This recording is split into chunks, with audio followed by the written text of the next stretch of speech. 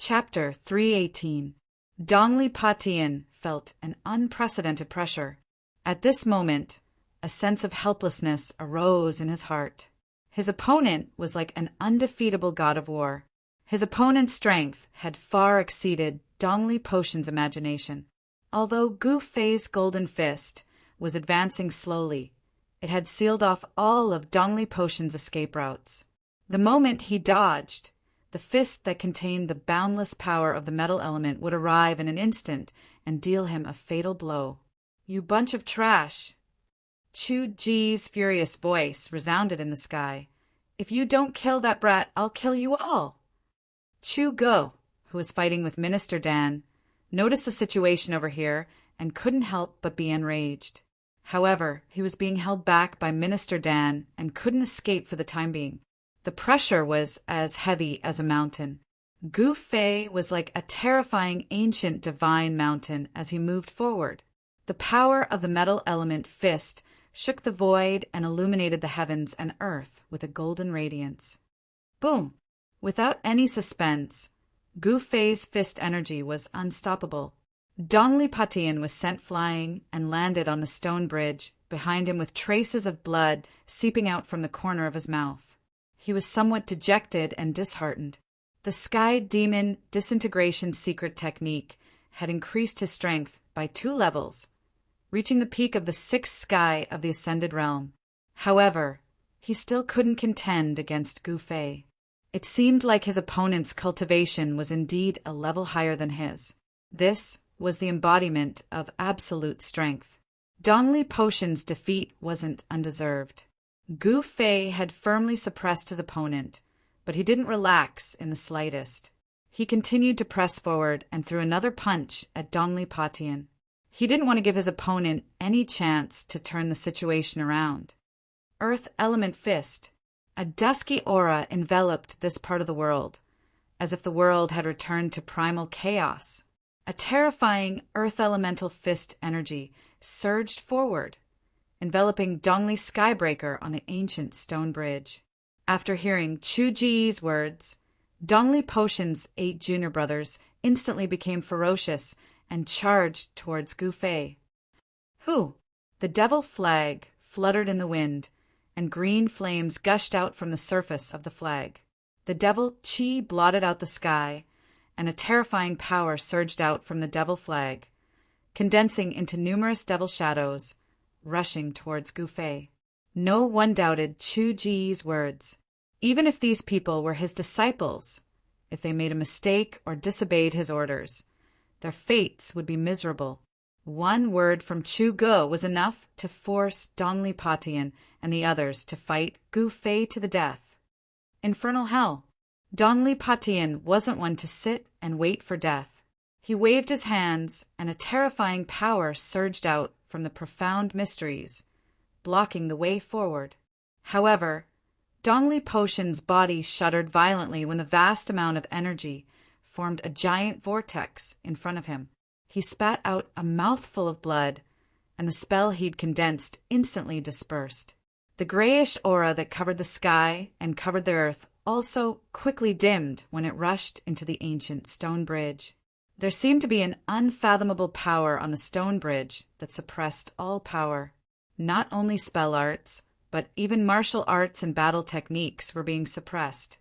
However, Gu Fei's fist energy was as heavy as a mountain. Although it was weakening, it still struck Dongli Patian.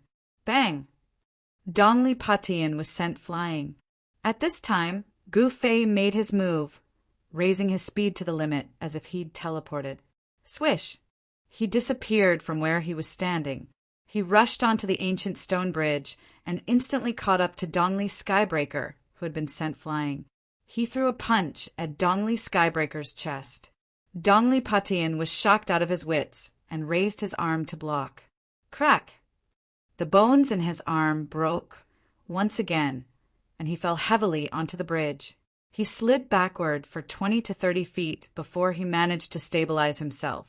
Not only had Gu Fei broken out of the 8 demonic cultivators' encirclement, but he'd also stepped onto the stone bridge and knocked Dongli Patian back with a single punch.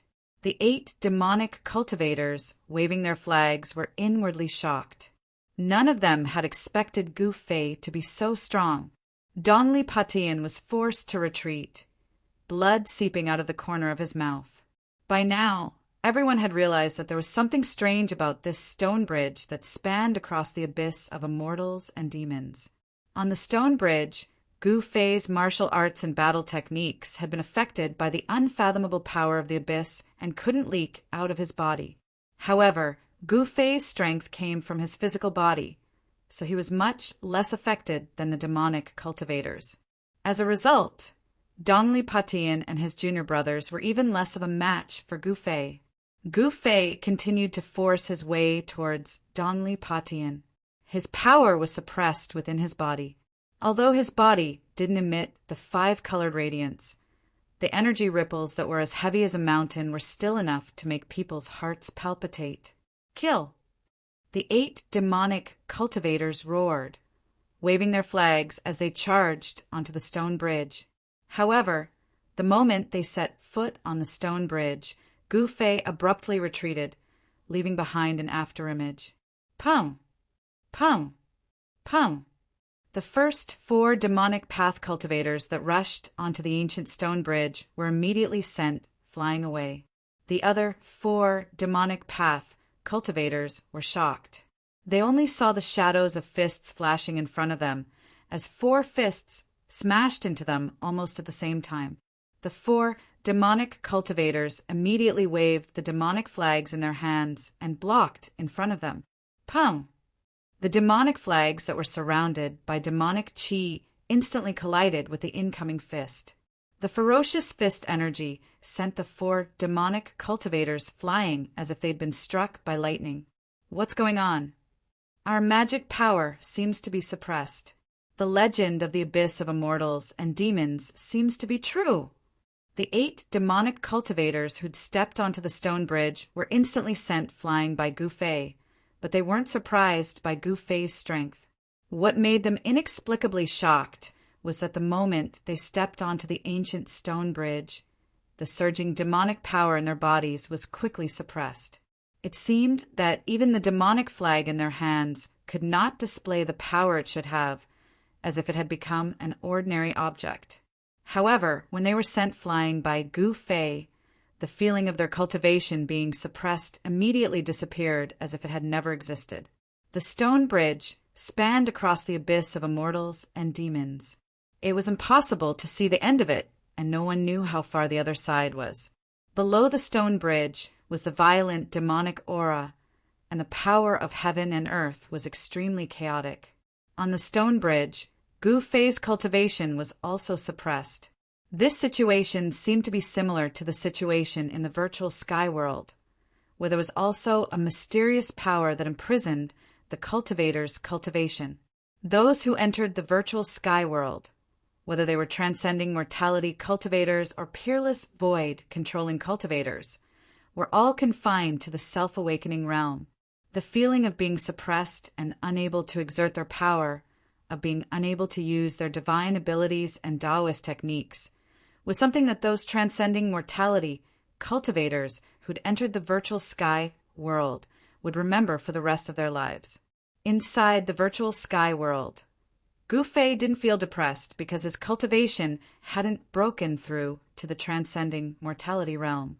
But now, standing on the stone bridge, he felt suppressed. He strode toward Dongli Patian, who was constantly retreating. He wanted to use a battle skill to kill Dongli Patian, but he felt that all of his power was imprisoned inside his body, making it difficult for him to use a sure-kill battle skill. At this time, the advantage of having a powerful physical body showed itself. Although Gu Fei couldn't use powerful battle skills, the strength of his physical body alone was enough for Gu Fei to contend against cultivators below the 6th layer of the transcending mortality realm. Pushing off the ground with both feet, Gu Fei shot forward like an arrow. His speed was as fast as the wind and lightning. This was the power of his physical body. In the blink of an eye, he arrived in front of Dongli Patian. Bang! His fist landed on Dongli Potion's abdomen. Dongli Potion's body immediately arched like a prawn, and he coughed up a mouthful of blood. Dongli Patian took a punch from Gu Fei. He felt as if his internal organs were about to be displaced. His internal organs felt like they were about to be overturned. He immediately suffered from internal injuries. Blood spurted out from his mouth and nose.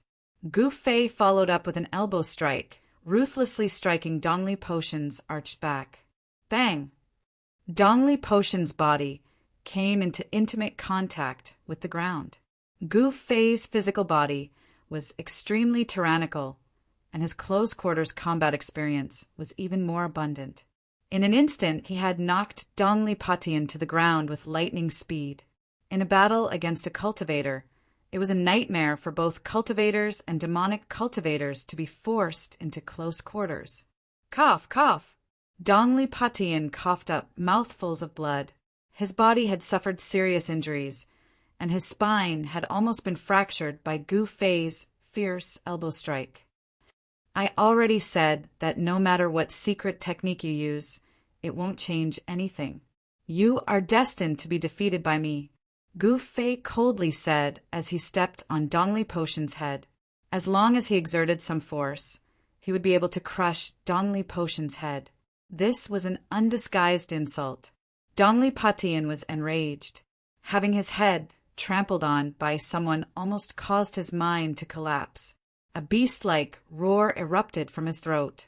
He wanted to struggle free from Gu Fei's foot, but Gu Fei's right foot was like a mountain, firmly pressing down on his head. He was powerless to resist. Seeing that Dongli Patian's life was hanging by a thread, the 8 demonic cultivators beneath the stone bridge couldn't care less anymore. They all waved their demonic flags and rushed onto the bridge. The demonic flags had already lost their power, but as transcending mortality cultivators, their martial arts were still quite impressive. The 8 demonic cultivators directly waved their demonic flags at Gu Fei. With their cultivation suppressed by the mysterious power of the stone bridge, they couldn't use any demonic techniques. These demonic cultivators were like toothless tigers, unable to pose a threat to Gu Fei. Gu Fei casually waved his hand to parry the incoming demonic flags. Each of his moves contained a tremendous force, causing the 8 demonic cultivators to stumble back. The demonic flags in their hands almost flew out of their hands. Chapter 319. Above the abyss of immortals and demons, there was an ancient stone bridge that spanned across the abyss. There was an unfathomable power on the stone bridge that suppressed everyone's cultivation, making it so that the demonic cultivators couldn't use any magical arts or divine abilities. Gu Fei wasn't an exception. He couldn't use any powerful martial arts or battle skills. However, the restrictive power on the ancient stone bridge gave Gu Fei the upper hand in his confrontation with the demonic cultivators. The physical body was the source of a cultivator's strength. It contained an enormous amount of power. Even though he couldn't use martial arts or battle skills, Gu Fei's strength didn't decrease because of this. However, the demonic cultivators were different.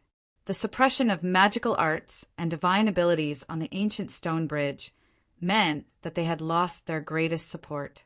These cultivators weren't body-refining cultivators. Their physiques were much weaker than normal cultivators. Every muscle in Gu Fei's body seemed to be on fire. Although the power was confined within his body, the power that erupted from his flesh and bones was still as heavy as a mountain. The clothes on his upper body had long been torn to shreds. The muscles on his bronze-colored body weren't particularly bulky, but they gave off a feeling of great power. The surging 5 elements Yuan Qi surged within his body, but it couldn't penetrate his body. It was forcefully suppressed within. His bronze-colored skin seemed to be flowing with a layer of precious splendor. "You can die now," Gu Fei said indifferently. He was about to stomp down on Dongli Patian's head with his right foot, but right at this moment, a gust of wind blew at Gu Fei's face. Gu Fei's heart skipped a beat as he was sent flying by a powerful force. "Brat, it's not up to you to kill my people." Under the illumination of the blood-colored saber light, A tall figure chased after the flying Gu Fei with large strides. In the end, Chu Ge managed to break free from Dan Qingzi's entanglement and rushed onto the stone bridge in time to save Dongli Patian. Otherwise, this outstanding disciple of his would have had his head crushed by Gu Fei. A bunch of trash. There's so many of you, yet you can't kill this brat. I even have to do it myself. What's the use of having you all? Chu Ge scolded. He was very disappointed with his disciples. Dongli Patian crawled up from the ground, his body on the verge of collapse. His injuries weren't light at all. After hearing Chu Ji's words, his face was filled with shame. He was the most outstanding person in the younger generation of the Six Paths Devil Palace. He was known as the #1 expert of the younger generation in the Monarch City. He had never been in such a sorry state before. At this moment, Dongli Potion's hatred for Gu Fei had reached its peak. Two beams of extreme hatred shot out from his eyes. He wanted nothing more than to tear Gu Fei into 1,000 pieces in order to vent the resentment in his heart and wash away the humiliation he had suffered. Chu Ge, your opponent is me. At this moment, an angry roar came from the distant sky. Bang! With a loud bang, a mass of bloody light exploded, and a figure shining with golden light rushed out of the bloody light. Swoosh! A golden rainbow broke through the sky and shot towards the abyss of immortals and demons. As if it had shattered the void, a golden figure landed beside the abyss of immortals and demons like a meteor. Dan Qingzi broke through Chu Ji's blockade and arrived at the ancient stone bridge beside the abyss of immortals and demons. Without thinking, he rushed onto the ancient stone bridge. The moment he rushed onto the ancient stone bridge, the golden light on Dan Qingzi's body immediately dissipated.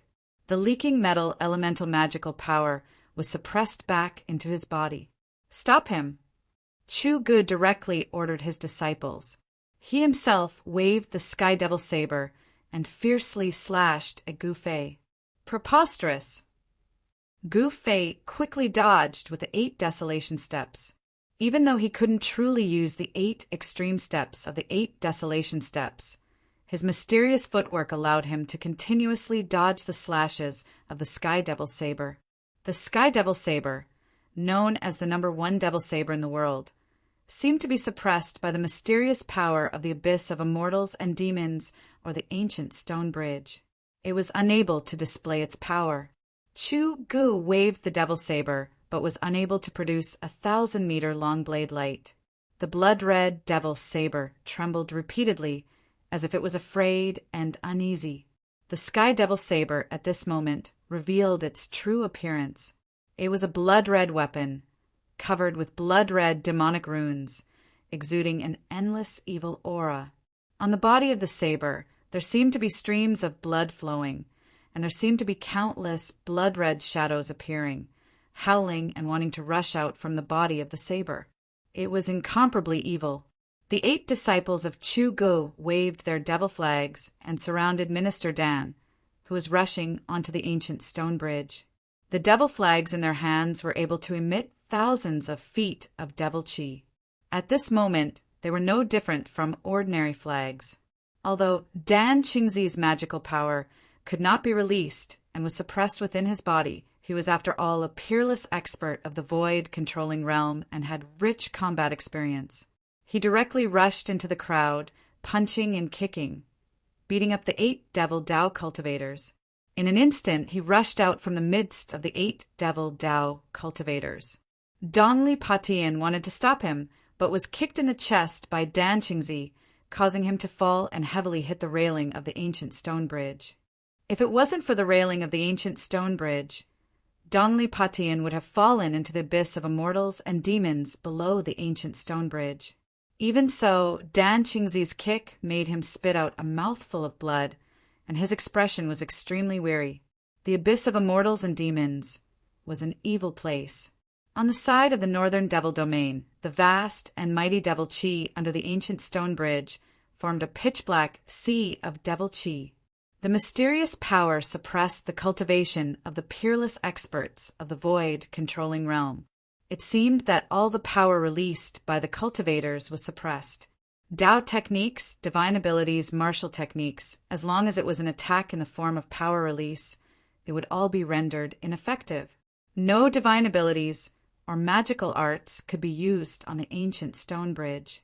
All the cultivators on the ancient stone bridge could only fight in close combat like ordinary people. For a martial artist, this was definitely a great advantage. Whether it was a cultivator or a devil Tao cultivator, their bodies were not as strong as a martial artist's. Not being able to use magical arts or divine abilities was tantamount to cutting off their greatest reliance. However, a martial artist's greatest reliance was their well-tempered physical body. Bam! Gu Fei's palm slammed on the back of the Sky Devil's saber, shaking it away. His right leg was like a divine whip, sweeping towards Chu Ji's waist. When he saw that Chu Gu couldn't use magical arts or divine abilities on the ancient stone bridge, Gu Fei immediately felt relieved and decisively counterattacked. Close combat was a martial artist's strength. Damn it! Chu Ji's knee struck Gu Fei's sweeping right leg. Gu Fei's right leg struck Gu Fei's knee. It was like two pieces of divine iron violently colliding, and the sound of metal colliding rang out. This was a collision of pure physical strength. Chu Ji's body had been transformed by the demonic god's blood from God Demon Island and had also become incomparably powerful. Gu Fei felt as if his right leg had struck an incomparably hard iron stone. The powerful recoil caused his right leg to go numb. Gu Fei decisively retreated. He was very surprised. Chu Ji's body was so strong that it didn't seem to be any weaker than his own. The power that erupted from Chu Ji's body seemed to be even stronger and more ferocious than his own. Just as Gu Fei was being forced back by Chu Gu, Minister Dan arrived. He took out an ancient sword from his magic treasure pouch, and with a chi sound, he directly stabbed it towards Chu Ji's back. Magic treasures were ineffective. On the ancient stone bridge, only such an attack could injure the other party.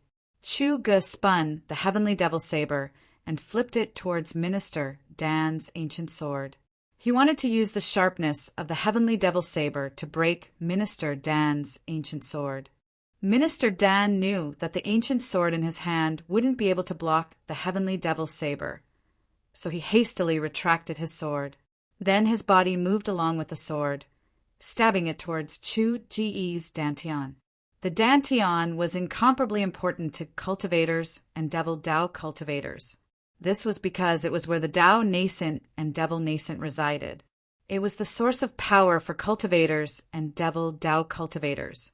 Chu Ji's devil nascent had long since been devoured by a nameless devil god descendant on God Demon Island. He had spent a great deal of effort to use his second primordial spirit to cultivate a devil nascent again, and he viewed it as more important than his own life. Seeing Minister Dan's sword stabbing towards his dantian, Chu Gu couldn't help being infuriated. At the same time, his hand sank and the heavenly devil saber slashed downwards, blocking Minister Dan's ancient sword.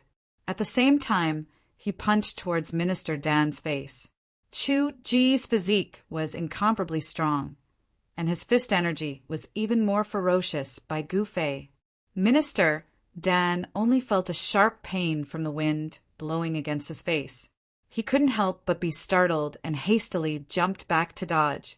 A peerless void controlling expert in the cultivation world on the ancient stone bridge was like a warrior in the secular world. Punches and kicks were exchanged, and sword slashes were exchanged. If others were to see this scene, they would definitely be dumbfounded. One had to know that a void-controlling expert in the cultivation world was also an expert of a generation. They had the power to move mountains and seas, and they had great divine abilities.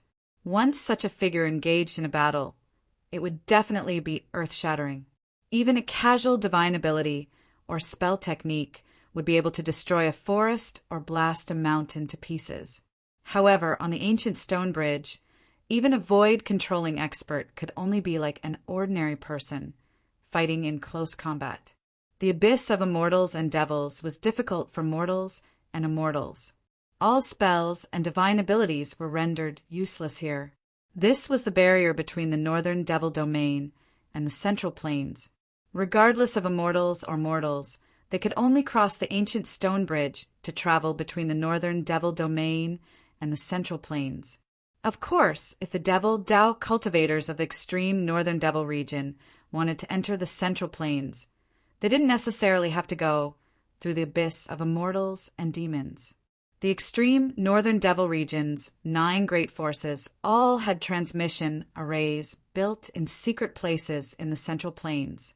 They could directly teleport from their respective giant cities to the central plains. As for the major forces of the central plains, they also had hidden teleportation arrays on the barren land of the northern devil domain. They could also travel freely between the northern devil domain and the central plains without going through the abyss of immortals and devils. Chapter 320. Gu Fei and Dan Qingzi were fighting together on the ancient stone bridge of the abyss of immortals and demons. The first son of the demon lord, Chu Ge. Gu Fei's fists were constantly clashing with the sky demon's saber, as ferocious as a ferocious beast. He had transferred the essence of the divine weapon in his body to his fists. His fists now possessed the characteristics of a divine weapon. The weapon refinement technique was extremely wondrous, as if it had been specially created for cultivators. Although all the power was suppressed within his body, the essence of the divine weapon in Gu Fei's body could still circulate as he wished. The only thing lacking was that the sword qi could not leave his body. My goodness, what kind of divine ability is this? You dare to face the sky demon's saber head-on? Chu Ge was astonished that Gu Fei had used his fists to block the sky demon's saber. Swish! Swish! Swish! Chu Ge slashed out 3 times. Although there was no saber light that shot out from the sky demon's saber, it was still enough to force Gu Fei back. Humph! Gu Fei sneered, not replying. After stabilizing himself, he lowered his body and pushed off the ground with both feet, leaping into the air. Like a ferocious tiger descending a mountain, he pounced towards Chu Ge. Gu Fei had used a move that he had learned from a ferocious tiger when he was cultivating in the mountains. As he pounced, astral winds rose, displaying the might of a tiger king pouncing on its prey. You're courting death. Chu Ge blocked Dan Qingzi's sword move. With a loud shout, he raised his saber with both hands, exerting the strength of his body to the extreme. With all his strength, he slashed down at the charging Gu Fei. The demonic and fiend god energy in Chu Ji's body surged violently. Although it could not leave his body and transform into a terrifying storm of energy, the full power of the strike was still astonishing. The blood-red blade of the sky demon's saber emitted a blinding blood-red light, and the blood-red demonic runes looked as if they were coming to life. Although its power was suppressed and the blood-red saber did not emit any unparalleled saber aura, Chu Ji's attack still caused a blood-red light to spread from the sky demon's saber. Just as the sky demon blade was about to strike Gu Fei's figure suddenly disappeared. The sky demon blade suddenly lost its target. Chu Ge was shocked. He discovered that Gu Fei was actually like a spirit snake, scuttling from the air to the ground in an instant. Sticking close to the ground, he scuttled towards him. Gu Fei's momentum was so fast that Chu Ge had no time to change his move. Then he felt his body tighten. Gu Fei had already scuttled behind him like a giant snake, coiling around him. Ha! Gu Fei shouted, and his aura suddenly changed. An incomparably fierce aura emanated from his body, and his whole person seemed to have become a violent giant bear. The 4 limbs that were wrapped around Chu Ge suddenly tightened. Tiger Pounce, Snake Move, and Bear Hug were the 3 killing moves that Gu Fei had learned from the beasts on Taishan Mountain when he was fighting them. Chu Ge, who was being hugged by Gu Fei in a bear hug, felt as if all the bones in his body were being crushed, and there was a series of crackling sounds coming from his body. Kill! At this time, Dan Qingzi roared and rushed forward with his sword. The ancient sword in his hand turned into a cold light, piercing straight between Chu Ji's eyebrows. At this time, Chu Ge could no longer maintain his composure. He felt the threat of death. Roar! Chu Ge struggled with all his might. His black hair danced wildly, all standing on end. A majestic power surged out from his body. He wanted to shake off Gu Fei, who was wrapped around him. A tyrannical power exploded from Chu Ji's body. Gu Fei's body trembled as if he had been struck by lightning. A trace of blood spilled from the corner of his mouth, but his hands and feet were still firmly wrapped around Chu Ge. Gu Fei's physical body was also extremely strong. Although his body had suffered a great impact, Chu Ge could not break free from Gu Fei's entanglement for a while. At this critical moment, the ancient sword in Dan Qingzi's hand turned into a cold light and suddenly pierced between Chu Ji's eyebrows. Ah! Chu Gu roared crazily, and a terrifying wave of energy exploded from his body. Gu Fei bore the brunt of it, and this time he could no longer endure. After spitting out a mouthful of blood, his body was also blown away by the huge force from Chu Ji's body. Chu Ji's appearance was extremely ferocious. His hair was disheveled, and there was an ancient sword in his forehead. He crazily brandished the heavenly devil blade, forcing Dan Qingzi away. Dan Qingzi's ancient sword was nailed to Chu Ji's forehead. That ancient sword didn't seem to be an ordinary object, as it could actually stab Chu Ge. If it was an ordinary cultivator, they would have died long ago. However, Chu Ge didn't die. The blood of the fiend god made him nearly immortal. To kill him, one needed to use special methods. Chu Ji's hair was a mess, and his eyes were flickering with an ominous light. His expression became extremely crazed. The ancient sword in his forehead was slowly forced out by him, and with a clang it fell to the ground. All of you must die! Chu Gu roared crazily, a violent aura emanating from his body, as if a terrifying demon had awakened within him. Chu Ge seemed to have sunk into madness. Both Gu Fei and Dan Qingzi were shocked. They noticed that there wasn't a single drop of blood coming out from the sword in Chu Ji's forehead. Instead, the hole was healing at a visible rate. It wasn't just Gu Fei and Dan Qingzi. Even Dongli Patian and his junior brothers were frightened by the scene. The 8 demonic cultivators that Dan Qingzi had knocked to the ground couldn't be bothered with moaning in pain as they scrambled away. The heavily injured Dongli Patian also struggled to move his body away from the stone bridge. Let's go! At this time, Minister Dan could also see that something was wrong with Chu Ge. He rushed to Chu Ji's side, pulled him up and rushed towards the central plains. At this time, Chu Ji's pupils emitted a heart-palpitating bloody light. The whites of his eyes had turned as black as ink, faintly suffused with demonic energy. These were the eyes of a demonic god, a sign that Chu Ge had sunk into a frenzied state of slaughter. Although the sword in his forehead hadn't killed Chu Ge, it had driven him into a state of madness. In his frenzy, Chu Ge only had one thought: kill, kill, kill. Any living thing that came his way would be slain by him. Roar! Chu Ge roared like a crazed demon as he chased after Dan Qingzi and Gu Fei with the Sky Devil saber in hand. On the stone bridge, the peerless Void Realm experts had lost their ability to fly and could only rely on their legs to run. Dongli Patian heaved a sigh of relief when he saw Chu Ge chasing after Gu Fei and Dan Qingzi. He seemed to know what had happened to Chu Ge. It had to be said that the immortal demon abyss was truly wide and the stone bridge was truly long. Gu Fei and Dan Qingzi had been running on the bridge for half an hour, but the demonic energy was still surging beneath the bridge. There was still no end in sight. Behind them, Chu Ge carried the number 1 demonic saber under the heavens and roared like a wild beast. His body emitted a boundless, baleful aura as he chased after them.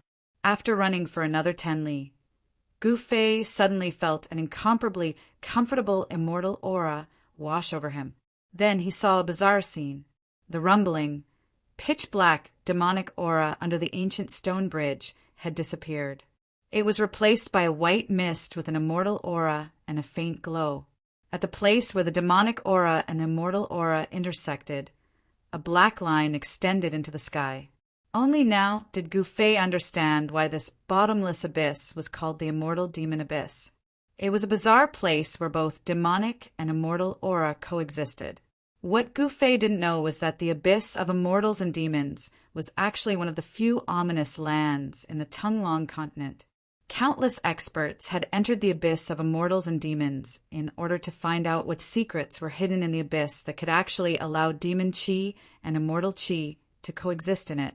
However, none of those who went down were able to come back up from the abyss of immortals and demons. Without exception, none of them returned. No one knew what dangers lay beneath the immortal demon abyss. No one knew what kind of misfortune would befall those who entered the abyss. Over time, the immortal demon abyss became a dangerous and ominous place that no one was willing to go down.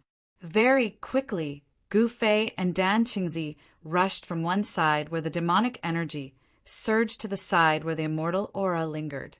The end of the stone bridge was still in sight. The power in his body was still forcefully suppressed within his body.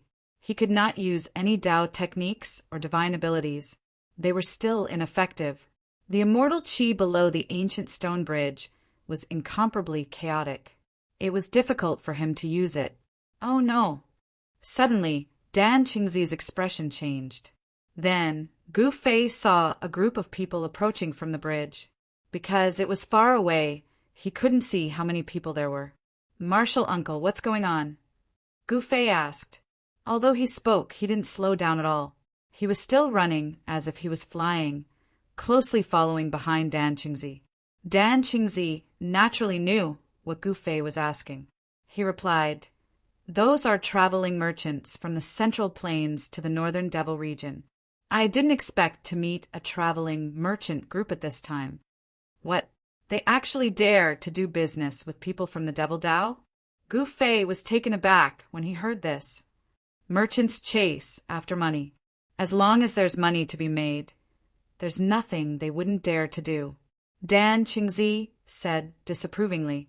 He seemed to understand merchants very well.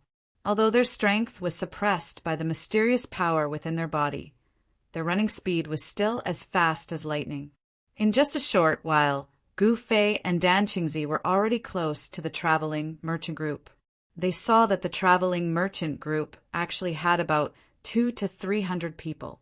Their carriages were filled with goods, and they were slowly moving forward on the stone bridge. Someone in the caravan noticed something strange in front of them. A middle-aged man riding a tall horse waved his hand, and the caravan stopped. The middle-aged man was about to shout, but he didn't expect that the people in front of him didn't have any intention of stopping. Who? Who? Who?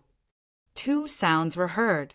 Two silhouettes rushed past the middle-aged man, bringing with them a strong wind that caused his face to feel a faint pain. The middle-aged man was shocked. He was about to curse, but he swallowed it back into his stomach. He didn't dare to offend such an expert. Just at this time, a beast-like roar resounded in front of them. A fierce, evil chi surged from the front, and all the horses in the traveling merchant group immediately neighed in fright. Before the middle-aged man, who was clearing the path in front of the caravan, could see what was happening, he saw a blood-red light infinitely magnifying in his eyes. His last consciousness was forever stuck on that blood-red light that had suddenly appeared. Pum! The middle-aged man and his horse were split into two halves. The horse's corpse and the man's corpse flew to the sides and fell into the abyss of immortals and demons. In an instant, they disappeared under the ancient stone bridge that was covered in white mist. A frightening demonic shadow rushed out from the exploding blood-red rain. It was like a crazy demon, and it roared as it pounced into the crowd. In an instant, blood and flesh flew everywhere, and miserable screams and wails filled the air. The crowd was in chaos, and the merchants and guards fled in panic. There were even some people who fell off the ancient stone bridge in the midst of the chaos, and their miserable screams echoed in the air. Chu Go, who had fallen into a state of madness, only knew how to kill. He brandished the demonic blade, and as if he was chopping vegetables, he harvested the lives of these unlucky people. The people who were cut by him were quickly devoured by the demonic blade, and even their souls were absorbed into the blade, becoming nourishment for the demonic blade. Just as Chu Gu was slaughtering the merchants and guards in front of him to his heart's content, a figure suddenly approached Chu Gu. Bang! A fist fiercely landed on Chu Ji's head. The strength of the fist was as heavy as 1,000 caddies, and Chu Gu staggered a few steps to the side. Quickly run! After Gu Fei's fist had forced Chu Gu back, he shouted at the merchants who were fleeing in all directions. Ha! Chu Gu shook his head, and a pair of blood-red eyes emitted an evil bloody light. He fiercely stared at Gu Fei, and then roared as he rushed towards Gu Fei. Shua! The demonic blade quickly moved in the air and turned into a bloody light, sweeping towards Gu Fei's waist, wanting to cut Gu Fei into 2 pieces. Gu Fei decisively retreated, avoiding the demonic blade's slash, and turned around to escape. He successfully attracted Chu Ji's attention, and Chu Gu roared and waved the demonic blade, chasing after Gu Fei. Both of them ran at an incomparably fast speed, and in a short while they rushed past the merchant caravan and quickly disappeared into the distance. At this time the merchants and guards still did not know what had happened. Everyone was stunned, and for no reason. A terrible disaster had befallen them. The 200 to 300 people in the caravan were scattered, and some of them were directly knocked off the ancient stone bridge by Chu Gu and fell into the abyss of immortals and demons. In the blink of an eye, the caravan had lost dozens of people. Fighting with Chu Gu, who had fallen into a state of madness, was full of uncertainties, especially on the ancient stone bridge of the abyss of immortals and demons. If they fell into the abyss of immortals and demons, they would die, but if they rushed to the other side, the situation would be different. Therefore, Gu Fei and Dan Qingzi rushed forward with all their might. Like this, they ran on the ancient stone bridge for half an hour. At this time, a large piece of land was reflected in Gu Fei's eyes. Chapter 321. Northern Wei was one of the 3 great empires in the Central Plains. It was a super empire that dominated thousands of miles of land in the north. Northern Wei and the Northern Demon region were neighbors, separated only by the abyss of immortals and demons. The abyss of immortals and demons was extremely difficult to deal with. Here, all divine abilities and Tao techniques would be rendered useless. Immortal qi and demonic qi coexisted, but they were clearly separated, forming a rare sight in the abyss of immortals and demons. The northern mountain pass was built in front of the ancient stone bridge in the abyss of immortals and demons. Anyone who entered the northern demon region from Northern Wei would be strictly interrogated. In fact, other than cultivators and merchants, very few people passed through the northern mountain pass and stepped onto the ancient stone bridge to enter the northern demon region. Other than the 9 great cities and the lost forest, the northern demon region was a barren wasteland covered in frost. It could be said that there was a shortage of resources. In order to make a huge profit, some large merchant groups or merchants would form caravans to enter the northern demon region from time to time. Although entering the extreme North Devil region was very risky, under the stimulation of high profits, taking a risk was also worth it. The northern mountain pass was guarded by the Northern Wei elite soldiers. Of course, the soldiers of the mortal world, even if they were elites, would not be able to resist the demonic cultivators from the northern demon region. However, it was rumored that the northern mountain city, 30 miles behind the northern mountain pass, was guarded by a peerless demonic cultivator. Gu Fei and Dan Qingzi rushed all the way from the ancient stone bridge. Behind them, Chu Gu, who had fallen into a state of madness, chased after them with the sky devil blade in hand. One in front, one behind. The two of them were as fast as lightning. When they got close to Biling Pass, the soldiers on top of the gate tower noticed them from afar. A horn sounded from the gate tower. Groups of armored soldiers, armed with spears, rushed out from all over Biling Pass. A group of archers lined up on top of the gate tower, knocked their arrows, and aimed at Gu Fei, Dan Qinzi, and the crazed Chu Go, who were rushing over from the ancient stone bridge. Halt! Otherwise, you will be killed without mercy. A mighty, middle-aged man clad in battle armor, who looked like a general, stood on top of the city gate tower and shouted loudly. This man was full of energy, and his voice traveled far. "Marshal uncle, what should we do?" Gu Fei asked Minister Dan with a frown when he saw the incomparably nervous soldiers on the city walls. Gu Fei and Dan Qingzi did not stop and continued to rush forward. "Let's charge straight through," Minister Dan said. He completely disregarded the threat of the general on the city tower and continued to rush towards the city gate. The northern mountain pass stood beside the abyss of immortals and demons, and the ancient stone bridge faced the city gates of the northern mountain pass. If Gu Fei and Minister Dan wanted to pass through, they would have to break through the tightly shut city gates or directly cross the city tower. In the blink of an eye, Gu Fei and Minister Dan had rushed forward another 100 feet. Seeing that Gu Fei and Minister Dan didn't stop, the general on the city gate tower couldn't help panicking a little. One had to know that the people who came over from the extreme northern devil region were all dangerous characters. Fire! Fire! Shoot them to death! This general in charge of guarding the northern mountain pass had the power of life and death. Once he felt that something was wrong, he could order the people from the extreme northern devil region to be shot to death. Chi! Chi! Chi! Chi! Chi!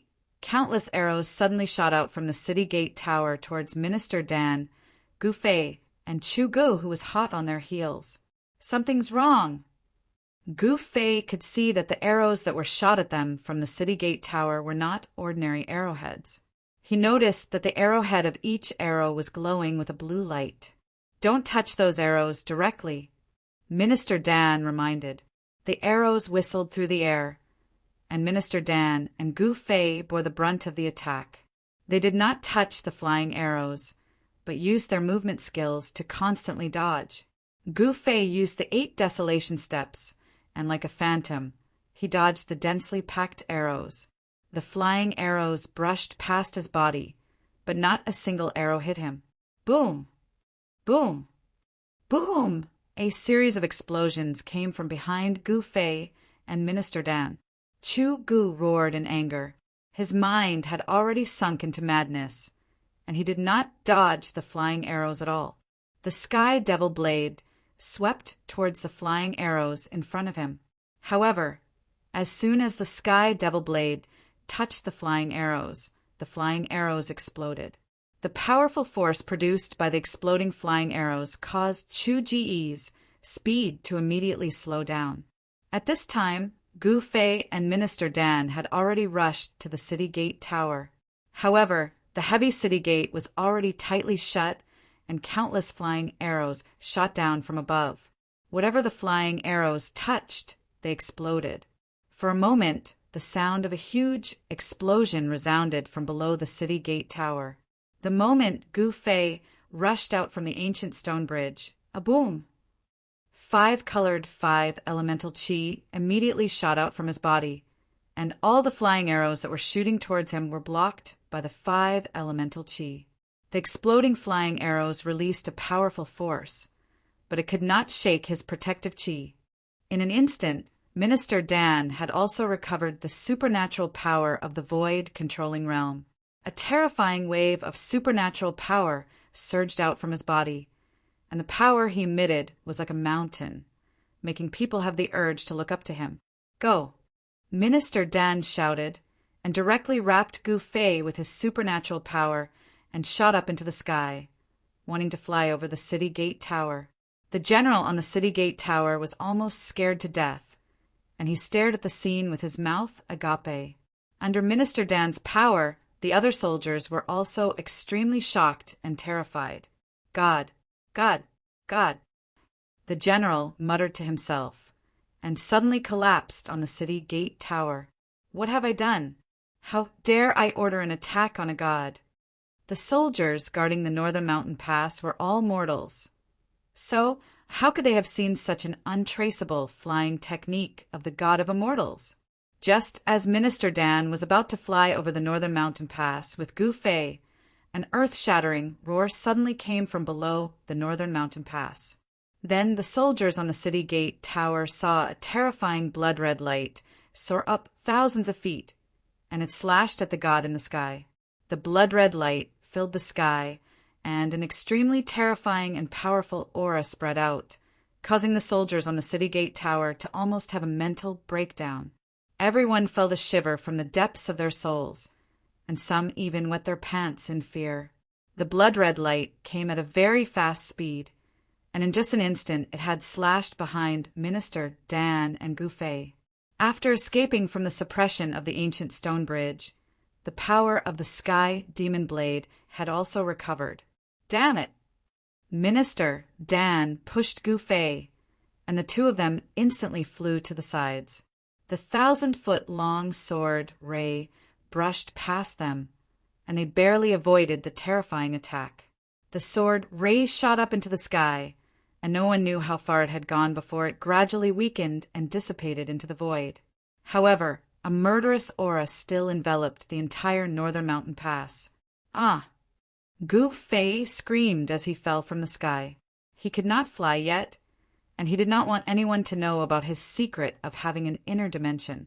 Therefore, he did not use his spatial energy to reduce the speed of his fall. Bang! Gu Fei landed heavily on the roof of a house below, and with a loud bang he smashed a large hole in the roof and fell into the house.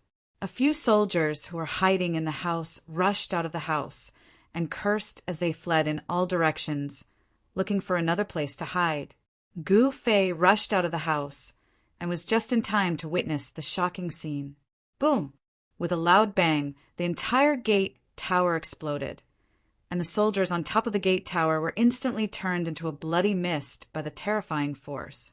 They did not even have the chance to scream before they were killed in an instant. A terrifying demonic shadow rushed into the pass from the exploded gate tower, and the entire northern mountain pass was immediately filled with a monstrous demonic aura.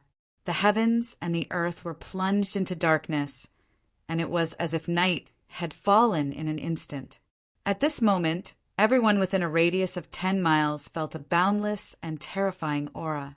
Everyone looked towards the direction of northern mountain pass in unison, and they saw a monstrous demonic aura surging violently at the location of northern mountain pass. The terrifying aura was coming from there. A few figures immediately rushed out from northern mountain city, which was 30 miles away. Some even soared into the sky and flew towards northern mountain pass. The unusual movements at northern mountain pass had alerted the powerhouses who were stationed in northern mountain city. The terrifying figure, shrouded in demonic aura, had 2 spots of blood-red light coldly scanning in all directions. Then a blood-red blade gleam appeared, and the blood-red light soared thousands of feet into the sky, slashing towards a golden figure in the sky. The mystical demonic aura rushed out of Chu Ji's body like a burning black, demonic flame, and his blood-red eyes emitted an extremely crazy divine light. Chu Ji's expression was extremely ferocious, and he looked like a ferocious demon that had rushed out from hell. The target of the blood-colored saber light was Minister Dan. Even though Chu Gu was in a frenzy, he could sense a powerful aura from Minister Dan. Subconsciously, Minister Dan became Chu Ji's target to kill. Swoosh! Minister Dan was like a golden shadow, and he suddenly transformed into a dozen illusory figures. He dodged the slash of the heavenly demon blade's 1,000-foot blade gleam and charged towards Chu Gu. Rumble! The blood-red blade gleam struck the ground, and the 1,000-foot blade gleam directly split northern mountain pass into 2. Houses continued to collapse, and dust rose high into the sky. The soldiers in Northern Mountain Pass cried and screamed as they fled in all directions. It was a chaotic scene. At this moment, everyone had broken down. They only had one thought in mind, and that was to escape from Northern Mountain Pass. Gu Fei knew that a battle of this scale was not something he could intervene in. Moreover, if Minister Dan wanted to retreat, Chu Go, who had fallen into a state of madness, would not be able to stop him. Since he could not help, Gu Fei decisively rushed out of Northern Mountain Pass that was shrouded in demonic aura. Boom! Just as Gu Fei rushed out of Northern Mountain Pass, a loud noise came from behind him. A vast wave of energy spread out, and the entire Northern Mountain Pass trembled, and houses continued to collapse. Chapter 322. Hee. I didn't think there would be something interesting to watch in this remote place. This is great. Suddenly, a crisp laughter that sounded like a silver bell was heard from afar. Gu Fei looked towards the direction of the laughter and saw a graceful green silhouette gliding across the snow-covered forest. In the blink of an eye, she was near. The north was a bitterly cold land. Everything was covered in silver. Although it was not as barren as the far north demon region, it was still a world of ice and snow. The forest was covered in thick snow, and there were crystal-clear icicles hanging from the trees. Gu Fei felt that he could not see the woman's face clearly. It was as if there was a thin layer of mist or a thin layer of gauze that blocked his vision. It was obvious that the woman had used her mana to conceal her true appearance. However, the thing that attracted Gu Fei's attention the most was the fist-sized purple beast crouching on the green-clothed lady's shoulder. It had long ears, sharp claws, and blood-colored eyes that were like agate. There was also a deep purple, vertical scar between its brows. He felt like he had seen this beast somewhere before. The green-robed woman did not enter the Northern Mountain Pass. Instead, she stopped at the top of a big tree. As the wind blew, her clothes fluttered in the wind. The woman was like a fairy with an otherworldly aura. It was as if she could fly away with the wind at any time. Although he could not see the woman's face, Gu Fei knew that she was definitely a beauty that could topple a city and could captivate even the birds and beasts. Suddenly, Gu Fei remembered something and exclaimed, "Three-eyed mink?" He remembered why the little beast crouching on the green-robed woman's shoulder looked so familiar. He could not help but be shocked. Back when he was on his way to the southern wilderness, he saw a green-robed woman. In order to capture the three-eyed mink, she did not hesitate to cover a part of the world with a fire net and destroy a part of the forest. Could this green-robed woman be the person from that day? I didn't expect you to know about the three-eyed mink. The woman turned to look at Gu Fei. Her tone was a little surprised. She then focused her attention on the Northern Mountain Pass in front of them. In the eyes of the woman, Gu Fei was covered in blood, his hair was disheveled, and his clothes were in tatters. He looked like a soldier who had just returned from the battlefield and was in an extremely sorry state. Perhaps the green-robed woman saw Gu Fei as a general guarding the Northern Mountain Pass. The first son of the demonic monarch of 6 Paths, Chu Go? How could it be him? The lady in green stared at the Northern Mountain Pass that was filled with demonic aura and said in shock. She had already figured out the origins of the devils that were slaughtering madly in Biling Pass. Demonic chi billowed in the Northern Mountain Pass as the blood-colored saber gleam shot out from the pass in all directions. Nothing could stop it. Loud noises were heard as the houses in the Northern Mountain Pass collapsed. A terrifying demonic aura spread out, startling the wild beasts in the forest and causing them to flee into the distance. The birds soared into the sky and flew into the distance. Amidst the demonic aura, a golden light flashed and a powerful wave that was not weaker than Chu Ji's spread out. Minister Dan and Chu Go were engaged in a fierce battle. Who is that? How could he fight against Chu Go, who has the Sky Devil saber, and not be at a disadvantage? The green-robed woman seemed to be very knowledgeable. She could tell that there was an expert who was fighting against Chuge. Squeak, squeak. Suddenly, the three-eyed purple mink that was crouching on the right shoulder of the green-robed woman stood up and squeaked excitedly as if something in front had attracted the little beast. Hee hee, do you want to play too? The green-robed woman patted the little beast's head and said with a smile, then you can go.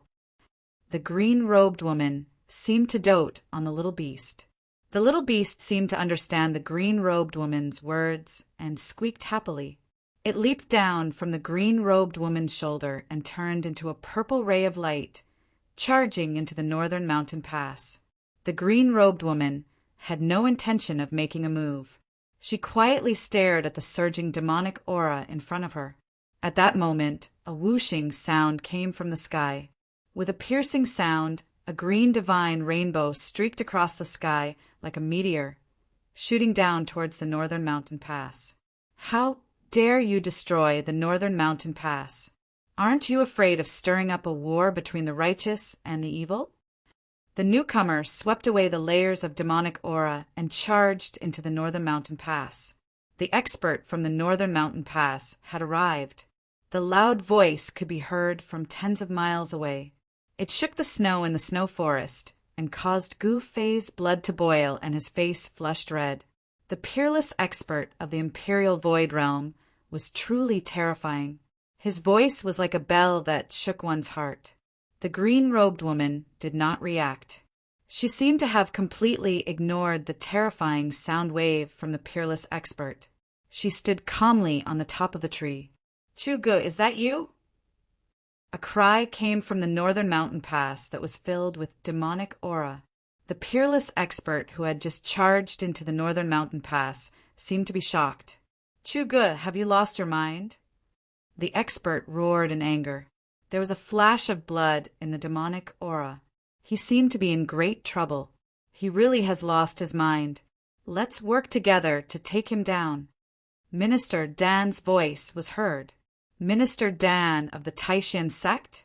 All right, let's work together to take down this demon, the peerless expert said. Boom! A terrifying wave of energy suddenly burst out from the northern mountain pass.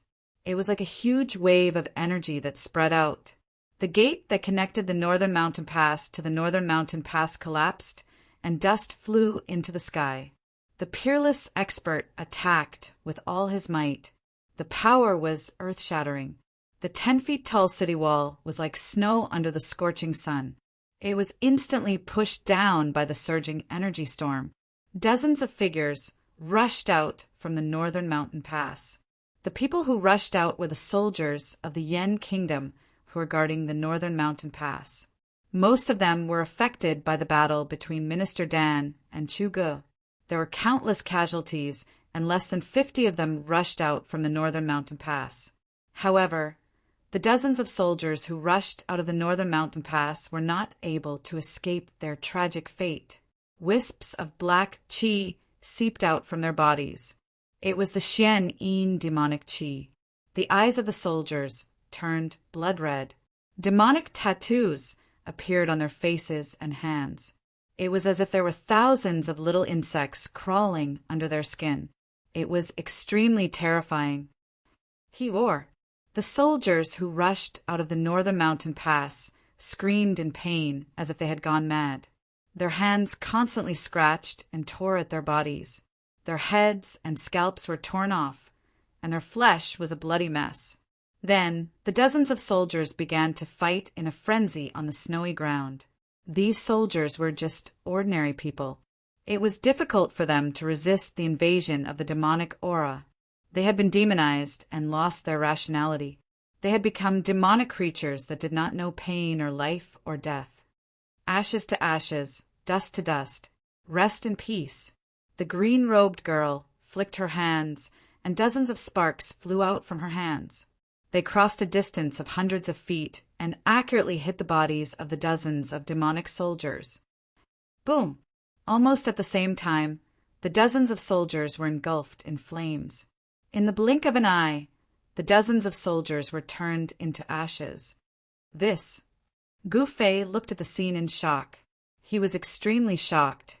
What kind of fire was this? It was so domineering that it burned a person into ashes in an instant. Swoosh! Swoosh! Swoosh! Just as the green-robed girl killed the dozens of demonic soldiers, 5 or 6 figures rushed over from the main road to Northern Mountain City. A powerful aura immediately spread over. Gu Fei felt that none of these people's cultivation was lower than his. Where did so many masters come from? Gu Fei could not help but be shocked. He did not know that Northern Mountain City guarded the main road from the northern demonic region to the central plains. There were often masters standing guard in the city to deal with sudden incidents. Northern Mountain Pass and Northern Mountain City were the first checkpoints from the northern demonic region to the central plains. Not only did the Northern Yin Empire pay attention to them, but the cultivation world also paid close attention to them. Not only did they have to guard against demonic creatures from the northern demonic region, they also had to prevent large numbers of demonic cultivators from the northern demonic region from entering the central plains. The Northern Mountain City was filled with spies from various righteous forces. If anything happened at Northern Mountain Pass, the entire cultivation world would know immediately. The 5 or 6 figures that rushed over from the main road stopped in the distance. Everyone stared in shock at Northern Mountain Pass that was shrouded in demonic aura. No one dared to move forward. The battle within Northern Mountain Pass was no longer something they could interfere with. People continued to rush over from the main road. Soon, more than 10 people gathered in the snow forest. None of these people were weak. They were at least in the transcending mortality stage. Gu Fei felt that some of them had even reached the 8th or 9th heaven of the transcending mortality stage. These people were definitely the strongest among the transcending mortality stage cultivators. With Gu Fei's current strength, he could fight against a cultivator at the 7th heaven of the transcending mortality stage.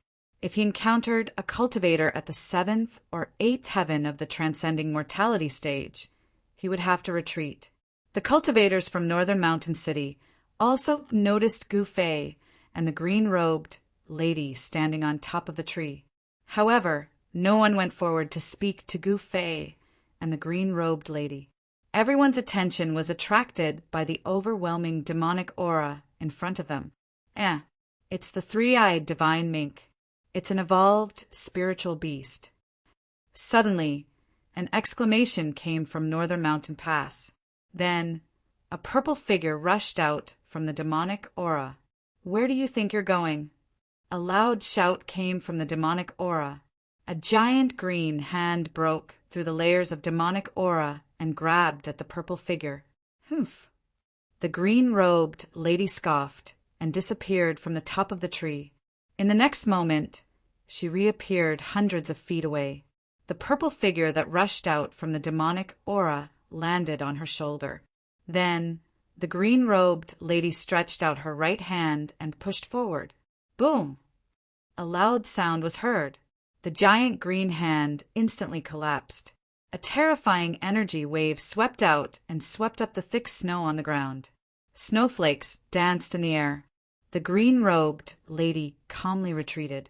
It was not that she was no match for the attack, but that she retreated on her own accord. Chapter 3:23. The Northern Mountain Pass was now in ruins. 3 peerless cultivators of the Empyrean realm were fighting with their lives on the line. The terrifying energy ripples from their battle shook heaven and earth. The overwhelming demonic chi enveloped the world, and the extremely cruel and evil demonic chi made people tremble with fear. Aside from the mysterious green-robed lady who fought against the peerless cultivator from the Northern Mountain Pass, no one else could see what was going on in the Northern Mountain Pass. Chu Go, who had fallen into a state of madness, seemed to have turned into a terrifying demon. He slashed at the 2 peerless cultivators with his saber. Thousands of feet-long saber rays shot out from the demonic aura from time to time. The saber aura from the heavenly demon saber was extremely terrifying. Everywhere the saber ray passed through, not only did it devour all the spiritual chi in the surroundings, but it also severed all vitality, causing the trees to wither. The cultivators who were watching the battle from hundreds of feet away were forced to retreat. Only the mysterious green-robed lady seemed unafraid of the saber aura from the heavenly demon saber. She stood at the top of the tree and watched the battle unfold before her. The three-eyed divine mink crouched on the lady's right shoulder. If it were not for the lady's timely intervention, the little beast would have been captured by the peerless cultivator. A demon? Gu Fei was shocked that the peerless cultivator had called out the mysterious woman's identity. Moreover, the mysterious woman did not deny it.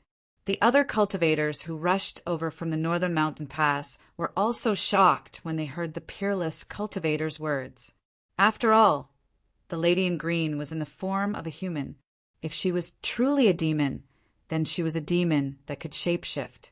A demon that could shapeshift would have a terrifying cultivation base. She would at least be at the Empyrean realm of the human race.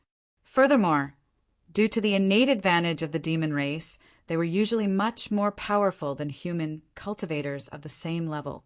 The mysterious green-robed lady definitely had the strength to intervene in the battle. However, she had no intention of doing so. It was as if she was purely watching the show and had nothing to do with it. Gu Fei found it difficult to defend against the terrifying energy waves that were constantly spilling out from the front. He kept retreating until he was half a mile away from the battle before he felt a little better. The pressure from the peerless cultivator was truly shocking. It was as if a 1,000-pound boulder was pressing down on his heart. It was extremely heavy and oppressive. Gu Fei did not join the cultivators from Bailing City. Instead, he stood alone in the snowy forest, paying close attention to the battle before him. After all, Minister Dan was fighting Chu good together with that peerless expert. Gu Fei couldn't leave by himself. More and more cultivators appeared in the snow forest. The Northern Mountain Pass was not far from Northern Mountain City. The cultivators in Northern Mountain City had already sensed the abnormality at the Northern Mountain Pass and were heading towards the Northern Mountain Pass. Gu Fei sensed several powerful auras appearing in the snowy forest. At first, he did not care, but soon he felt that someone was watching him. The few experts who exuded powerful auras approached Gu Fei intentionally or unintentionally. There was one person on each side, and they were actually surrounding Gu Fei. Who are these people? Gu Fei's heart trembled. The 4 people who were slowly approaching him seemed to be no weaker than him. Gu Fei moved carefully in the snowy forest. He moved towards the person on the left who seemed to be the weakest. He had no chance of winning against 4 people alone. Everyone's attention was attracted by the battle before them. No one noticed the silent scene that was happening in the snowy forest. Swoosh! Gu Fei suddenly pushed off with both feet on the snowy ground and flew towards the person on the left.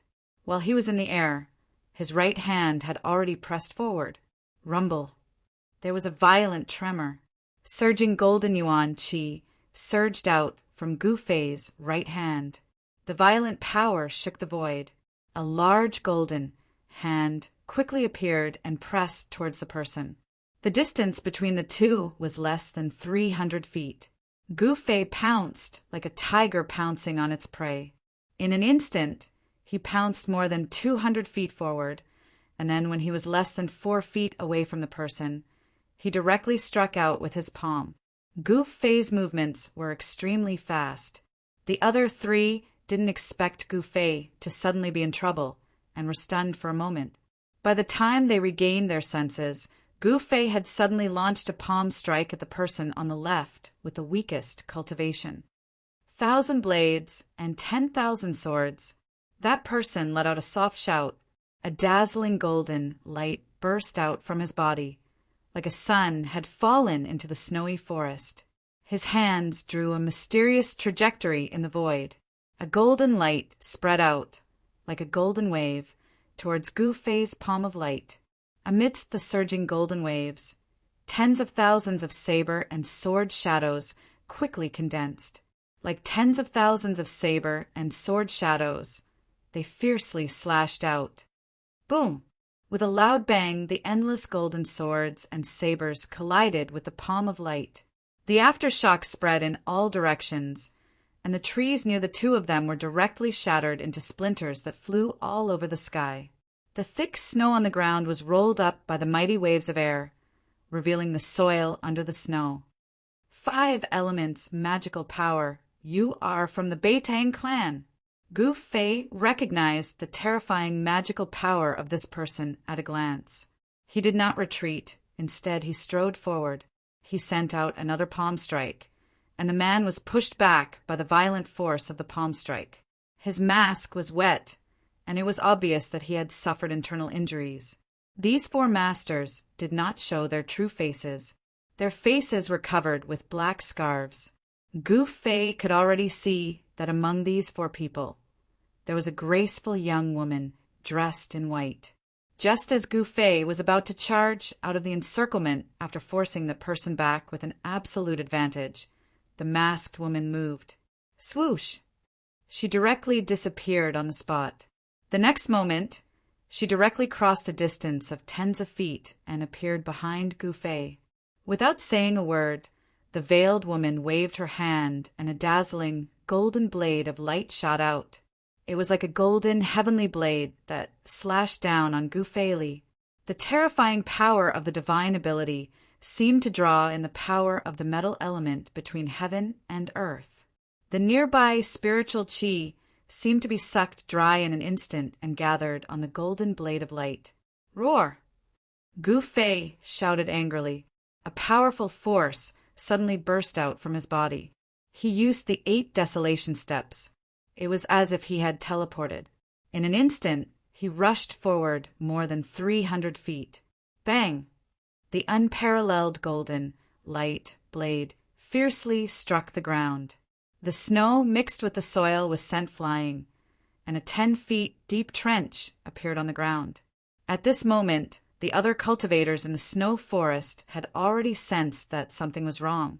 However, no one cared about the battle between Gu Fei and the 4 people. Battles between cultivators were too common. However, a battle between peerless masters was rare. No one would miss it.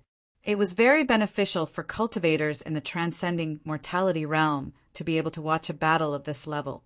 They might be able to comprehend many things from it, which would be very helpful for their cultivation to have a breakthrough, especially for cultivators in the 8th or 9th heaven of the transcending mortality realm.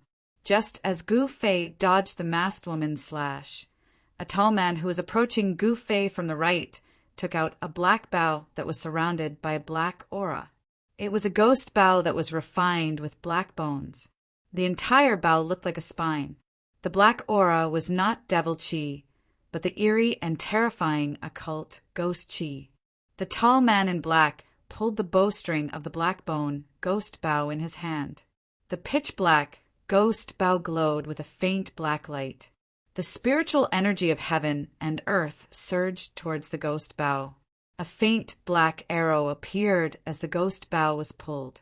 A powerful wave of energy spread in all directions with the tall man as the center. The tall man was immediately surrounded by a dense ghost chi, as if he had turned into the 9 serenities of hell. Gu Fei felt the danger. All the pores on his body opened. He did not dare to stay any longer. He rushed into the depths of the snow forest as if he had turned into a phantom. At this moment, the tall man had already pulled the ghost bow and shot an arrow at Gu Fei's back. The faint arrow shadow was extremely fast. It caught up to Gu Fei in an instant. A gloomy aura enveloped Gu Fei. The ghost arrow, which was surrounded by black aura and seemed to be possessed by thousands of evil spirits, had already shot behind Gu Fei. Gu Fei was shocked. He tried his best to dodge to the side, but he only managed to avoid the vital parts of his back. Gu Fei only felt a chill on his shoulder. Then he felt an extremely cold and evil energy shooting into his body. The black arrow did not penetrate Gu Fei's shoulder. Instead, it sank into Gu Fei's shoulder and entered Gu Fei's body. In an instant, Gu Fei's skin turned purplish black. Wisps of black aura seeped out of his pores. Then, Faint and illusory ghost shadows appeared on Gu Fei's body. He seemed to be haunted by thousands of evil spirits. He looked extremely ferocious and terrifying. Roar! Gu Fei howled in pain. He felt as if there were countless ants gnawing at his internal organs and flesh. It also felt as if there were countless evil spirits tearing at his body. He was in extreme pain. The profound Yin Ghost Qi almost froze Gu Fei's blood. Gu Fei's vision darkened. He staggered forward for dozens of feet and almost fainted. When the four masked men saw that Gu Fei had been hit by that extremely evil arrow, they did not seem to be in a hurry to attack. Instead, they slowly surrounded Gu Fei. No one who has been hit by the 9 nether black bone bows 9 nether black bone arrow can survive, the tall man said as he held the ghost bow that was surrounded by black aura. Wah! Gu Fei roared. Suddenly, a powerful sword qi exploded from his body. 2 rays of purple light shot out from his eyes like 2 sharp swords. The ghost qi all over his body was suppressed by the sword qi. Not good. The tall man was shocked. He retreated and drew his bow. He wanted to shoot another arrow and kill Gu Fei once and for all. However, Gu Fei rushed into the depths of the snow forest like a madman. Chapter 324. Inside the northern mountain pass, the demonic qi that shrouded the entire northern mountain pass had mostly dissipated. With Minister Dan and the peerless expert joining forces, they gradually gained the upper hand. However, even though Chu Go was in a frenzy, the sky demon saber in his hand was still extremely powerful. The saber radiance soared thousands of feet into the sky, as if it was going to split the heavens and the earth. Nothing could stop it, and it was still difficult to determine the victor. No one was interested in the battle between Gu Fei and the 4 mysterious men. Compared to the battle between the peerless experts, Gu Fei's battle was child's play. No one interfered with the battle between Gu Fei and the 4 mysterious men. Gu Fei was hit by the arrow shot by the tall man with the demonic bow. The ghostly arrow sank into Gu Fei's body, as if countless evil spirits had followed the arrow and rushed into Gu Fei's body. It made Gu Fei feel as if thousands of evil spirits were chewing on his flesh and blood, destroying his consciousness. The pain almost made Gu Fei faint. However, he gritted his teeth and endured it. He could not faint. If he did, the 4 people behind him would definitely catch up to him and his life would be in danger. At the crucial moment, the mysterious essence of the divine weapon that Gu Fei had refined into his qi and blood seemed to be stimulated by the Xian Yin Ghost Qi that rushed into Gu Fei's body.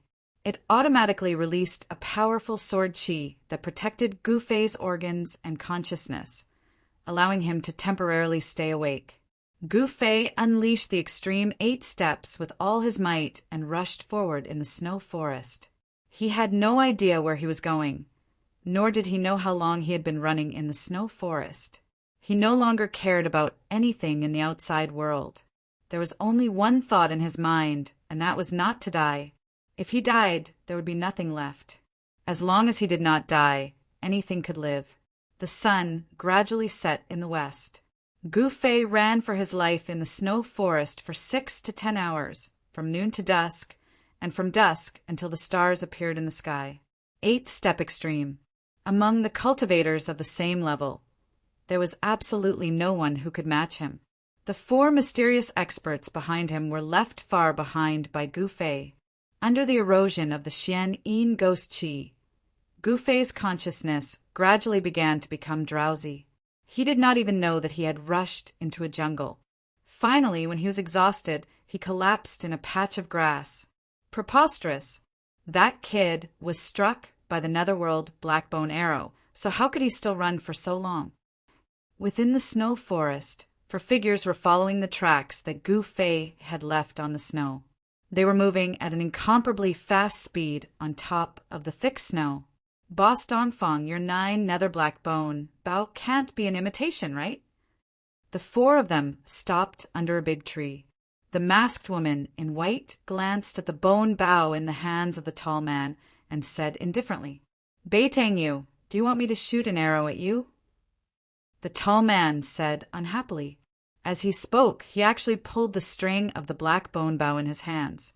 It was as if a ferocious spirit was vaguely roaring within it. "All right, can the two of you work together peacefully for once? I don't care if you kill that kid or not. However, if that kid doesn't die, you won't have a good life." A middle-aged man in purple with a black saber on his back said impatiently. He was also masked and had a strand of silver on his forehead. "Humph." The tall man that the masked woman called Boss Dongfang coldly snorted and put down the black bone bow in his hands. The tracks that Gu Fei had left behind on the snowy ground were very obvious. Therefore, these people were not in a hurry to chase after him. This was because Gu Fei had been struck by the netherworld black bone bow. Boss Dongfang was right. Ever since the netherworld black bone bow had been refined by that powerful ghost cultivator, no one had been able to escape with their lives from the netherworld blackbone arrow. The netherworld blackbone bow was not very famous in the cultivation world of the Tunglong continent. However, in the ghost palace of Plentiful City, it was an extraordinary ghost cultivator magic tool. Legend has it that when the netherworld blackbone bow was refined, the powerful ghost cultivator did not hesitate to slaughter the people of an entire town. He extracted the souls of tens of thousands of people and smelted them into the ghost bow. Network, the souls of those people were smelted into the ghost bow. Not only did they never come back to life, they were also used to slaughter living beings day and night. Over time, the resentment, baleful energy, and death energy of the ghost bow gathered and became a murderous weapon. Only an expert at the 7th or 8th heaven of the transcending mortality realm could pull the bow and arrow.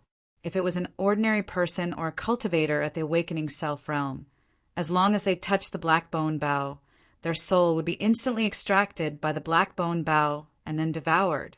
The Dongfang clan used countless manpower and resources and paid a great price to obtain this netherworld black bone bow. Let's continue. Before I see that brat's corpse, I will always feel uneasy. Another middle-aged man with white hair said. As he spoke, he pulled off the black cloth covering his face. The middle-aged man who was hit by Gu Fei's 2 palms and vomited blood was Beiteng Yi, who had not been seen for a long time. That day outside the Dragon Emperor city of the southern wasteland, Gu Fei fought with Beiteng Ao and Beiteng Yi. Although he was seriously injured, he also injured Beiteng Yi, who was at the transcending mortality realm, with his martial arts battle skills. That battle could be said to be extremely dangerous and unbelievable. Gu Fei, with his awakening self-realm cultivation base, had injured Beiteng Yi, who was at the transcending mortality realm. There was a huge gap between the two of them. Everyone who paid attention to that battle thought that the Supreme Mystery Sect had produced a disciple with unlimited potential.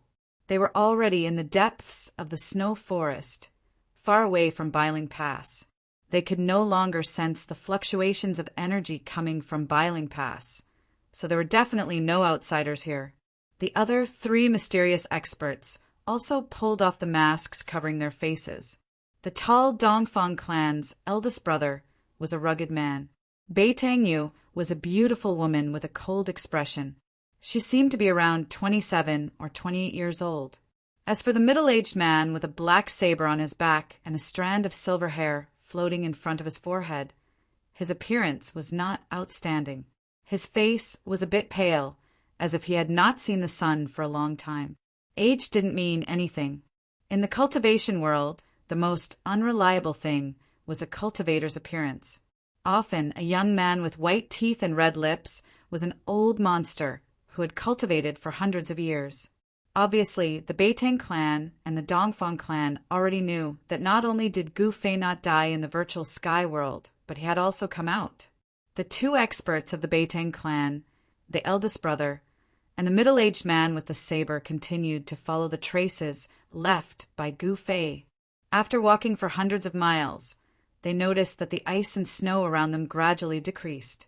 Vegetation began to appear on the ground, and some large stones could be seen everywhere on the snowy ground. The forest became lush. After chasing for more than 100 miles, the shadows of the ice and snow could no longer be seen. Beiteng and the others entered a dense forest where ferocious beasts could be seen everywhere. What's going on? Dongfang clan's eldest brother and the others became cautious. Something's wrong.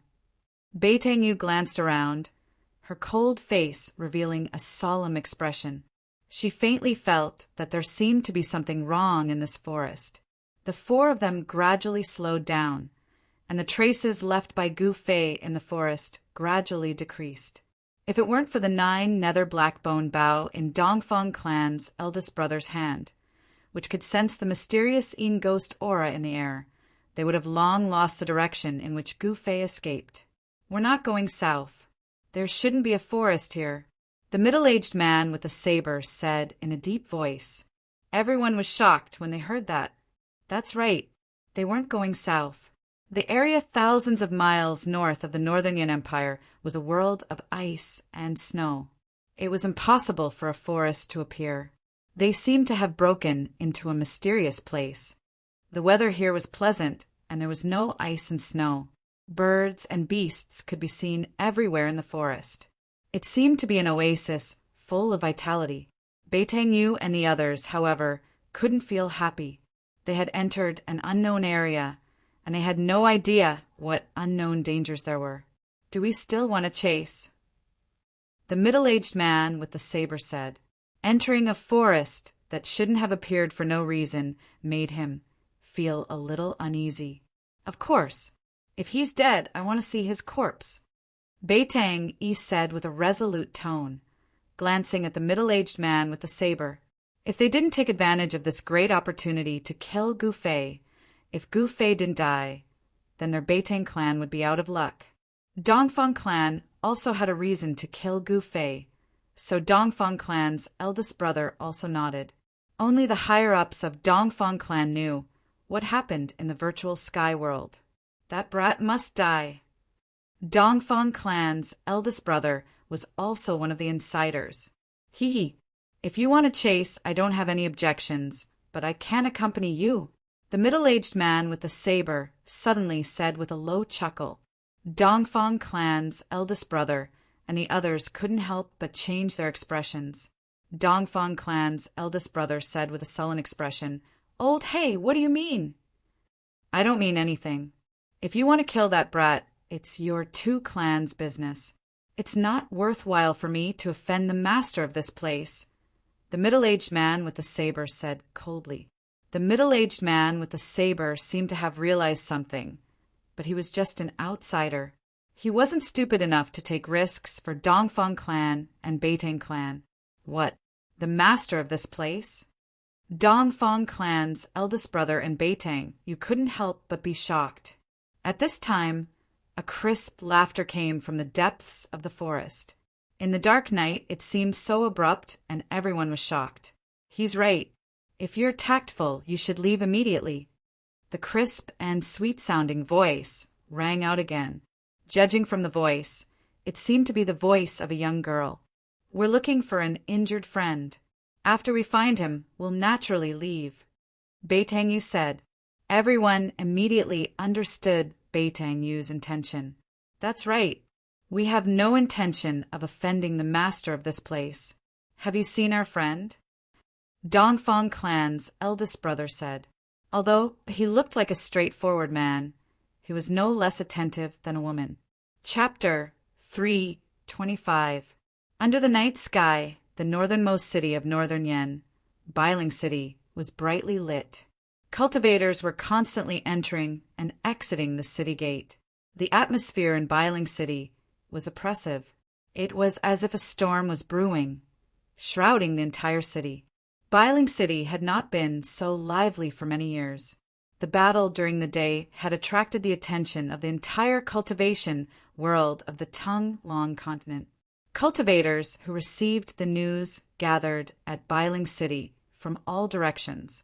The news of a demon coming out from the far north demonic zone had not only killed all the guards at Bailing Pass, but also completely destroyed Bailing Pass.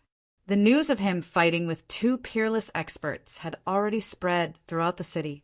At night, the inns and restaurants in Biling City were bustling with activity. A large number of cultivators had rushed into Biling City, and almost all the inns in the city had been booked. Some of the big sects and forces even spent a lot of money and booked the entire inn. The happiest people in Biling City were probably the innkeepers. It was easy to earn money from cultivators. After all, cultivators were pursuing the path of immortality. They did not care much about money. In the bustling eastern area of Biling City, there was the largest, tallest, and best restaurant in the city. Every floor of the restaurant was fully occupied. Everyone was toasting and chatting about the past and present. The atmosphere was extremely lively. However, the most popular topic was the battle between the three peerless experts at Biling Pass during the day. Elder Chin, have you heard? The demon from the other side of the abyss of immortals and demons is coming out. No way. I heard that the demons from the other side of the abyss of immortals and demons have an agreement with the cultivation world of the Central Plains. They are not allowed to come out at will. Would the demons from the far north demonic zone dare to break the agreement? Didn't you see? The number of cultivators in the city is several times more than during the day. It seems that all the major forces of the cultivation world of the Central Plains are here. I'm afraid they are going to start a war with the demons from the far north demonic zone. It can't be. The ones who spoke were two middle-aged cultivators in green robes. Most of the people outside the hall were cultivators. Although they spoke very softly, many people still heard them. Miss, is what they said true? If you bring this servant along during the day, this servant can also experience those so-called peerless experts. In the private room, a green-clothed woman was drinking by herself. Beside her stood a young maid. This little maid was wearing a light green dress. She looked very cute, especially her pair of black eyes, which were full of spirituality, like two shiny black gems. However, she did not seem to be human. She had a pair of long, furry ears. Those were the ears of a beast. She was a demon that could already transform. If others were to see that someone was actually able to order around a greater demon that had taken human form as a maidservant, it would surely cause them to be extremely dumbstruck and shocked. One must know that a demon that could take human form could already be called a great demon. This kind of great demon strength was extremely terrifying, and it was sufficient to be mentioned in the same breath as the human peerless experts of the void-resisting realm. Cultivators of the royal void realm among the humans were peerless experts who could soar into the sky without the help of any external objects. They were people who stood at the pinnacle of the cultivation world's pyramid. If I were to bring you along, then the world would really be in chaos. The mysterious woman said. On her right shoulder was a fist-sized purple beast. It was the three-eyed sable. This three-eyed sable was currently holding a pigeon egg-sized, fiery red crystal in its claws and chewing on it. Crunch! Crunch! The incomparably hard crystal was actually chewed off by the little beast in small bites and swallowed into its stomach. In just a short while, the pigeon egg-sized fiery red crystal was more than half eaten by the little beast. Unfortunately, this servant came a bit too late. The little maid said with disappointment, "It's not too late. Something seems to have happened to that demon Chuga. He has fallen into madness and fled into the depths of the snow forest. If you want to find someone to fight with, you should still be able to find him." The green-clothed woman said indifferently, "Network, really? Then I'm going." When the little maid heard this, her eyes immediately lit up. She seemed to be extremely excited. Then, the space distorted and the little maid disappeared from the private room. This little girl's ability to control the void is becoming more and more proficient. It doesn't seem to be a bad thing to let her play with those experts, the green-clothed woman said. Even in the private room, her face was still a blur. She still used her magic power to conceal her true appearance. At this time, she suddenly put down the wine jug in her hand. The faint conversation in the private room next door had attracted her attention. In the private room next door, someone had used a small spell to block out sound. However, this small spell was completely useless against the green-clothed woman. As long as she wanted to, she would definitely be able to hear everyone in the private room. Why haven't Uncle and the others returned yet? Could it be that even the four of them couldn't kill that brat Gufei? A voice sounded from the private room next door. Brother, don't worry. With Uncle and the others here, even if that brat has 3 heads and 6 arms, it will be difficult for him to escape with his life. Another voice sounded, as if comforting the person who had just spoken. The green-clothed woman could hear that although the tone of the second person was calm, it was also slightly nervous. What's going on with you 2 brothers? My aunt is the person in my Beitang clan who has the highest hope of breaking through to the void-controlling realm in the past 100 years. With her cultivation, could it be that she's still able to let that kid escape?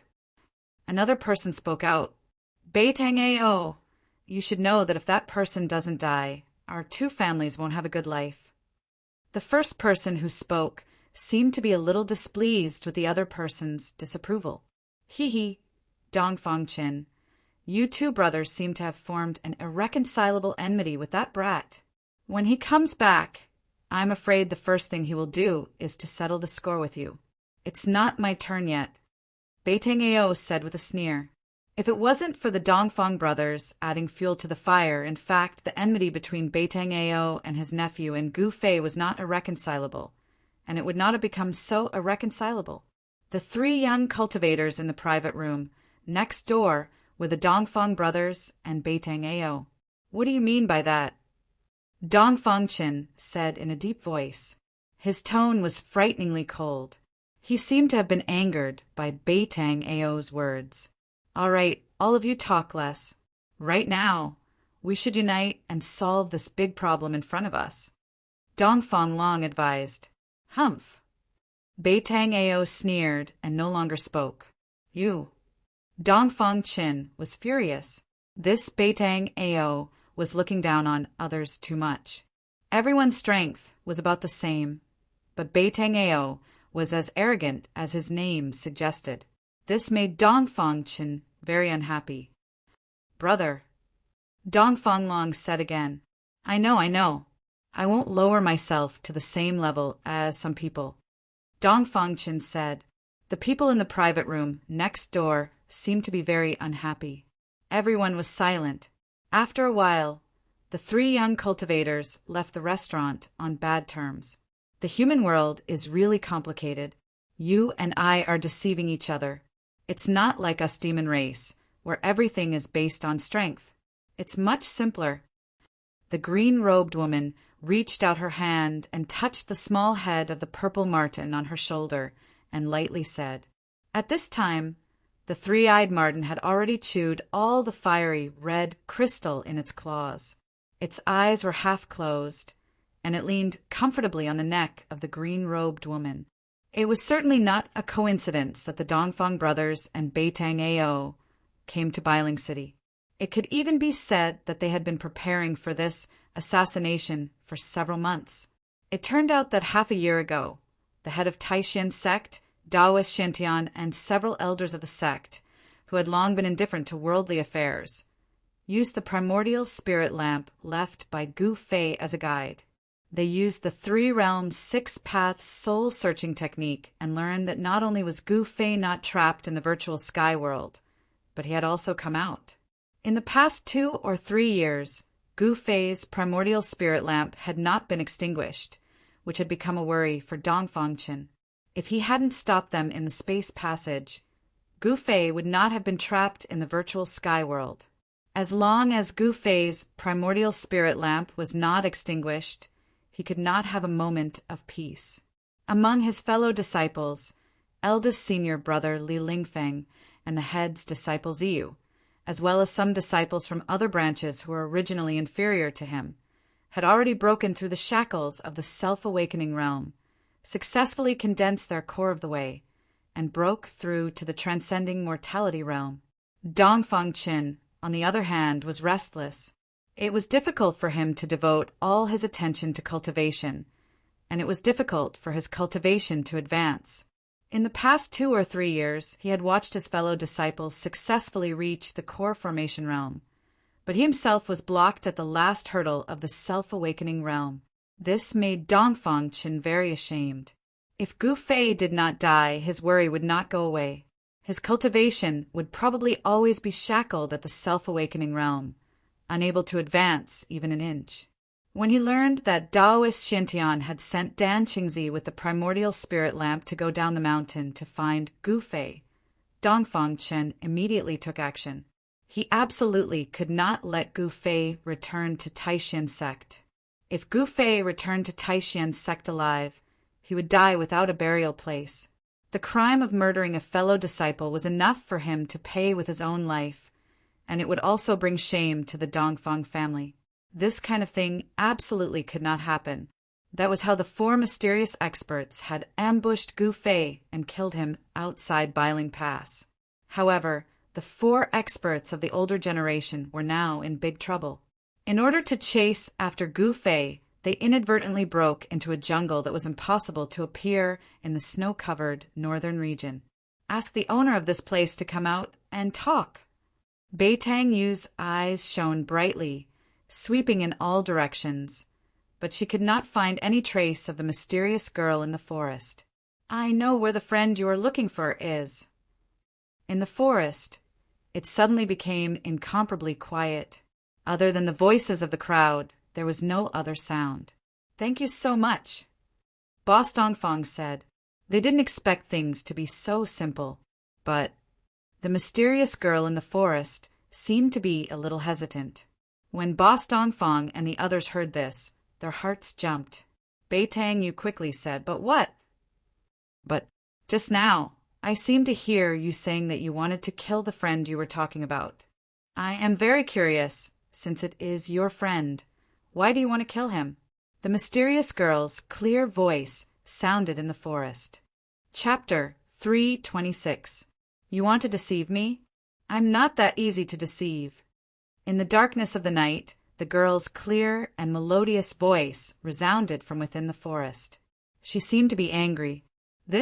Please don't misunderstand, Dongfang first brother hastily said. At the same time, he signaled to the 3 people standing beside him with his eyes. However, Beitang Yu and the others shook their heads. It was difficult for them to detect the location of the mysterious girl in the forest. The mysterious girl's voice seemed to come from all directions. It was erratic, but it was clearly transmitted to the 4 people's ears. It was as if she was speaking right next to their ears. This was obviously a profound sound technique. The mysterious girl didn't want Dongfang first brother and the others to know where she was. There was no doubt that she was secretly watching Beitang Yu and the others' every move. I didn't misunderstand. The bow in your hand is enough to explain everything. The girl said, I don't welcome you here. You should leave quickly or else. Or else what? Beitang Yu coldly said. She was a proud person and couldn't tolerate others threatening her. Hand over that boy, and we will naturally leave. Dongfang first brother couldn't help but tighten his grip on the 9 secret black-bone bow. He vigilantly observed the surrounding movements. The Beitang and Dongfang families didn't want to leave because this matter involved too many people. If they didn't handle it well, it would bring great trouble to their families. They couldn't feel at ease until they saw Gu Fei's corpse. Beitang Yu and the others were also on guard. The middle-aged man with the black saber on his back had already stretched his right hand to his back and grasped the hilt of the black saber. He could unsheath the saber at any time. Very good. Since you don't want to leave, then you can play with my pet. As soon as the girl finished speaking, a whistling sound resounded in the forest. This whistling sound seemed to follow a certain rhythm. It was sharp but not ear-piercing. Listening to it gave people a comfortable feeling. Roar! Roar! As the whistle rang out, a deafening roar immediately rang out in the originally quiet forest. The roar was so close that it sounded like it was about to explode. An intense, baleful aura suddenly erupted from all directions, sweeping towards Beitang Yu and the others. They seemed to have been surrounded by countless ferocious beasts. Sensing the aura of the ferocious beast that suddenly appeared, everyone's expression changed greatly, and they were extremely shocked. They were unable to understand how the young woman in the dark was able to do all this. Why was she able to hide so many fierce beasts in the nearby forest? But they couldn't sense any of them at all. This seemed to be an impossible thing. The surrounding beasts seemed to have appeared out of thin air. Pum! A golden light suddenly shot out from the forest in front of them. A giant golden wolf with wings on its back rushed out. The wolf's body was about 2 zhang long and nearly 1 zhang tall. Its entire body was flashing with a golden light, and a pair of golden wings that were about 4 to 5 zhang long spread out, stirring up gusts of wind. The golden fur flickered with a sparkling luster, as if it was cast out of gold. A bizarre energy fluctuation flowed on it, and a terrifying ferocious might spread out from the giant wolf's body. After the golden divine wolf rushed out, its pair of ferocious and flickering bloody eyes never left Beitang Yu and the others. Danger shrouded them. Humph! Beitang Yi sneered, then he took a step forward and directly threw a punch forward. A golden spiritual light surged out from his fist and rushed towards the golden divine wolf. At the moment when Beitang Ao threw his punch, the grass and trees beside him were instantly crushed by the powerful force. Although everyone was unwilling to fight with the mysterious young woman who had not shown herself since the beginning, the current situation didn't allow them to do nothing. Awoo! The golden divine wolf let out a long howl towards the sky, then it turned into a golden light and soared into the sky, avoiding Beitang Yi's golden fist. The forest below was destroyed in an instant, and branches and leaves fluttered in the air. The golden divine wolf in the sky opened its mouth and fiercely spouted a dazzling golden light towards Beitang Yi below. The golden light emitted a powerful energy fluctuation. When Boss Dongfang and the others saw this, they were immediately startled. Quickly disperse! Swish! Swish! Swish! Boss Dongfang, Beitang Yu, and the middle-aged man with a blade on his back simultaneously rushed to the side. Roar! Beitang Yi roared in anger. He didn't dodge. Instead, he took a step forward and threw his fists upwards to meet the golden light that was bombarding down from the sky. Boundless energy fluctuations were emitted from Beitang Yi's 2 fists. Using the 5 elemental divine ability, he aroused the power of the metal element among the 5 elements. The power of the metal element that was drifting in the world rapidly converged towards Beitang Yi's fists. Beitang Yi's fists seemed to have turned into 2 dazzling golden suns, illuminating the heaven and earth. The surrounding forest was unceasingly smashed by the mighty and terrifying energy. Boom! With a loud sound, a dazzling golden light burst out from the forest.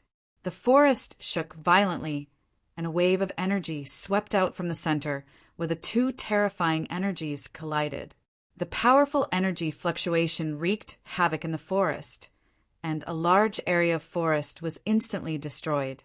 Leaves fluttered in the air, and wood chips filled the sky. Under the cover of the burst of golden light, Beitang Yu and the others, who were a step ahead to dodge, saw the terrifying figures in the nearby forest.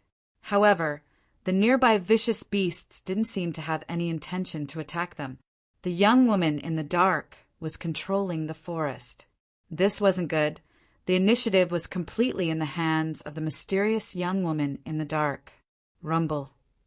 The ground under Beitang Yi's feet shook violently.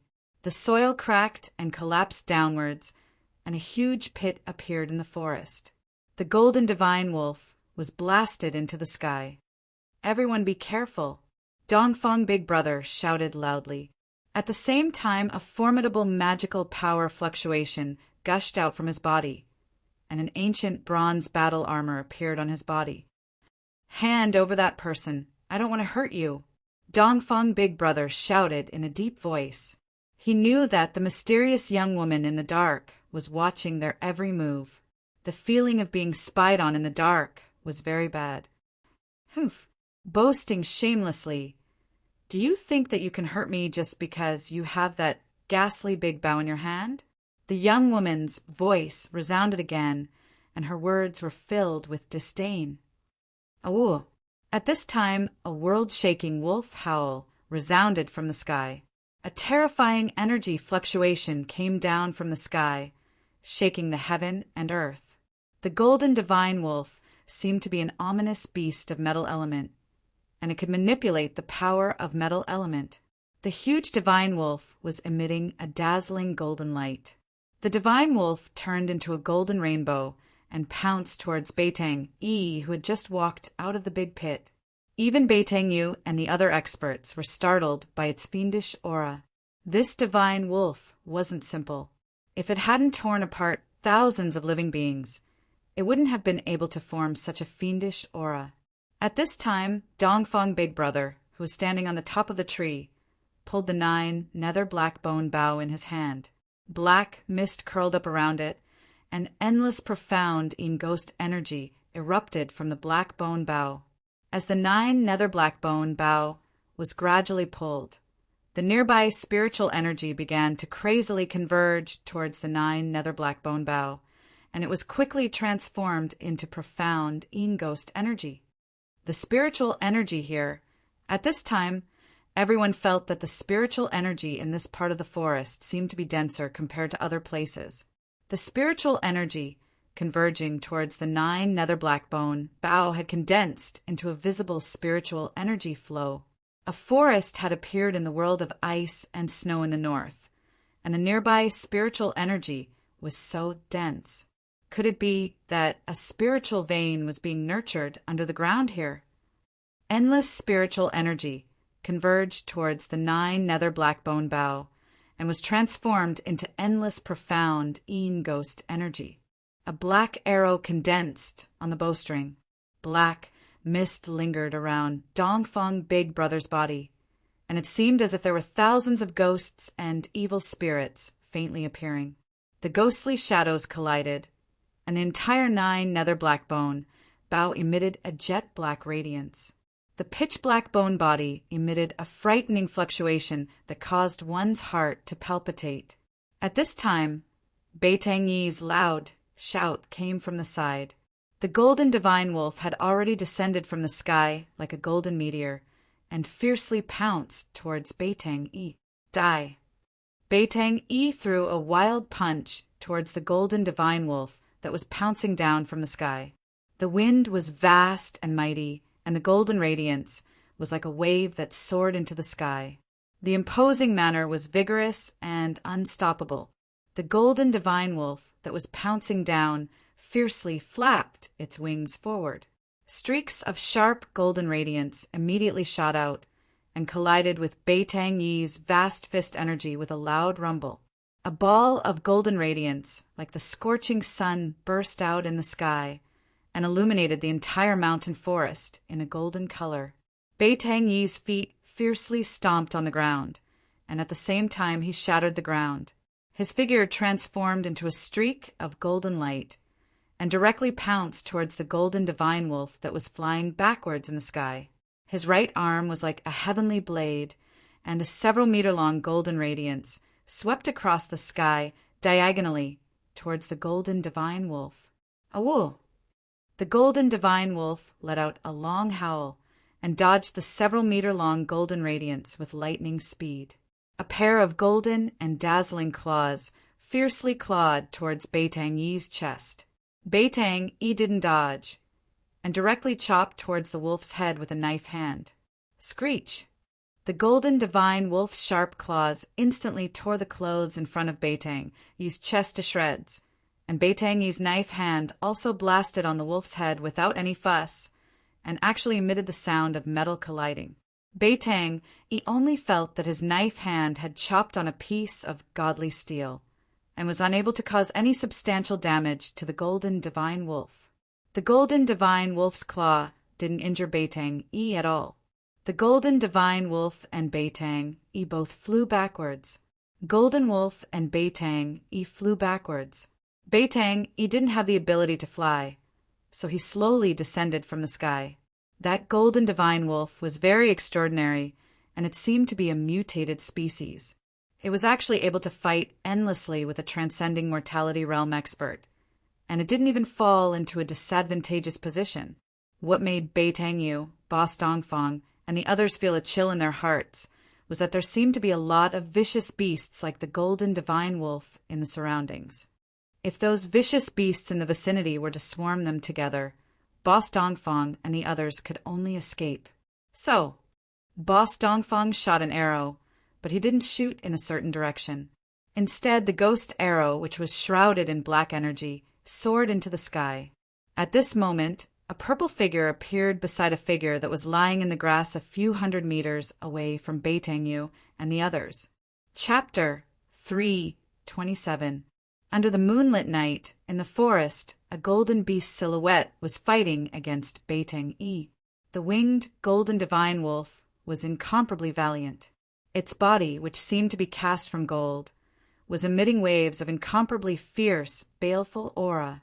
The golden battle wolf could also control the power of metal between heaven and earth. Its physical body was extremely powerful, and as it constantly bombarded Beitang Yi, a large area of the forest was constantly being destroyed by the powerful explosion. The golden light illuminated the heaven and earth. Beitang Yu and the middle-aged man with a black saber on his back were standing on top of a tree. They nervously swept their eyes over their surroundings. The shadows of the beasts in the forest were emitting powerful fluctuations, which made them feel uneasy. The whistle only rang for a while before it stopped. The shadows of the beasts in the nearby forest didn't attack Beitang Yu and the others, as if they were waiting for an order. At this time, the tall and big Boss Dongfang had already pulled open the 9 nether black bone bow. The spiritual qi in the surroundings was vast and mighty, unceasingly converging towards the man and the bow standing on top of the tree. The spiritual qi here seemed to be very dense. The spiritual qi that was converging towards the man and the bow had even formed a visible spiritual qi flow. When the endless spiritual qi converged on the 9 nether black bone bow, it was instantly transformed into profound Yin ghost qi. Around Boss Dongfang's body, ghost qi lingered, gloomy and terrifying, as if he had turned into a ghost domain. The endless profound Yin ghost qi condensed into a ghost arrow with black qi lingering around it. Boss Dongfang let go of the arrow. Whoosh! The ghost arrow soared into the sky, emitting a dreadful whistling sound like the wailing of ghosts. It flew towards the southeast corner, leaving behind a black shadow in the void. Although Boss Dongfang didn't know the exact location of the girl in the dark, the profound Yin ghost arrow was able to sense the ghost qi on Gu Fei's body. Boss Dongfang didn't want to make a move against the mysterious girl in the dark. His arrow wasn't used to deal with the mysterious girl, but to kill Gu Fei. A purple figure appeared next to Gu Fei, who had fainted in the grass when eldest brother Dongfang shot the arrow. Just then, a sharp, ear-piercing sound that sounded like the howls of thousands of ferocious spirits rang out from the sky. "What is that?" The purple figure hurriedly looked in the direction of the voice. The moonlight shone on this person's face. Her skin was creamy white, her eyes were like autumn water, her nose was straight, and her lips were red and moist. This was a young girl dressed in purple, so beautiful that it was suffocating. She was slender and elegant, her dress swaying gently in the night wind, and 2 purple hair ribbons hanging down her back. She was like a fairy from the 9 heavens who had descended to the mortal world. A trace of astonishment flashed in her limpid eyes. She saw an arrow wrapped in black qi flying towards the young girl. Humph! Those people are quite capable to be able to detect my position. A crafty smile appeared on the young girl's beautiful face. Actually, the purple-robed girl did not know that Boss Dongfang's arrow's target was not her. Gu Fei's life was not fated to end. If the purple-robed girl had not been by his side, he would not have been able to avoid Boss Dongfang's profound Yin ghost arrow in his unconscious state. Even a peerless cultivator of the Imperial Void Realm would not be able to withstand 2 arrows in a row. The profound ghost arrow was extremely fast. In an instant, it had flown close to the young girl. An eerie and terrifying aura rushed towards them, blowing the young girl's beautiful hair like a waterfall. The purple-clothed girl pointed a finger, and a golden light immediately shot out from her slender, jade-like finger. Bang! A muffled sound rang out, and the golden light instantly collided with the profound ghost arrow that was shot out. The profound ghost arrow exploded in an instant.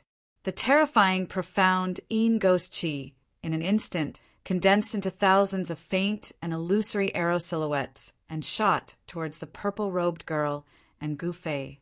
One arrow silhouette had split into thousands of arrow silhouettes.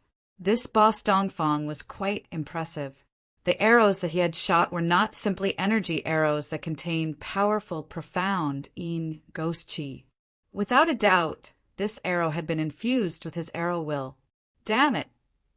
The purple-robed girl frowned, and a trace of displeasure flashed across her face. Then she formed a seal with her hand, and a large green net flew out from her body. It instantly unfolded and wrapped upwards. The large net shrouded the heavens and the earth and emitted a powerful energy fluctuation. Rays of dark green light shot out from the net. The thousands of profound ghost arrows shot onto the large net and exploded in an instant, turning back into a dark and eerie profound ghost chi. The Xian ghost chi was swept away by the emerald green light that surged out of the big net, and it immediately dissipated in the void. The thousands of faint and illusory profound arrow shadows were all caught by the dark green net that was spread out, and then they were refined by the dark green light in the net. Outrageous! If I don't show them what I'm made of, they will think that I'm a pushover.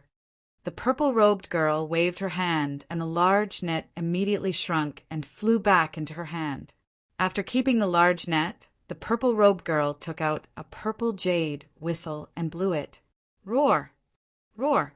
When the fierce beasts in the forest heard the whistle, they immediately roared. The sound was deafening, and terrifying beast shadows rushed out from all directions. Not good.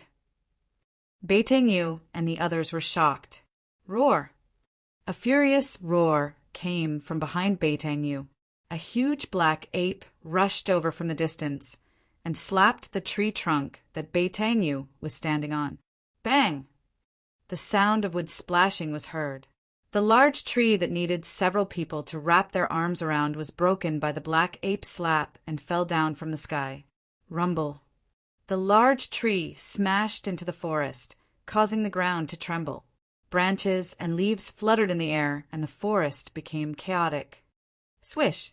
Beiteng Yu leaped to the top of another big tree the moment the tree fell. This black ape had extraordinary strength. Even Beiteng Yu was secretly startled. It must be known that the black ape only used the strength of its body to break the tree. The middle-aged man with the black saber on his back had his right hand fixed on the saber hilt the moment the fierce beasts appeared. At this time, a big golden bird was staring at him. This big bird looked like the legendary divine beast, the golden-winged roc.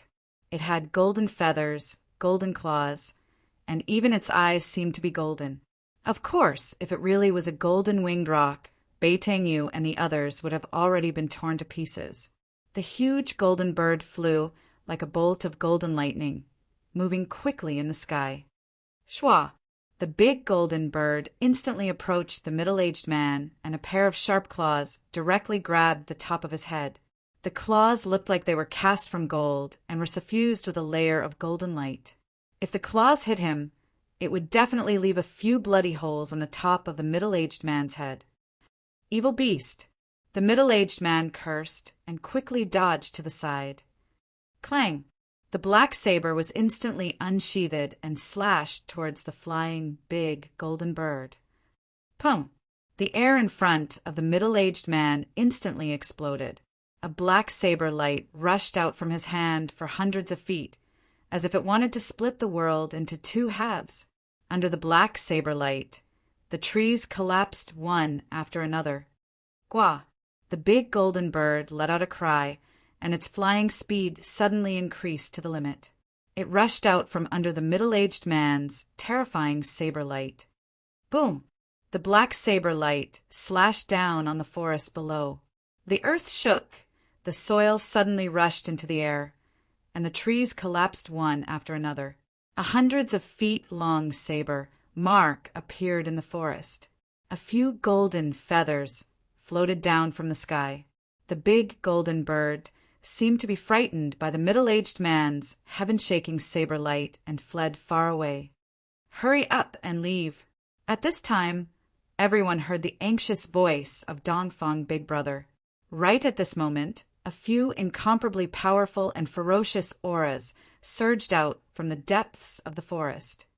Boom! Boom! Boom!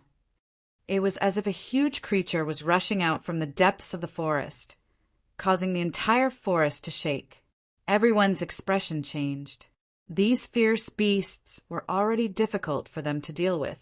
If a few more king of fierce beasts came, then they would not be able to leave this place.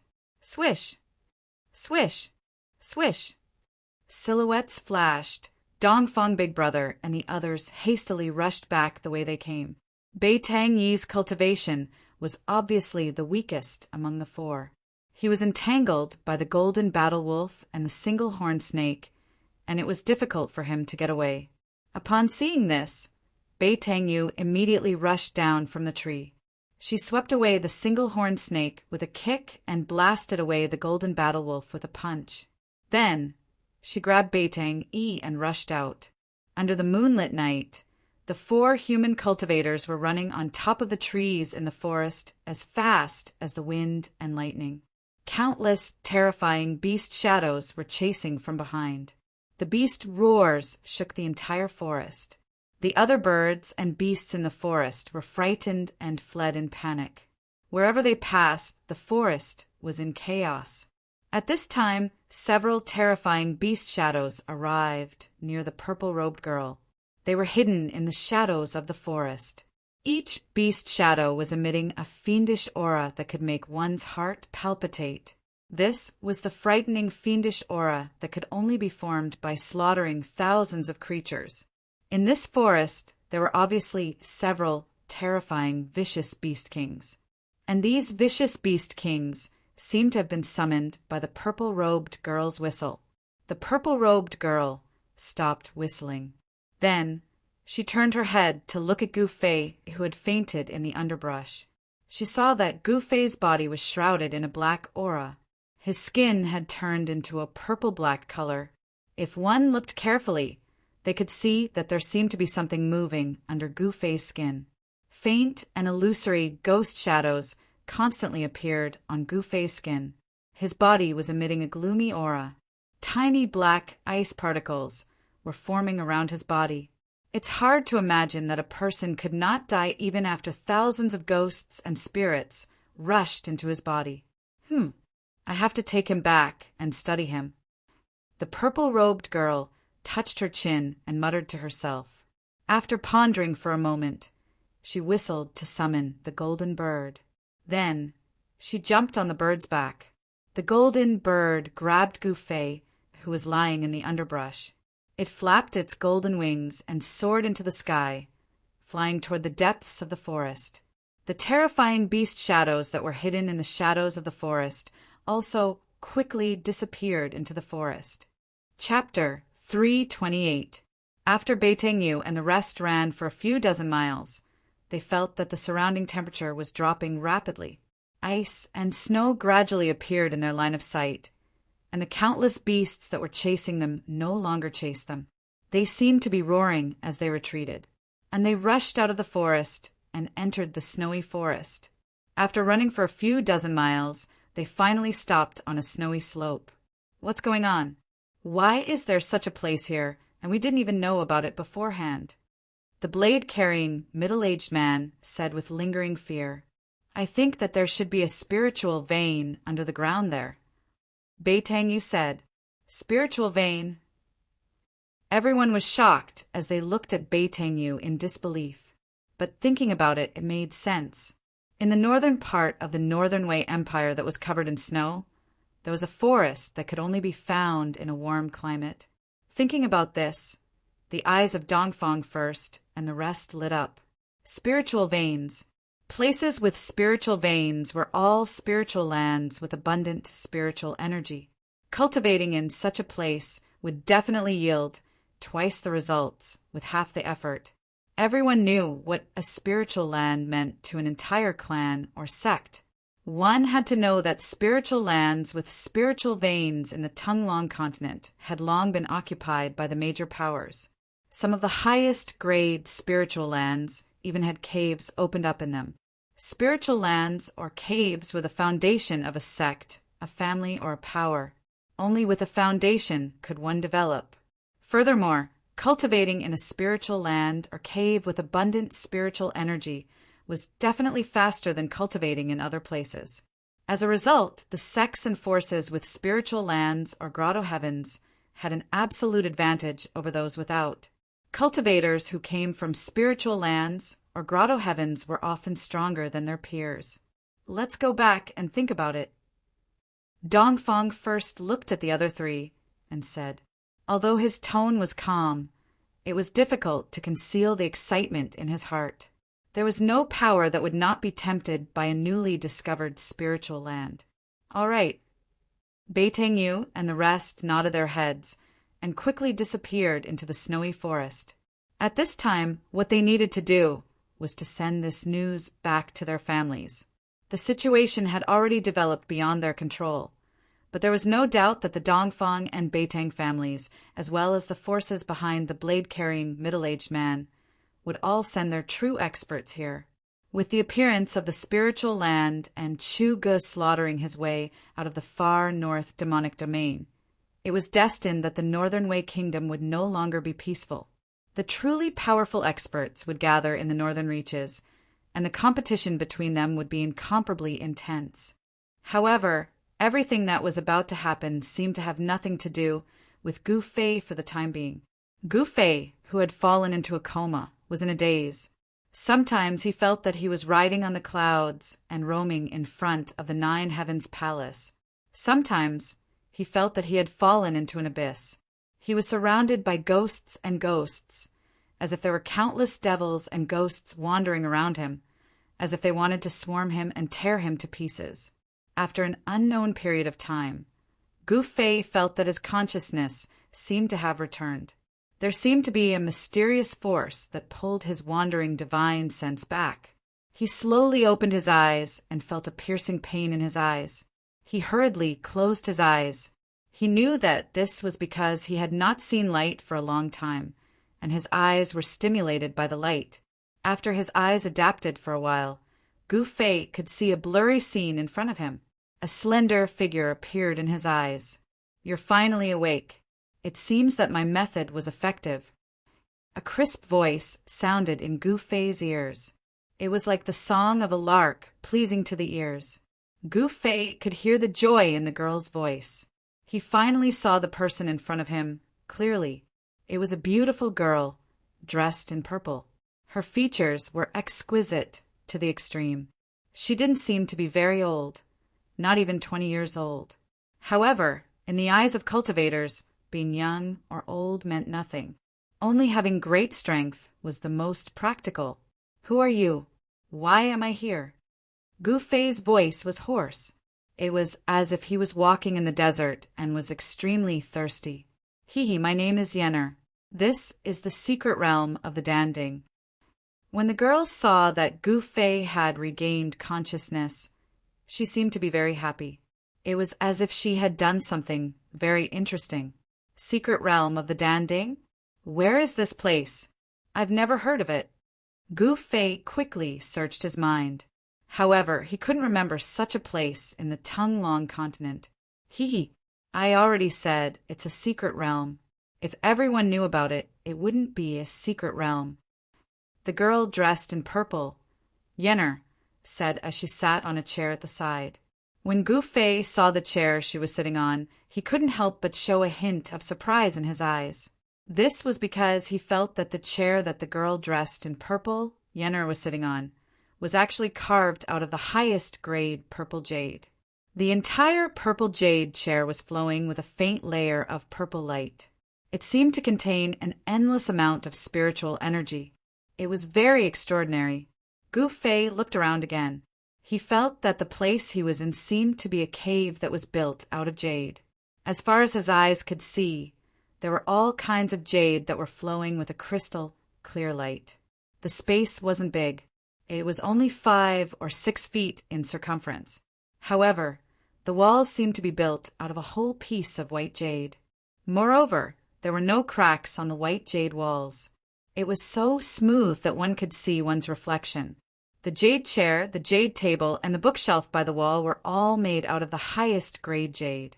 Only in the middle of the room, there was a huge bronze cauldron that was more than 10 feet tall.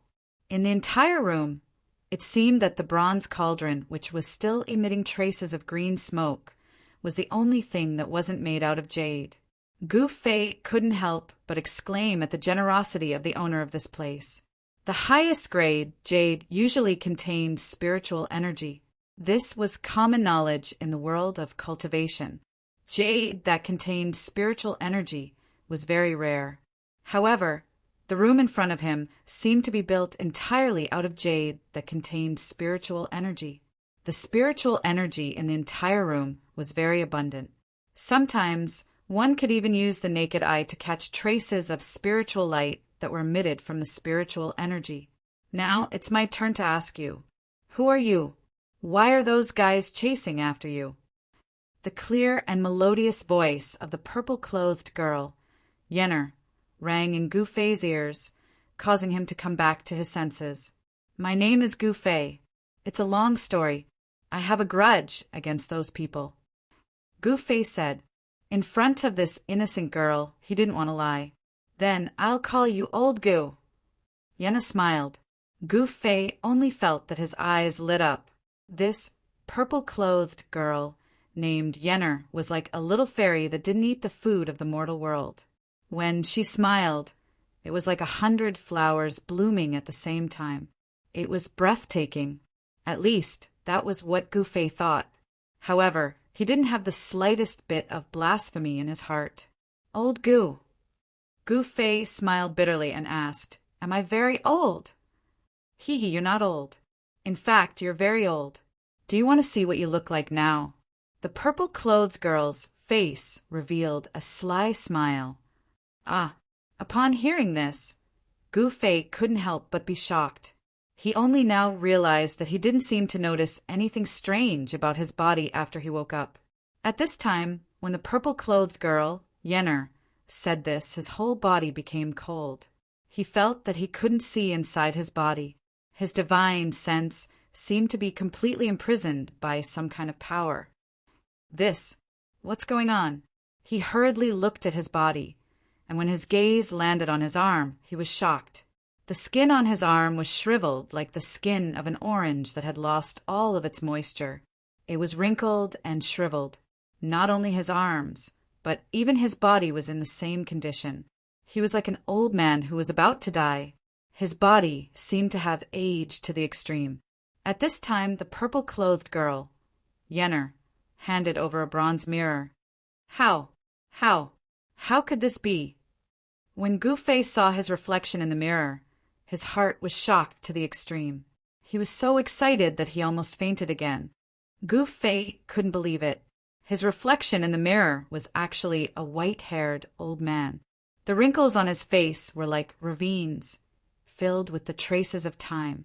It was as if hundreds of years of his lifespan had been taken away and he had become a skinny old man. No wonder the purple-clothed girl called him Old Gu. It turned out that he was really old, the kind that couldn't be any older. Why is this happening? Gu Fei excitedly asked Yenner. This girl in front of him definitely knew what had happened to his body. He wanted to know the reason. Only by knowing the reason could he solve the problem. Yenner said, There are countless evil spirits rushing into your body. If I didn't use the 18 soul-suppressing nails to suppress the evil spirits in your body, your blood would have been devoured by the evil spirits in your body. Your blood would have dried up and you would have died. That arrow, Gu Fei recalled that he had been struck by the arrow shot by the man with the ghost bow. What a vicious fellow! You and I cannot exist under the same sky. Gu Fei had never wanted to take revenge on a single person or a group of people. Right now, he wanted nothing more than to kill his way to the Dongfang and Beitang families and completely erase these two cultivation worlds from this world. The people of the Dongfang and Beitang clans had repeatedly tried to harm him, causing Gu Fei's anger to soar to the 9 heavens. The hatred in his heart was so great that his eyes had turned red. You look so scary. Yen'er couldn't help being alarmed when she saw Gu Fei's current appearance. I'm sorry. Gu Fei realized he had lost control and slowly calmed down. But he swore to himself that he would definitely take revenge for this. Only then did Gu Fei realize that his body was actually pierced by 18 pitch-black iron nails. Each iron nail was the size of a chopstick and was deeply embedded in his body. Only a very short section of it was exposed outside his body. Gu Fei felt as if his body had become numb. He couldn't feel any pain, and he didn't even know what 18 soul-suppressing nails were. It was clear that the 18 soul-suppressing nails had suppressed the evil power of the profound Yin Ghost arrow, but at the same time they had also completely sealed his divine sense. Actually, you don't need to be too sad. You still have a chance to recover, Yen'er said. Chapter 329. Danding School was a sect that had long disappeared from the world of cultivation. It was a branch of Taoism. Legend had it that after the Great War between Taoists and demons 1,000 years ago, Danding School began to decline until it completely disappeared from the world of cultivation. From then on, Danding School became history. No one knew that Danding School would discover a spiritual land in the Northern Land. Later on, they moved to the Northern Land and established a Danding paradise. Danding School became a secluded sect. During his conversation with Yen'er, Gu Fei learned some things about Danding School. Danding School was a sect that entered the Tao through pill cauldrons. This sect was best at alchemy. Using elixirs, they refined miraculous elixirs that could help cultivators increase their cultivation and help them break through the shackles of cultivation. Elixirs could allow people to be reborn. It could allow those who could not cultivate to enter the ranks of immortal cultivators. It could allow the stupid to become smart, and it could allow the dying to be reborn. The Tao of Pill Cauldron was a heaven-defying technique. Elixirs and elixirs could make the impossible possible. According to Yen'er, she was already the last successor of the Pill Cauldron Gate and also the owner of the Pill Cauldron Heavenly Abode. Her cultivation shocked Gu Fei as she was about to break her core and condense her nascent soul. Moreover, Yen'er's real age was only in her early 20s. Due to the help of the elixirs left behind by her master, her cultivation base had increased very quickly. However, the result of this increase in cultivation base was that her realm was not very stable. Apart from Yen'er, there was no one else in Danding Paradise. On this day, after Gu Fei took a qi-gathering pill refined by Yen'er, he immediately felt relaxed. He could even feel the qi-gathering pill turning into a stream of heat in his dantian and flowing throughout his body. The spiritual energy transformed from the qi-gathering pill was nourishing his old body. However, Gu Fei's body was like a leaking ball. Before long, the spiritual energy transformed from the qi-gathering pill would be devoured by the countless souls imprisoned in his body. The 9 nether blackbone bow was definitely an incomparably evil and terrifying ghostly weapon. Even though Gu Fei's life force was incomparably vigorous, and he had the essence of the divine weapon refined into his blood and qi, the blood and qi in his body were still drying up day by day. The evil spirits and ghostly aura were devouring his life force, causing his life force to fade away at every moment. The qi-gathering pill could only replenish the lost life force in Gu Fei's body, so that Gu Fei could continue to live and not die of his blood and chi being devoured by the Yin spirits and ghost chi. Actually, this was also a risky move. Gu Fei taking the chi gathering pill was undoubtedly equivalent to using the spiritual energy of the pill to feed the ownerless spirits in his body. Those ownerless Yin souls would continue to devour the spirit chi transformed from the chi gathering pills, and the Yin soul ghost chi would gradually become stronger. When the 18 souls subduing nails on Gu Fei's body could no longer suppress those Yin souls, there would only be one outcome for Gu Fei, and that was death. It was a beautiful morning, and Yen had already run off to God knows where. Gu Fei walked out of the immortal's cave. His body was trembling, and he looked exactly like an old man whose body was in decline.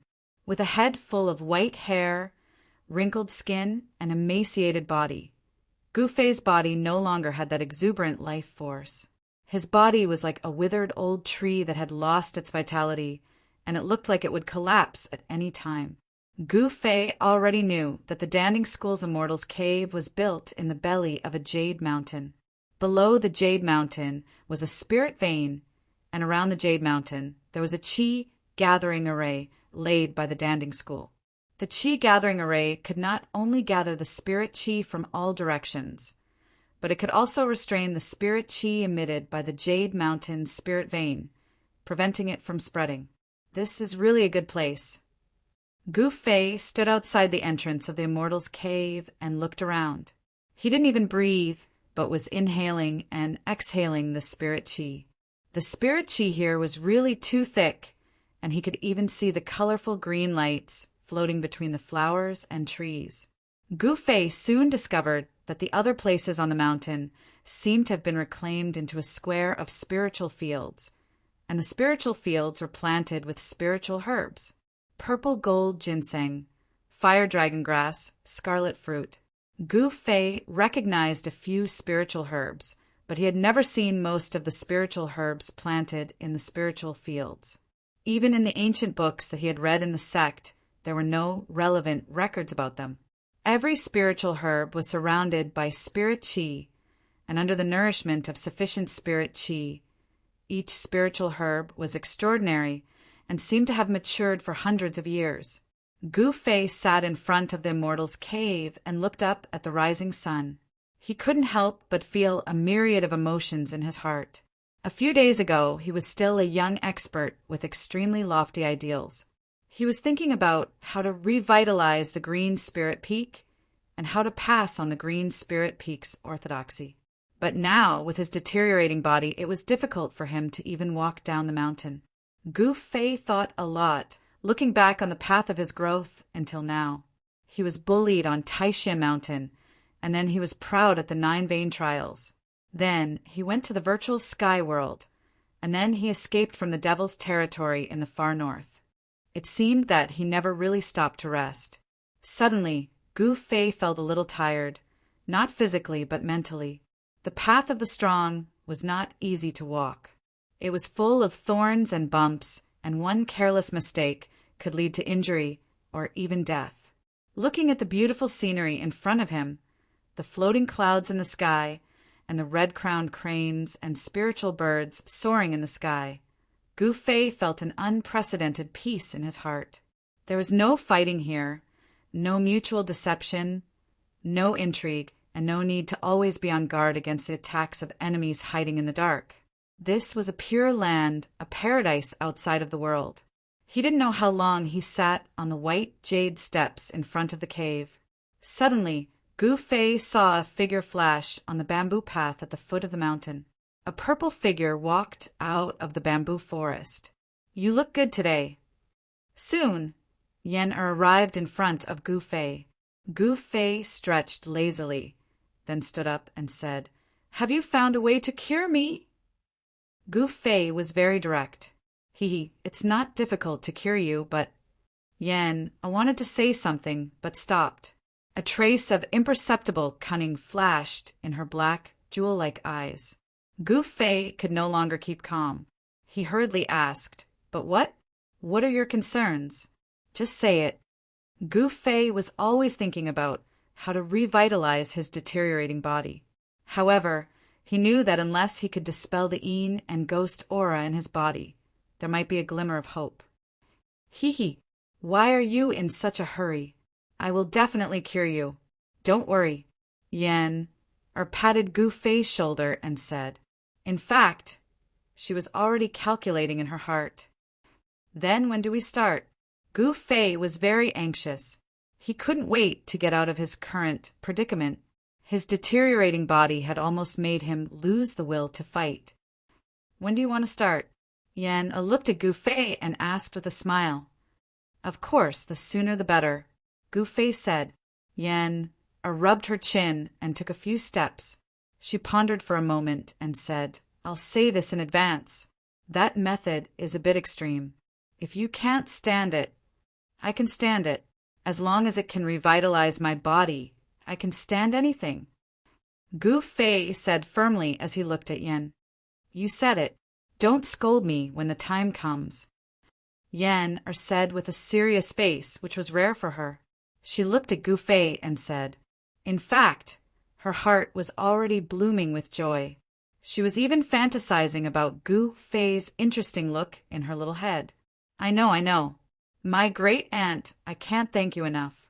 Why would I scold you? Gu Fei quickly promised Yen, All right then. Come with me. Yen said, and walked down the mountain. Hey, wait a minute. How can I keep up with you in this state? Gu Fei said awkwardly. His body was now extremely weak. He panted after taking a few steps.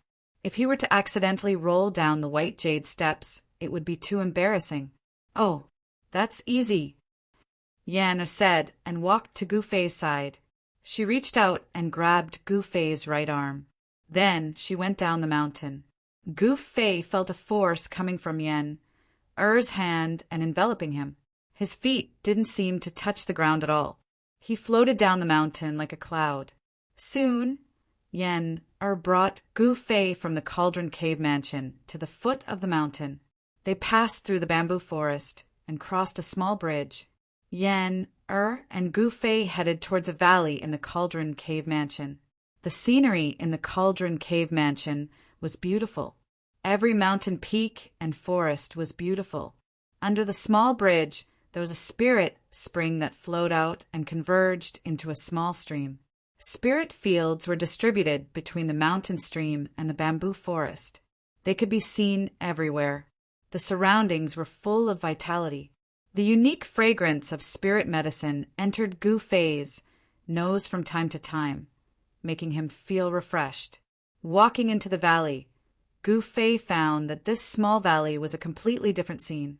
There were no spirit fields planted with spirit medicine, nor was there any emerald green vegetation.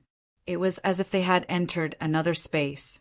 The small valley wasn't big, but it was barren. Gu Fei felt that the temperature in the small valley was much higher than outside the valley. Rocks could be seen everywhere on the ground. Yen brought Gu Fei directly into the depths of the small valley. There, Gu Fei finally understood why there was such a barren land in the Cauldron Cave Mansion.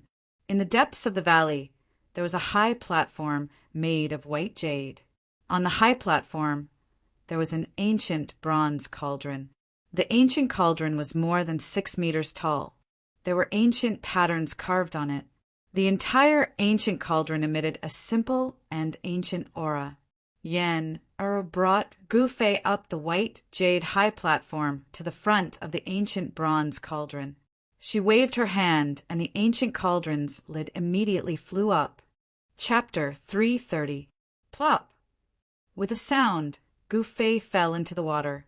Gu Fei, whose body had deteriorated to the point where he looked like an old man with one foot in the grave, immediately swallowed a few mouthfuls of cold water from the ancient cauldron. He only felt a strong medicinal smell rush to his head, making him want to vomit. He immediately stood up from the water, shocked and angry. He never thought that Yen would throw him into the ancient bronze cauldron. Let me out! Gu Fei shouted. His voice reverberated back and forth in the ancient bronze cauldron, making his ears buzz and a feeling of dizziness. He was too weak now. He was afraid that even a child could beat him to the ground. Didn't you say that if I can cure you, you can endure any pain? Yen-er's proud voice came from outside the ancient cauldron. What do you mean by this? Gu Fei quickly calmed down. If she wanted to kill him, there was no need to go through so much trouble. She could just kill him directly. Although he didn't know why Yen-er locked him in the ancient bronze cauldron, he thought that she didn't have any evil intentions. Well, it doesn't mean anything. You can soak in this Chaos Dan cauldron for 2 or 3 days. Not everyone has such treatment, haha. Yenna said, Soak for 2 or 3 days? Gu Fei's face turned green. That's it. I'm leaving, Yenna said. Then, Gu Fei heard Yen-er's footsteps getting farther away. Hey, don't go. What will I do if you leave? There's nothing to eat here. If I starve for 2 or 3 days, I'll die. Gu Fei hurriedly shouted. In his current condition, he didn't have any qi-gathering pills with him. If he soaked in this Chaos Dan cauldron for 2 or 3 days, he might really die. I won't die. If you're hungry, drink the spiritual liquid in the cauldron. Yen-er's voice came from afar. Gu Fei couldn't help but panic. He shouted repeatedly, but it was quiet outside. There was no sound. Yen-er seemed to have really left. This crazy girl. Gu Fei couldn't help but curse in a low voice. He looked around and found that the interior of the ancient cauldron was dim. Only a few rays of light shone through the vent holes on the lid of the ancient cauldron. The space inside the ancient cauldron was about 1 zhang in circumference. As Gu Fei stood in the waist-deep water, he realized that the water inside the cauldron was not as simple as ordinary water. Through the light coming in through the vent on the lid of the ancient cauldron, Gu Fei discovered that it was a dark green liquid, in which a large number of plant roots or leaves were floating. Amidst the strong medicinal smell, Gu Fei felt a very strong spiritual energy. Just now, when he was thrown into the ancient cauldron by Gu Fei drank a few mouthfuls of the dark green liquid in a panic. Could this be the spiritual liquid? At this time, Gu Fei felt that his body was gradually becoming hot. He didn't know if it was because he drank a few mouthfuls of the liquid in the cauldron. The skin on his hands gradually became red, as if there was a hot current running around his body. It was the complete opposite of the ghostly aura that was sealed by the 18 soul-subduing nails. Could it be the spiritual herbs in the cauldron? Gu Fei seemed to have thought of something. He then sat cross-legged in the ancient cauldron. Only his head was exposed above the dark green liquid. He tried to circulate his xian qi, guiding the spiritual herbs in the cauldron to permeate into his body. Gu Fei's xian qi was different from ordinary cultivators. His strength came from his body. As long as there was spiritual energy in his body, he could circulate his xian qi. As time passed, Gu Fei gradually entered a deep meditative state. The medicinal energy in the surrounding liquid began to seep into Gu Fei's body through the pores of Gu Fei's body. The top of Gu Fei's head gradually emitted steam, and his face gradually turned red. In one of the rooms in the Cauldron Immortal's cave, Yen-er was sitting on a purple jade chair. In her hand was the storage bag from Gu Fei's body. To be more accurate, it was an unremarkable little black bag. The bag was a little old, but it wasn't sealed by spiritual energy. Even an ordinary person could open it. This guy actually didn't seal the magic treasure bag. He saved me a lot of effort. I want to see what's inside, Yenna said as she opened the bag. The moment the bag was opened, Yen-er felt a wave of spiritual energy rush towards her, but she immediately frowned. This was because the spiritual energy was mixed with a fiendish aura. This was the aura of devil qi. Yen-er was very clear. The Cauldron Immortal's cave was not far from the abyss of immortals and demons. Moreover, she often went to the abyss of immortals and demons to pick herbs. The abyss of immortals and demons was close to the Northern Wei Empire. Immortal spiritual energy was extremely chaotic and unstable, making it difficult for cultivators to absorb and use. However, it was still immortal spiritual energy.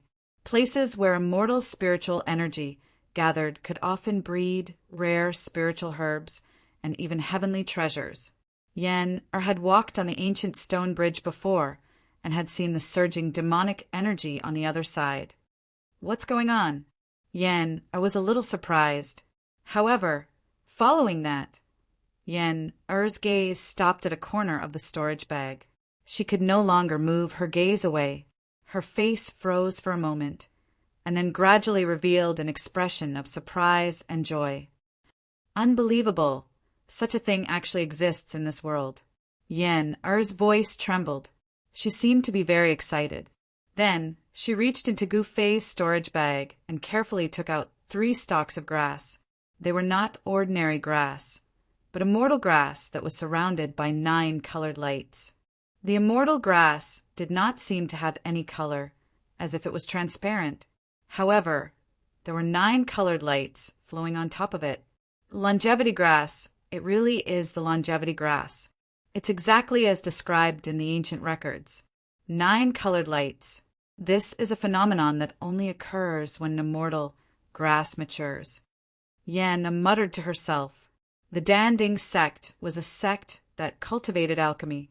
There were countless records of all kinds of spiritual essence in the sect. Yen was the last descendant of the Danding sect. Of course, she knew about the 9-colored longevity grass. If a mortal consumes it, they will live for 200 years. Moreover, they will be immune to all kinds of diseases. If they consume it, they will be able to solidify their soul and extend their lifespan by 200 years. Yen muttered to herself as she looked at the 3 stalks of 9-colored grass in her hands. The reason why she had her current cultivation base was completely due to the help of the medicinal pills. Of course, it was also related to her talent. However, there was a fatal flaw in the cultivation base that relied on medicinal pills. That was that the state of mind could not keep up with the cultivation base. Although Yen was at the peak of the 9th heavenly layer of the transcending mortality realm, her state of mind was not proportional to her cultivation base. The power of the 9th heavenly layer had to be controlled by the state of mind of the 9th heavenly layer. Yen was very clear about her own situation. The reason why she did not dare to take that step was because she was afraid that she would follow in the footsteps of the seniors of the Danding sect. She was afraid that her Tao core would shatter and her soul would dissipate. For cultivators, breaking through from the transcending mortality realm to the ascending void realm was not a guaranteed success. There was no danger involved. In fact, the situation was the exact opposite. The higher the cultivation base, the greater the risk one would have to face when breaking through to the next realm. For cultivators at the peak of the 9th heavenly layer of the transcending mortality realm, if their Tao core was shattered but they could not condense their nascent soul, it meant that they had failed to break through. There was only one outcome for those who failed to break through, and that was death. The terrifying power that erupted from the shattering of the Tao core could not condense a nascent soul. Once that power went out of control, it would destroy the cultivator's physical body and primordial spirit in an instant. Those who were lucky might be able to return to the heavenly Tao and be reincarnated as a human. Those who were unlucky would have their souls scattered and their life imprints completely erased. The longevity grass had another effect, which was to condense the spirit and solidify the soul. It could eliminate the hidden dangers left behind by consuming spiritual pills to increase one's cultivation base. This was what Yen urgently needed now. With the longevity grass, she could try to take that step. I didn't expect that kid to have such a spiritual herb of heaven and earth. Where did he get it from? Yen was shocked and couldn't help but be astonished. The longevity grass was a legendary item. For thousands of years, the cultivators of the Danding sect had walked through the endless mountains and rivers of the Tonglong continent, but they had not even seen the shadow of the longevity grass. One could imagine that it was not easy to obtain this kind of spiritual herb of heaven and earth. N. It seems like there is a need to find out where this kid came from.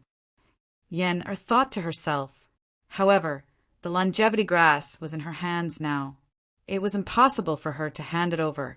She was already thinking about how to take the longevity grass for herself. Kill Gufei? That doesn't seem possible. I have no enmity with him. How can I kill him for no reason? Yanner shook her head. Actually, she had always been cultivating in the Danding cave and rarely went out. She had never killed anyone before. Otherwise, Boss Dongfang, Bei Tengyu, and the others who broke into the outer area of the Danding cave would have been torn into pieces by the countless ferocious beasts she controlled. How could they escape so easily? Actually, with Yen Er's cultivation base at the 9th heaven of the transcending mortality realm, it was easy for her to kill Boss Dongfang and the others. Sigh. So annoying. How can I get the longevity grass from that kid legitimately? Yen stood up from the purple jade chair irritably. And I got it. After I cure him, this longevity grass will be my reward. Haha. Yen laughed happily. She then carried the 3 9-colored longevity grass and walked into the depths of the cave. The depths of the cave was connected to the underground spiritual vein. It was the place with the densest spiritual energy in the entire Danding cave. The ancestors of the Danding sect had opened up a medicinal herb field there. The real heaven and earth spiritual essence was planted in the medicinal herb field in the depths of the cave. Yen moved the 3 9-color longevity grasses into the medicine field. Spots of spiritual light immediately gathered toward the 9-color longevity grasses. The 9-color glow that lingered around the 9-color longevity grasses became brighter. There's a 9-leaf mysterious ginseng. All right, this is mine too. Yen took out the 9-leaf mysterious ginseng from Gufei's storage bag and planted it in the medicinal herb field. And mysterious sky vine, Juxian fruit, yin yang lotus. These are all mine. Yen murmured to herself. She kept taking out heaven and earth spiritual essence from Gufei's storage bag and planted them in the medicinal herb field. Chapter 331. Over the past few days, peerless experts had started to appear in the northern region of the Northern Wei Empire. People would occasionally see divine rainbows flying across the sky. There were more and more cultivators in Bailing City. There was a rumor circulating among the cultivators that someone had discovered a spirit vein in the northern lands. It was a spirit land that had yet to be developed. This wasn't a baseless rumor. The appearance of peerless experts in the northern lands was a very good proof. Guest Cloud Inn was one of the best inns in the northern mountain city. However, in the northern mountain city where cultivators gathered, this place seemed a bit deserted. This inn had been completely booked by a cultivation family from the east. The cultivators who entered and left the inn were only disciples of this family or cultivators who were on good terms with this family. There was once a cultivator who was dissatisfied with the fact that the people of this clan occupied this inn all by themselves and came to cause trouble. However, he was thrown out of the inn by an old man who looked like an old servant and wore a small green robe. After the old man showed off his skills, no one doubted the strength of this family from the east anymore, and no one came to cause trouble. In a courtyard at the back of the inn, the accumulated snow had already been cleared away. There were some cold-resistant plants planted in the courtyard, and they were still green. The courtyard wasn't big, but everything that should be there could be seen here. There was a pavilion in the fake mountain. The pavilion was covered in a thick layer of snow, and a few icicles could be seen hanging down from the roof. There was a pond next to the pavilion, but strangely, the water in the pond wasn't frozen in the cold northern lands. One could even see the figures of koi fishes swimming in the water. There were 4 people sitting at the stone table in the pavilion, 3 men and 1 woman. Boss Dongfang, which senior from the Dongfang family came to the northern lands? A middle-aged man with silver hair and a black blade on his back asked. Boss Dongfang wasn't really the boss of the Dongfang family. It was just a title. There were many people in the Dongfang family who were stronger than Boss Dongfang. In terms of strength, Boss Dongfang would be called Boss Dongfang in the Dongfang family. However, it had to be said that Boss Dongfang was an expert with great potential in the Dongfang family. With his cultivation at the eighth sky of the Ascended Realm, Boss Dongfang was highly regarded by the upper echelons of the family. This is not something I can know. Eldest brother Dongfang replied calmly.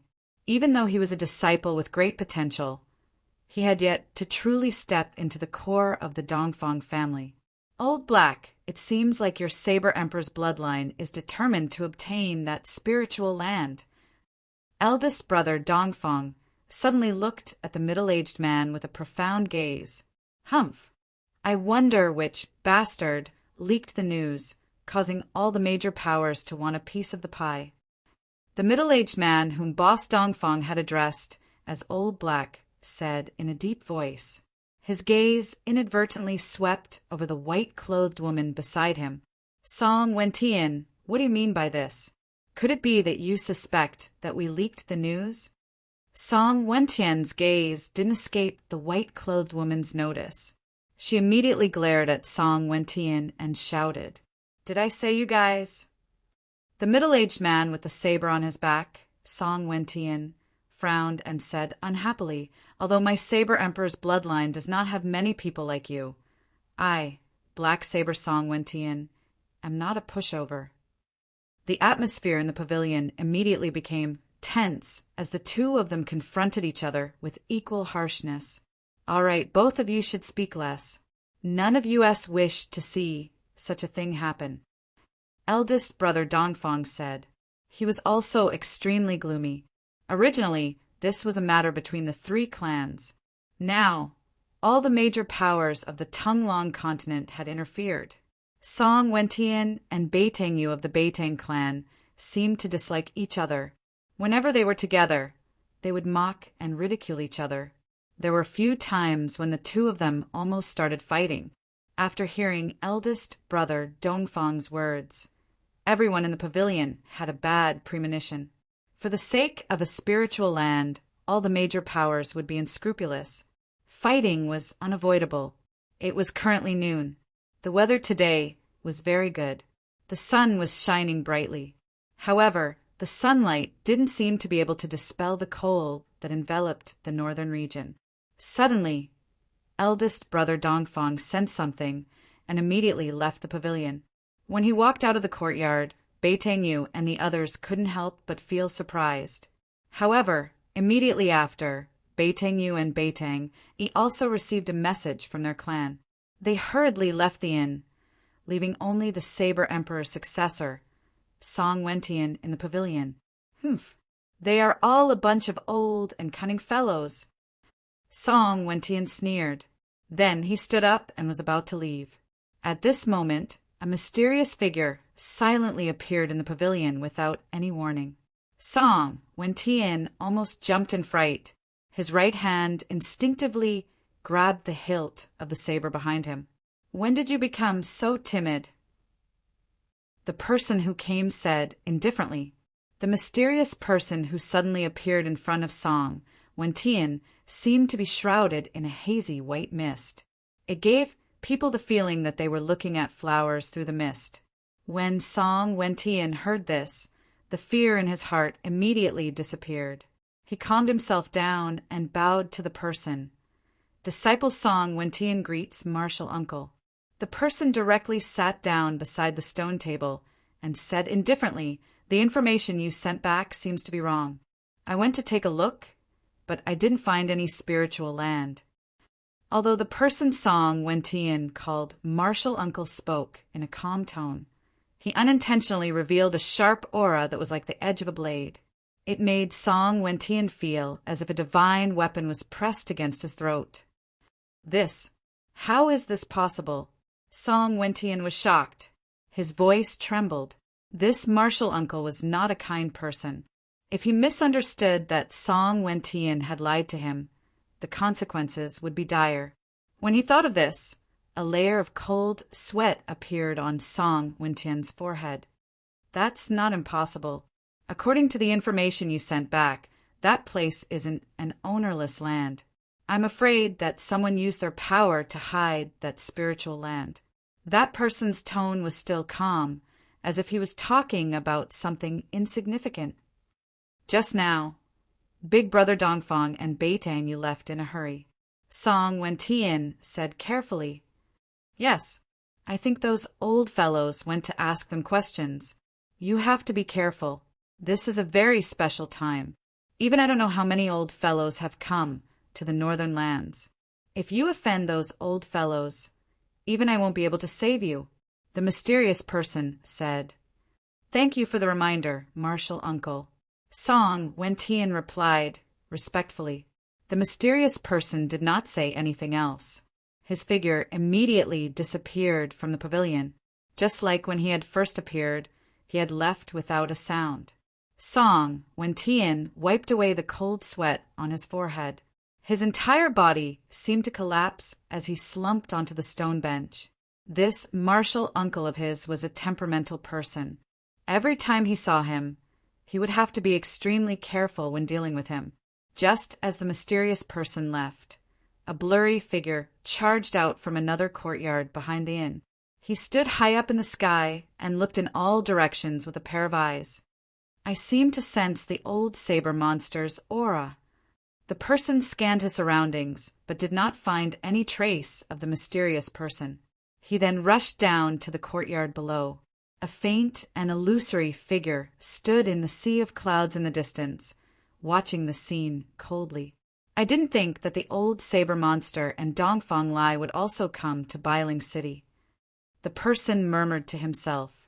Then, his figure disappeared into the sea of clouds. The bitter cold northern lands was no longer peaceful. Bailing City was no longer deserted. At this moment, the entire northern lands was filled with turbulent undercurrents. Many great figures had turned their attention to this place. The Pill Cauldron's paradise was isolated from the rest of the world. Although countless cultivators from the northern lands had entered, and there was no lack of peerless experts among them, it was difficult for them to break the peace of the Pill Cauldron's paradise. The forest that Beitangyu and the others had inadvertently entered seemed to have disappeared from the world. The Dongfang family, the Beitang family, and the Saber Emperor's bloodline had sent many experts into the depths of the snow forest. However, they could no longer find the forest that was filled with roaring beasts. Some people began to doubt the reliability of the spiritual land. However, the people from the Dongfang family and the Beitang family knew that the spiritual land definitely existed.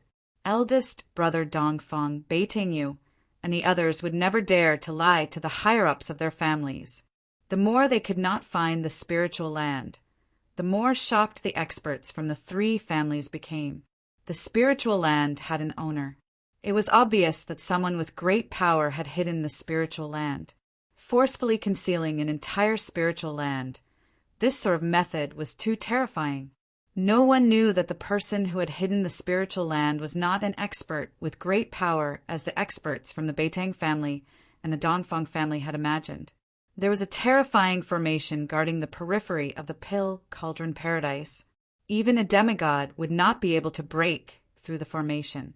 If the owner did not activate the formation, no one could enter the Pill Cauldron Paradise.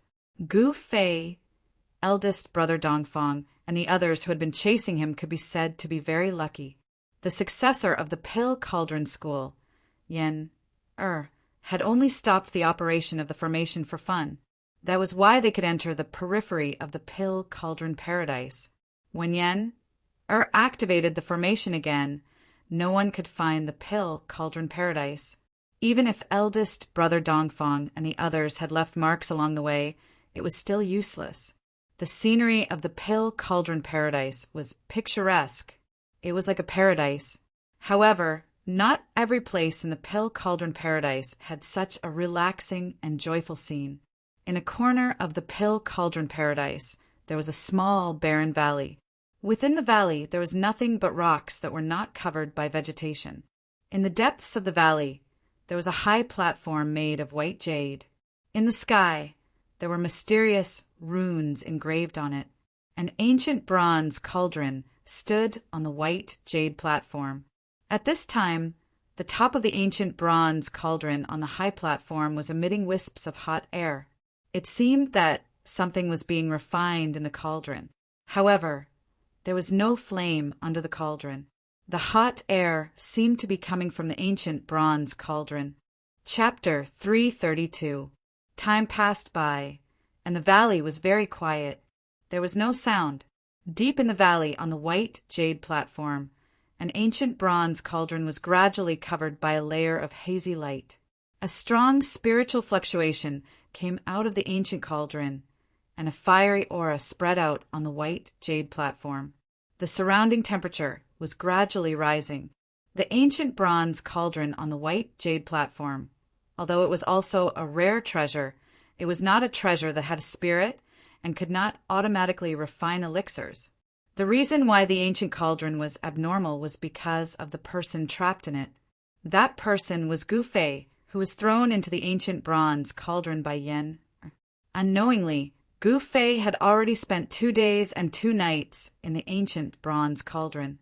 During this time, Gu Fei was always in a deep state of meditation, and the mysterious arts in his body were constantly running. His body was like a bottomless pit, greedily absorbing the huge amount of spiritual energy contained in the spiritual liquid in the cauldron. His consciousness was in a state of half awake and half dreaming. He could only vaguely sense what was happening in the outside world. This kind of feeling was very unreal, as if he was in the clouds and fog and could not be accurate. The spiritual energy in the ancient bronze cauldron was rising, and the rays of light were circling around Gu Fei's body. The ancient martial arts cultivation method was indeed extraordinary. Even if his body was extremely weak, Gu Fei could still use a little essence in his body to guide the spiritual energy in the cauldron into his body to expel the yin and ghost qi in his body. For 2 days, he used the spiritual energy in the cauldron to nourish his weak body and gradually wear down the yin and ghost qi in his body. This method seemed to be effective, and he succeeded in expelling a small part of the mysterious yin and ghost qi.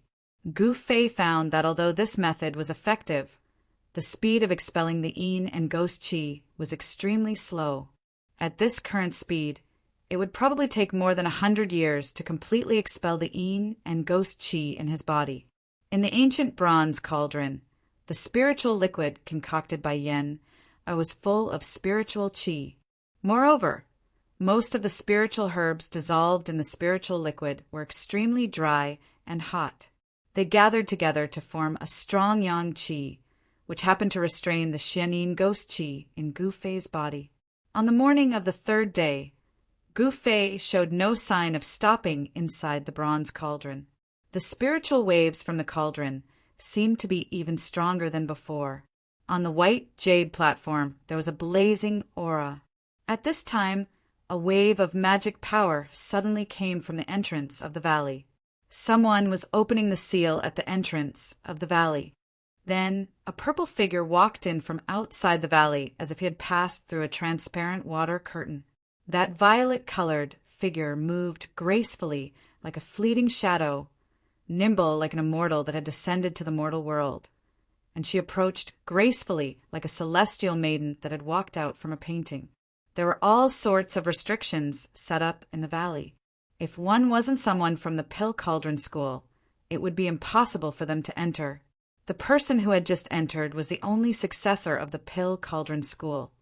Yenner. Once she entered the valley, she walked straight into the depths of the valley. As she approached the white jade platform, she suddenly paused and a strange expression appeared on her face. She had sensed something strange on the platform. Yen Er's beautiful face revealed a hint of astonishment as she walked onto the white jade platform. She stared at the steaming ancient bronze cauldron and mumbled to herself, "I didn't expect him to have such a trick up his sleeve. His body is like rotten wood, but he can still attract spiritual qi into his body. That's good too. It saves me a lot of effort." As Yen spoke, she sat down cross-legged in front of the ancient bronze cauldron and began to form a spell with her hands. Waves of magic power rippled out from Yen Er's hands. Then Yen-Er sent rays of light condensed from her magic power towards the ancient bronze cauldron in front of her. The magical light entered the body of the cauldron.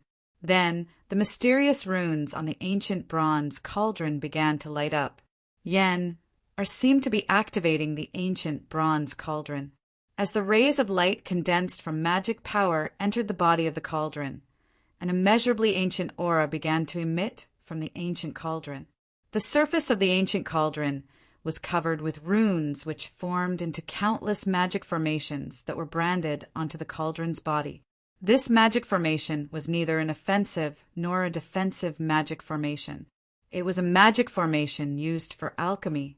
Yen-Er was activating the alchemy magic formation on the ancient cauldron and releasing the power of alchemy fire. The ancient bronze cauldron began to emit waves of powerful energy. The runes on the cauldron's body began to appear, and the spiritual chi around the white jade platform began to gather towards the ancient bronze cauldron. The alchemy magic formation began to gather the surrounding spiritual chi of heaven and earth and turned it into alchemy fire. Wisps of fire energy began to emerge from the cauldron's body like tiny fire snakes swimming around the cauldron's body. The alchemy magic formation did not release the alchemy fire outwards. Instead, it burned towards the inside of the cauldron. Rumble. The ancient bronze cauldron began to vibrate. Then it left the ground and floated above the white jade platform. Slowly it began to rotate. Yen-Er, who was sitting cross-legged on the white jade platform, had a grave expression on her face. She stared at the ancient bronze cauldron in the sky and shot out rays of light. As more and more magic formations were activated, the entire ancient bronze cauldron began to flow with fiery red fire energy. It was not an ordinary fire.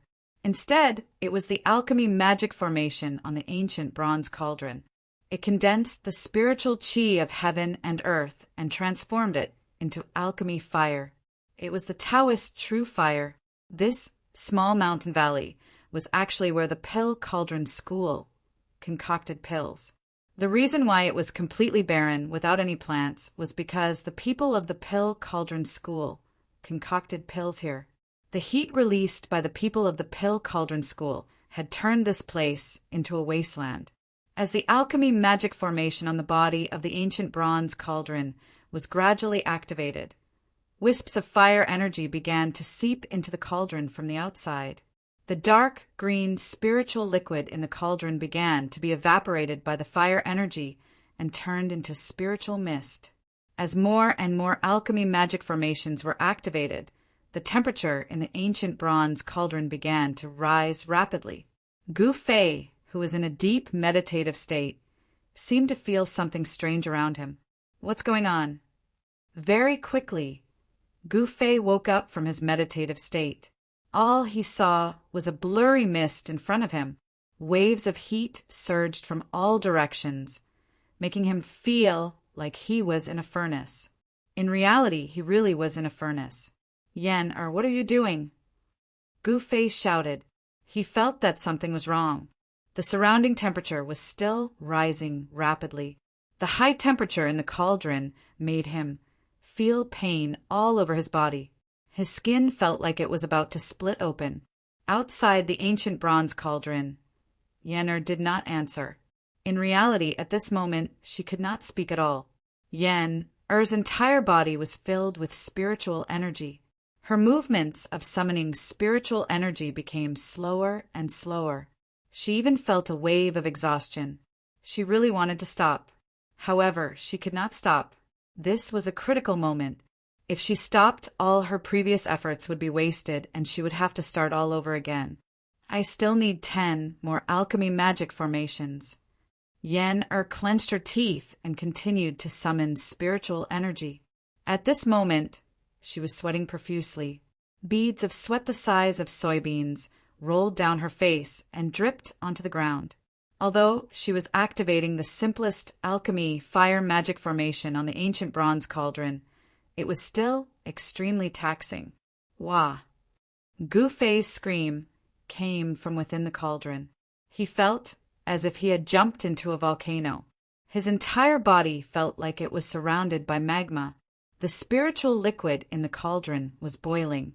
It constantly evaporated due to the high temperature and turned into a spiritual mist. What was terrifying was that the temperature of the spiritual mist seemed to be even more terrifying than the heat that was surging in from all directions. The ancient bronze cauldron emitted an unfathomable force that bound the spiritual mist that was evaporated from the spiritual liquid inside the ancient cauldron. It just happened to envelop Gu Fei. An unfathomable force seemed to be pressing down on Gu Fei. The spiritual mist outside his body drilled into his pores through his body. The spiritual mist formed by the alchemy fire contained pure spiritual energy. However, at the same time, it also contained a terrifying heat. Gu Fei felt as if traces of magma had drilled into his body. From top to bottom, his meridians, his flesh, and even his bones, there were countless fire snakes slithering about. His entire body, from the inside out, was being mercilessly burned. The terrifying pain stimulated Gu Fei's sensitive nerves, causing him to scream and almost have a mental breakdown. Arg! So painful! Stop right now! Gu Fei screamed. Even though his mind was as firm as iron, he could not endure the pain in his body. Good. It's finally done. Yen used the last spiritual technique and shot out the last ray of spiritual light condensed from her spiritual energy. She activated the last alchemy array. Bang! The entire ancient bronze cauldron was immediately covered in a ball of fire. The alchemy array began to operate. Spiritual energy from all directions converged and turned into raging flames. The entire cauldron turned into a huge fireball in the blink of an eye. When Yen heard the inhuman screams coming from the ancient bronze cauldron, she could not help but frown. She thought to herself, "Didn't this guy say that he could endure any pain?" Yen sat paralyzed on the ground and took out a jade bottle from her body. She poured out a medicinal pill and swallowed it. Very soon, her pale complexion, which was slightly pale due to the large amount of magic power she had consumed, began to turn rosy. Hee, you can enjoy yourself in there. I will come back in 3 days. If you are still alive by then, you will have a chance to recover. As she spoke, Yenner stood up from the ground and walked down the white jade platform. Poor Gu Fei.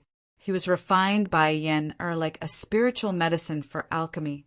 What was more frightening was that the ancient bronze cauldron produced a great force that bound him to the center of the ancient cauldron. Gu Fei, who was wrapped in layers of spiritual fog, could not die even if he wanted to. It was as if he was being roasted on a fire. He was enduring an inhuman pain that was 100 times worse than death by 1,000 cuts. Inside the ancient bronze cauldron, the spiritual mist surged violently. The spiritual mist constantly seeped into Gu Fei's body through his pores. Gu Fei only felt that his entire body, inside and out, was burning with raging flames. He could even smell the smell of burning. Ah! Ah! Ah! He screamed until he was hoarse. In the end, he could no longer scream. His throat could only make a few sounds of ah, ah, humph, humph. The endless pain he was enduring was not without its benefits. More than half of the ghostly aura that was sealed by the 18 soul-suppressing nails in his body had been dispelled.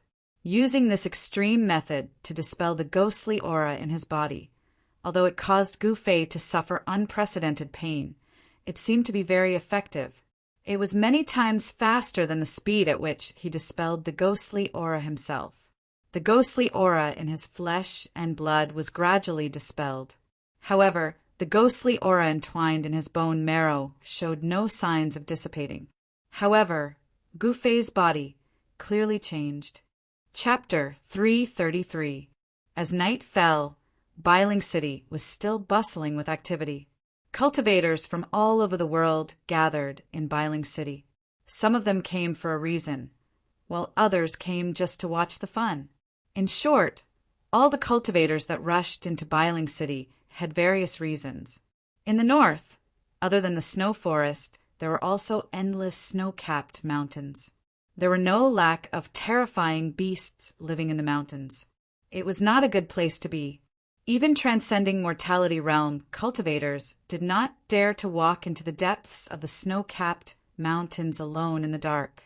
On this night, with a bright moon and few stars under the moonlight, 3 figures quickly walked on the thick snow. They did not even leave any footprints wherever they went.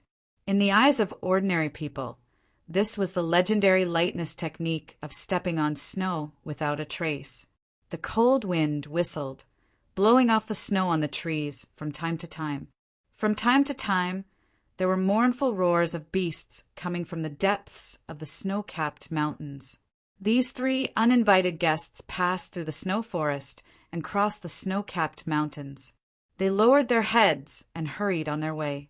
They seemed to be heading somewhere, not aimlessly. After walking for 100 miles, the 3 stopped at the foot of a mountain. The bone-chilling wind could not reach here. A young man in a white robe with a simple long saber on his waist took out a map and looked at it. The long saber on the young man's waist was covered with runes, and a faint, cold, and fierce aura was emitted from it. This saber seemed to be extraordinary. "Hey, Dongfang Long, how far are we from the 9 underworld spring?" A handsome young man in a black robe said to the young man who was looking at the map, "Beitang Ao, be polite." Another young man in a white robe looked at the young man in a black robe and said, unhappily. Beitang Ao looked at the young man in a white robe with disdain and said coldly, "If it was in the past, I could be polite to you brothers, but now, hee." It turned out that these 3 young men were Dongfang Chin, Dongfang Long, and Beitang Ao of the Beiting clan.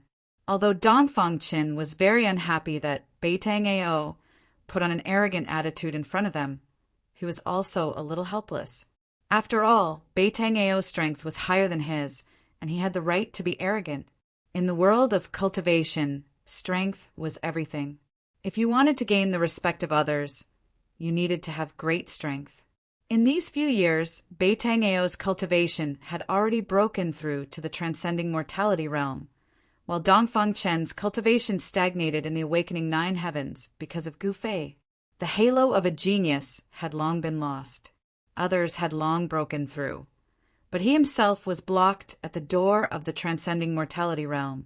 This made Dongfang Chen feel depressed every time he thought about it. "Beitang Ao, if you have the guts, then go and act crazy in front of Gu Fei." Dongfang Long put away the map and said disapprovingly. Upon hearing what was said, a hint of displeasure flashed through Beitang Ao's face. He said coldly, "Who said that 1 arrow is enough to kill Gu Fei, making this father come to this desolate place in the middle of the night?" After Dongfang brothers heard Beitang Ao's words, they became somewhat angry. "Don't we want to kill Gu Fei? If Gu Fei doesn't die, what does it mean for our 2 families, don't you know?" Dongfang Chin said angrily, Okay, I don't want to quarrel with you.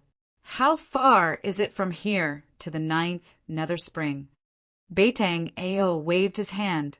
Dongfang Chen and Dongfang Long looked at each other. They both knew that the matter at hand was more important. They still had to borrow the power of the Beitang family. It was not wise to fall out with Beitang Ao at this time. After crossing the 2 snow-capped mountains in front, we can reach the land of extreme Yin. Dongfang Long said, "Then what are you waiting for? Let's go." Beitang Ao said coldly. The relationship between Beitang Ao and Dongfang brothers didn't seem to be very good, but both sides didn't want to make things too stiff. So the 3 walked out of the call and continued to the depths of the snow-capped mountains. Dongfang brothers and Beitang Ao were all cultivators, so they were not afraid of the cold. They walked on the thick snow as if they were flying. Soon they crossed the 2 snow-capped mountains in front of them and came to a snow valley. They stopped. They all felt a trace of uneasiness at the same time. The entire valley was shrouded in strands of black qi, and the grayish-black underworld mist floated in the air. The valley emitted an eerie and terrifying aura that caused one's heart to palpitate, as if there was a peerless demon hiding in the valley.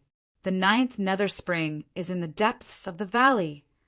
Dongfang Long said, but he didn't move his feet. He seemed unwilling to step into the valley. At least, he didn't want to be the first to enter this evil place. The 9th nether spring was definitely not a good place. Here, an energy gathered. Just by standing outside the valley, one could feel the cold air penetrating into their body. If we don't get the water of extreme Yin from the 9th nether spring, we can't extinguish the flame of the primordial spirit lamp. Dongfang Chen muttered to himself. No one knew who he was talking to. The 9th nether spring was a secret place in the north. Here, Yin energy gathered. It was Yin cave. For devil cultivators or ghost cultivators, it was a treasure land. Cultivating in the Yin cave would yield twice the result with half the effort. The three of them knew that the valley in front of them was very evil.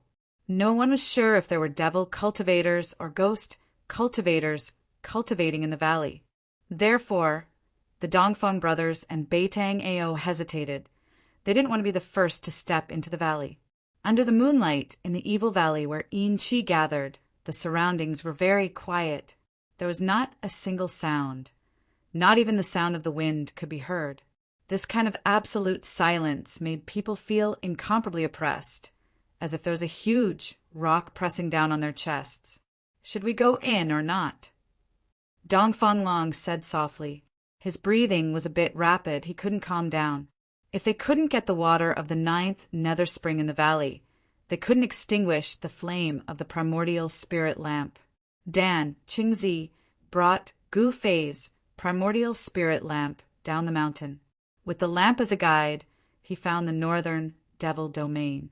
As long as Gu Fei didn't die, the lamp wouldn't extinguish.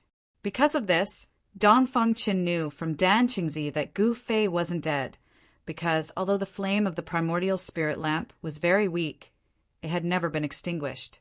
Dan Qingzi was still trying to find Gu Fei. If he found him, Dongfang Chen's secret would be exposed. The crime of murdering a fellow disciple was not small. What Dongfang Chen had done had already violated the rules of the sect and violated the great taboo of the Supreme Mystery Sect. If it was light, he would be crippled of his cultivation base and expelled from the sect. If it was heavy, he would be executed. He would also shame the Dongfang family. This kind of thing must not happen. The water of the 9th nether spring was the place where the Yin cave was located. It was the place where the Yin energy was the densest. The water of extreme Yin was the only thing that could extinguish the flame of the primordial spirit lamp. The purpose of Dongfang Qin and the others was very simple. That was to obtain the water of extreme Yin, and then secretly extinguish the primordial spirit lamp in Dan Qingzi's hands. They would let Dan Qingzi think that Gu Fei was dead. Once the primordial spirit lamp was extinguished, Dan Qingzi might give up looking for Gu Fei. During this period of time, he would find Gu Fei and then kill him. Everything would be solved. Since we're here, we can't go back empty-handed, Dongfang Qin said in a deep voice. His eyes suddenly became fierce and firm. He stepped forward and was about to step into the valley filled with Yin energy. If you don't want to die, leave quickly.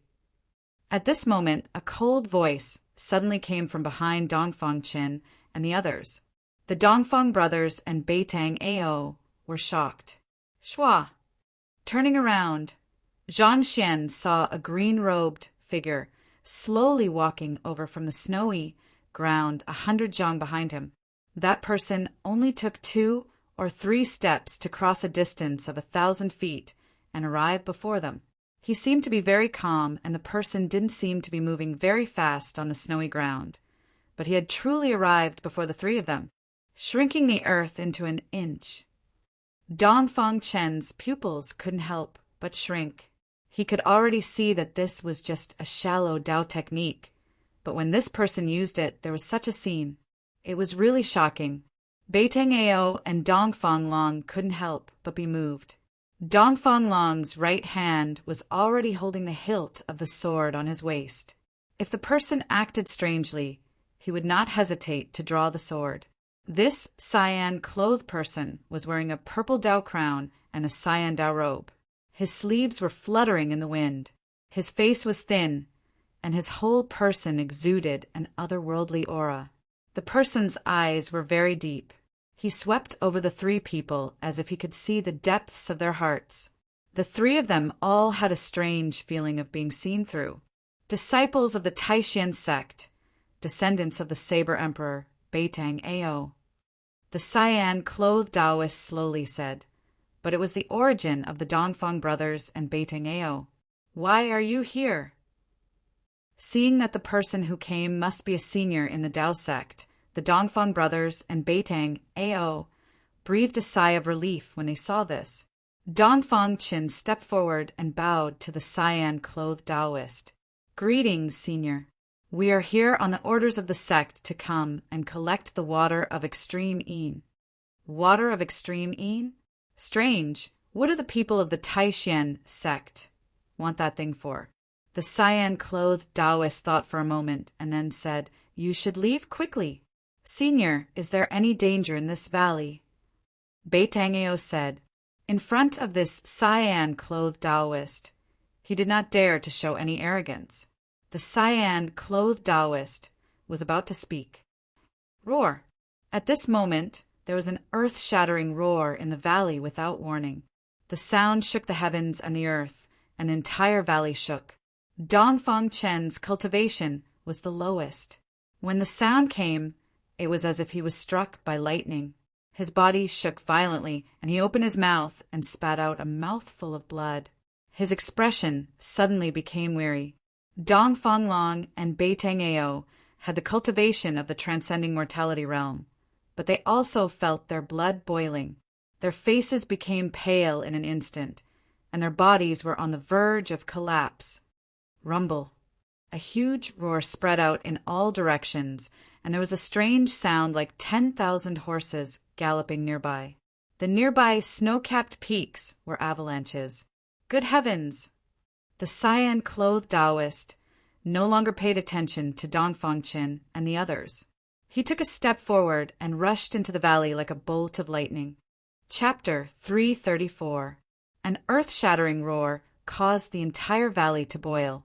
The Yin energy surged violently. A terrifying fluctuation that was like a mountain that made people have the urge to look up at it spread out from the valley. Network. Outside the valley, the Dongfang brothers and Beitang Ao immediately turned pale with fright. Beitang Ao was the first to retreat, while Dongfang Long picked up Dongfang Qin, who was on the verge of collapsing, and retreated as well. They had no choice but to retreat, just like what the azure-robed Taoist said. If they didn't want to die, they had to leave. Inside the valley, there really was an unimaginable existence lurking. Just a roar was enough to make the three of them suffer a great impact. It was easy to imagine how powerful the existence inside the valley was. Boom! Another loud sound came from behind them. A terrifying energy fluctuation, like a monstrous wave, swept out from the valley, and the ground shook violently. Beitang Ao and the others who were running for their lives felt as if they were standing on a violent wave. They almost fell to the ground. It was too terrifying. This was definitely a sound that could only be caused by a peerless cultivator. Peerless cultivators were fighting inside the valley where Yin energy gathered. After running for dozens of miles, Beitang Ao and Dongfang Long finally stopped. They climbed up a mountain and gazed at the valley from afar. A battle between peerless cultivators was definitely a rare sight. They didn't want to miss it. Waves of muffled noises kept bursting out from the valley.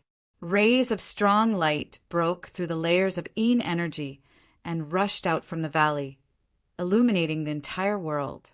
Vaguely, there seemed to be countless talismans surging inside the valley, constantly dispersing the surging Yin energy and emitting an extremely powerful energy fluctuation. A huge demonic shadow loomed inside the valley, emitting an unparalleled ferocious aura. It constantly bombarded the countless talismans that emitted endless rays of light. The talismans drew in the energy of heaven and earth and unleashed an unimaginably powerful force, constantly bombarding the demonic shadow. That person is a powerful cultivator from the Shangqing sect, Dongfang Chen exclaimed. Dongfang Long had already put him down. The front of his shirt was stained with blood. The ferocious demon in the valley roared angrily, and the terrifying sound wave directly injured Dongfang Chen. In front of a peerless expert, the Dongfang brothers and Beiting Ao were as weak as ants. After all, Dongfang Chen was a disciple of the Taishan sect, and the Taishan sect was one of the 3 great Taoist sects. With his knowledge, of course, he recognized that the Taoist in blue who rushed into the valley was using the talisman technique of the Shangqing sect. At this time, a terrifying fluctuation of spiritual power erupted in the valley. Then Dongfang Chen and the others saw a soul-stirring scene. In the sky above the valley, rays of golden light danced in the air like countless golden snakes. Then they formed into a giant talisman that covered the entire valley. With enough energy to destroy the heaven and earth, the talisman slammed down. Rumble. It was as if countless thunderbolts were roaring above the 9 heavens. The incomparably huge golden talisman attracted the spiritual energy of the world. The moment the golden talisman was formed, the endless spiritual energy quickly gathered towards the golden talisman that shrouded the sky above the valley. The golden light illuminated the surroundings, covering the snowy region in a layer of gold. The gigantic golden talisman that enveloped the heavens and the earth sealed the entire valley. The endless yin qi that surged out from the valley was also suppressed. Roar! Inside the valley, there was an earth-shattering roar. The ferocious demon was roaring. The moment the golden talisman shrouded the giant demon, it instantly exploded. The first son of the Demon King is only SOSO. The vast voice spread throughout the sky and the earth. The Taoist in blue stood on top of the golden talisman and used all his strength to activate the golden talisman. The endless yin qi was dispersed by the golden light emitted by the golden talisman. The Taoist in blue seemed to have the absolute upper hand. It turned out that he was making a move against Chu Ge.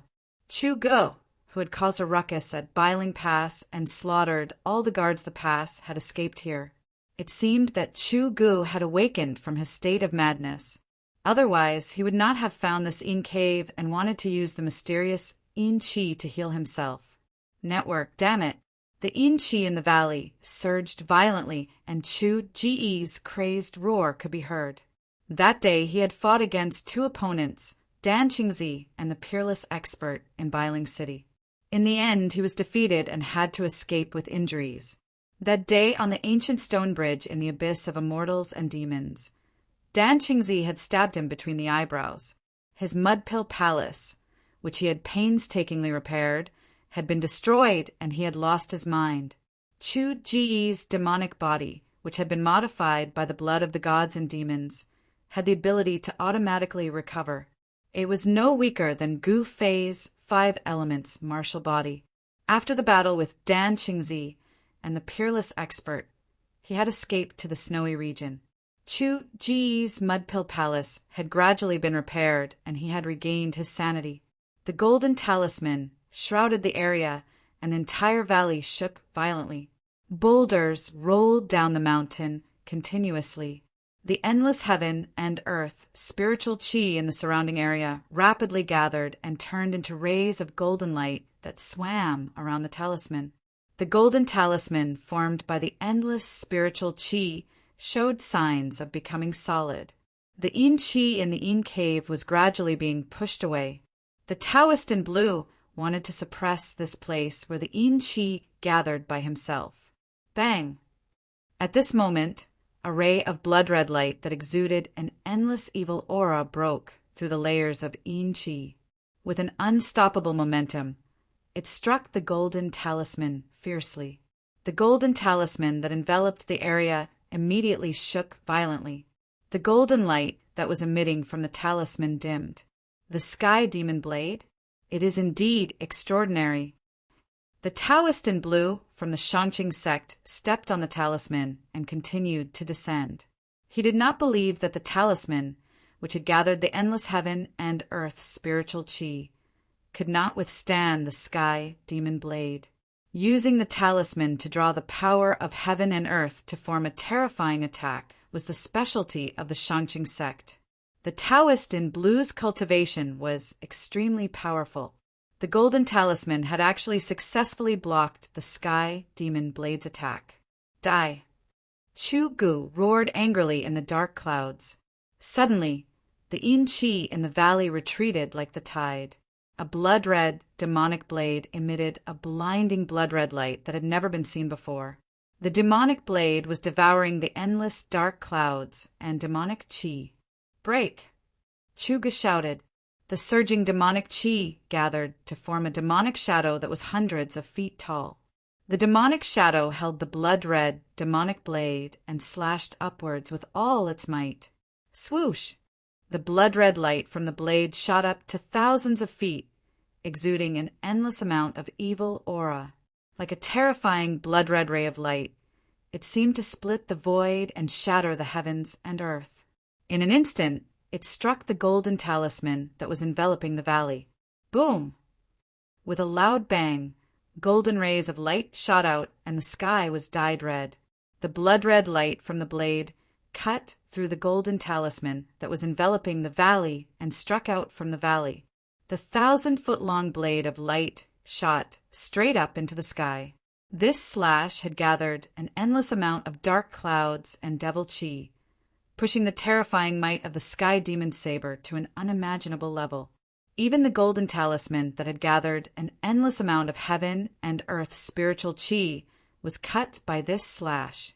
The golden talisman that was cut did not collapse.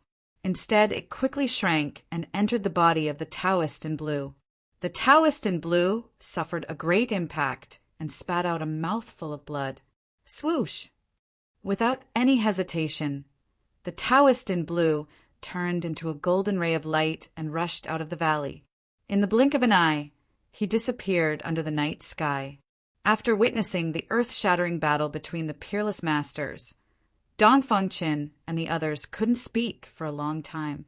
It wasn't until the horrifying energy fluctuation in the world gradually calmed down that they recovered from the shock. This, Dongfang Qin and the others knew that the green-robed Taoist from the Shangqing sect was defeated and the Nine Nether Spring was occupied by the terrifying demon in the valley. The demon was probably hiding in the spring and using the yin qi to cultivate. What should we do? Beitang Ao looked at Dongfang Qin and asked. Dongfang Qin stared at the valley that was surrounded by yin qi. After a while, he said, "What else can we do? We came here for nothing." They knew very well that unless the peerless masters from their clans came, they might be able to obtain the water of extreme yin. However, they could not invite the peerless masters from their clans. To be able to invite Boss Dongfang, Beitang Yu, and the other outstanding descendants of the two clans was already the limit of the power they could use.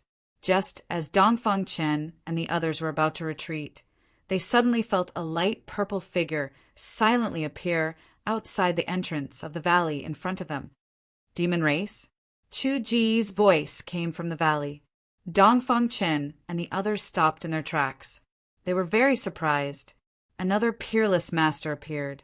It seemed that many people were rushing towards the demon in the valley. One should know that peerless masters of the royal void realm were rarely seen. However, tonight, near the valley where yin qi gathered, 3 peerless masters appeared one after another. Although the mountain where Dongfang Qin and the others were, it was very far away. After all, the vision of a cultivator was extraordinary. They could still see the figure clearly. It was a young girl wearing a light purple dress. If this girl didn't have a pair of furry ears, she would simply be a human. Not only was this girl not human, but she was also a demon who could already transform. Demons who could transform were very terrifying. Not only did they have human-like intelligence, but they also had tyrannical strength. Hee. The heavenly devil blade is indeed worthy of being called the number 1 devil blade of the devil path. Chugo, your name is like thunder piercing the ears these days, the maid-like girl said with a smile. Who are you? I know a lot of demons who can transform, but you are definitely not one of them." Chu Ji's voice was very cold, so cold that it was suffocating. The people who came here were either friends or enemies. He, Chu Go, had no possibility of becoming friends with a demon, let alone a demon. "I want to fight with you, but—" The girl was a little hesitant. She didn't have any intention of making a move. "Are you afraid of an unfair victory?" Chu Gu seemed to know the girl's concerns. A true expert, and a confident expert, often disdained to make a move when the other party was seriously injured. This was because they had absolute confidence in their own strength. Chapter 335. The battle between demons and monsters that Dongfang Qin and others were looking forward to did not happen. The demon girl outside the valley did not attack Chu Go, but retreated in the end. Perhaps the demon girl really thought that if she fought with Chu Go at this time, even if she won, it would be an unfair victory, so she retreated. Although they were demons and monsters, they were not life and death enemies. On the distant snowy peak, the Dongfang brothers and Beitang Ao knew that their trip tonight was in vain. The demon in the valley ahead was incomparably powerful. It was not something they could imagine. "Let's go," Beitang Ao said, and then turned to walk down the snowy peak. At this moment, Dongfang Qin suddenly said, "Wait a minute. What? Do you still want to get the extreme in water at this time? Don't dream." Beitang Ao glanced at Dongfang Qin disdainfully and said coldly, "This is not impossible." Dongfang Qin said indifferently, "Second brother, don't take the risk. The demon in the valley, even if the peerless experts of the family come, they may not be able to drive him away. If we go to get the extreme in water at this time, it is tantamount to throwing away our lives." Dongfang Long said with a frown, "Big brother, will I be a fool who will throw away my life knowing that there is danger?" Dongfang Qin said calmly. When Beitang Ao and Dongfang Long saw that Dongfang Qin did not seem to be joking, they couldn't help but be curious. Does he really have a way to get the extreme in water? Wait, if my guess is right, the demon in the valley is about to leave. Dongfang Qin seemed to have a card up his sleeve, but only he himself knew that in fact, he did not have much confidence. Okay, I will wait and see." Beitang Ao had already walked more than a dozen steps. After hearing Dongfang Qin's words, he laughed and walked back. He wanted to see Gu Fei suffer. However, at this time, Dongfang Long and Beitang Ao seemed to have vaguely thought of something. It seemed that what Dongfang Qin said was not impossible. It had to be said that Dongfang Qin's words were really accurate. After the demon girl outside the valley left, soon a mass of demon qi rushed out of the valley, and a heart-palpitating and terrifying aura immediately spread. The mass of demon qi, like a demon cloud, rushed out of the valley and quickly flew towards the north. In the blink of an eye, it disappeared under the night sky. This, Beitang Ao and Dongfang Long couldn't help glancing at each other. They couldn't believe that the devil path expert in the valley really left. "Second brother, how did you know that the demon in the valley would leave?" Dongfang Long asked in shock. Dongfang Qin smiled and said, "Actually, it's nothing.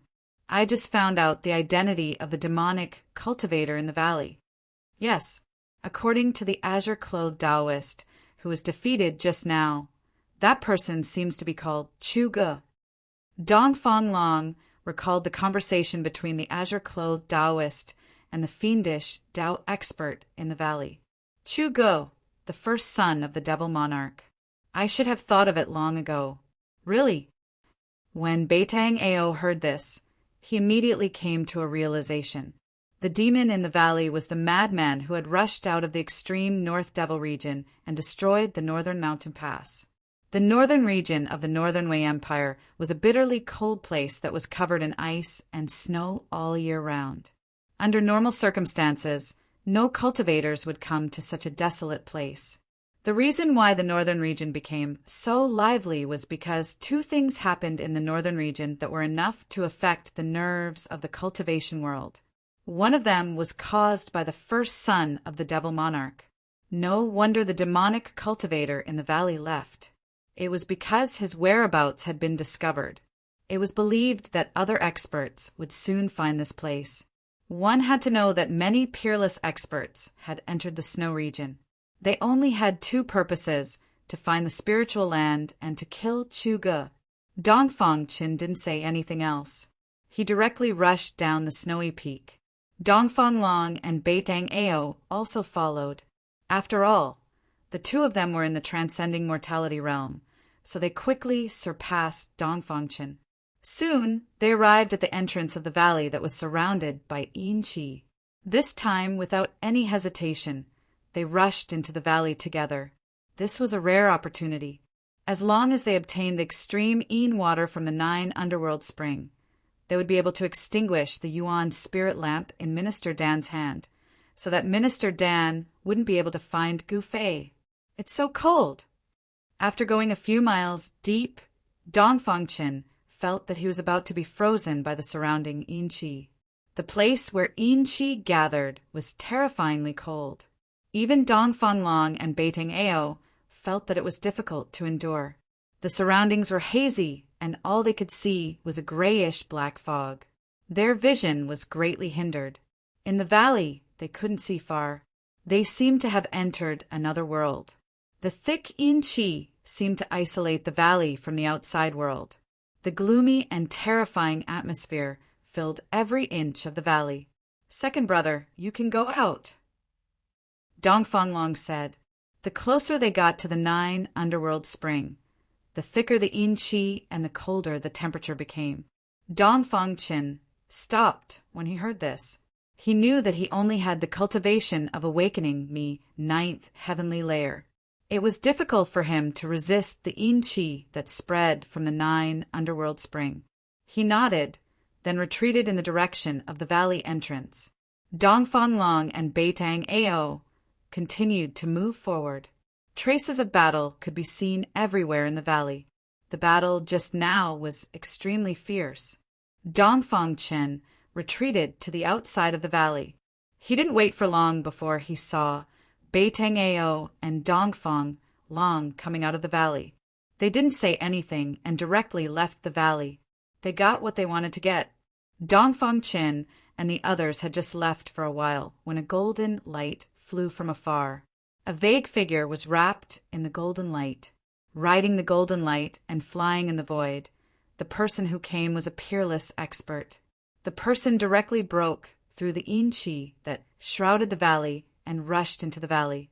Soon, the person rode the golden light and rushed out of the valley. The golden light flashed and went far away in an instant.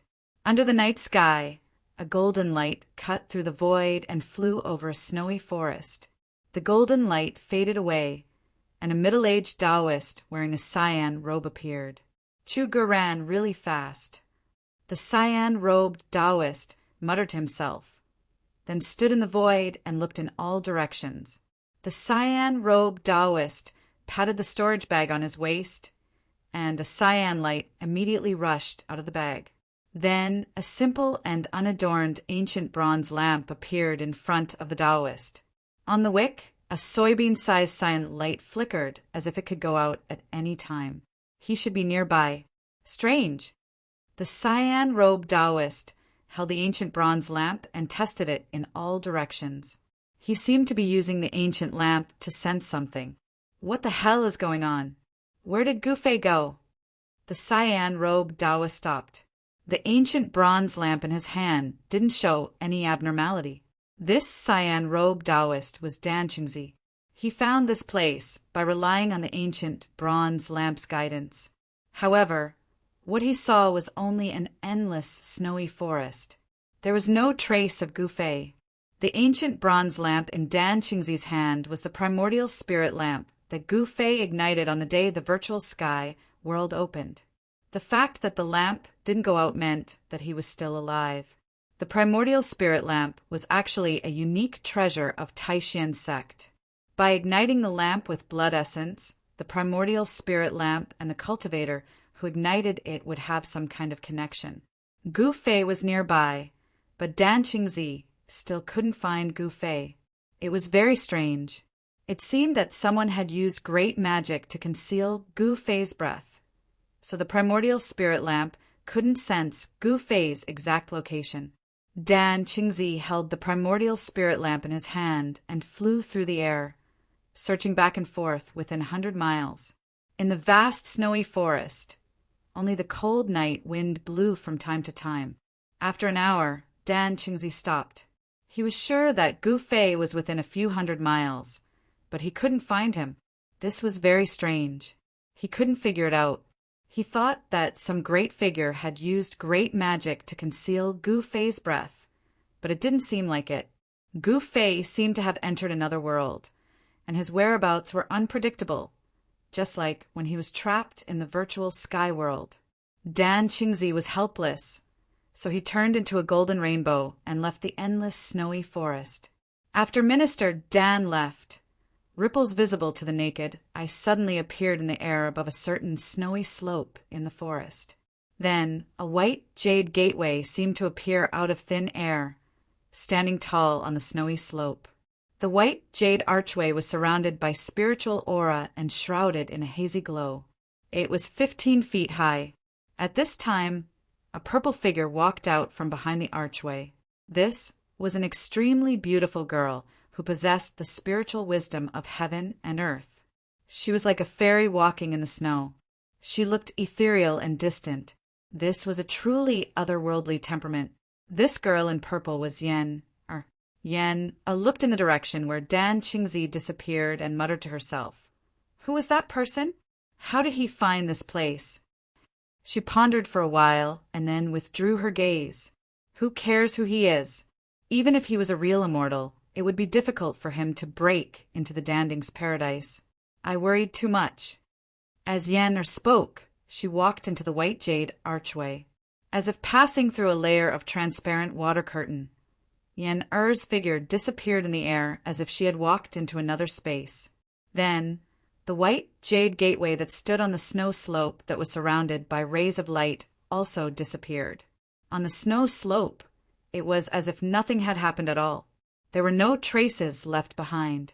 3 days later, Yen-Er came to the barren small valley again and climbed the white jade high platform in the depths of the valley. On the high platform, a huge fireball was burning. The terrifying heat emitted by the fireball seemed to distort the surrounding void. There was no sound coming from the fireball. Gu Fei seemed to have been refined in the ancient cauldron. Chapter 336. Above the white jade platform, heat waves billowed. The large fireball suspended in the air was like a sun, emitting a dazzling light. The runes around the high platform were also flashing with a misty light.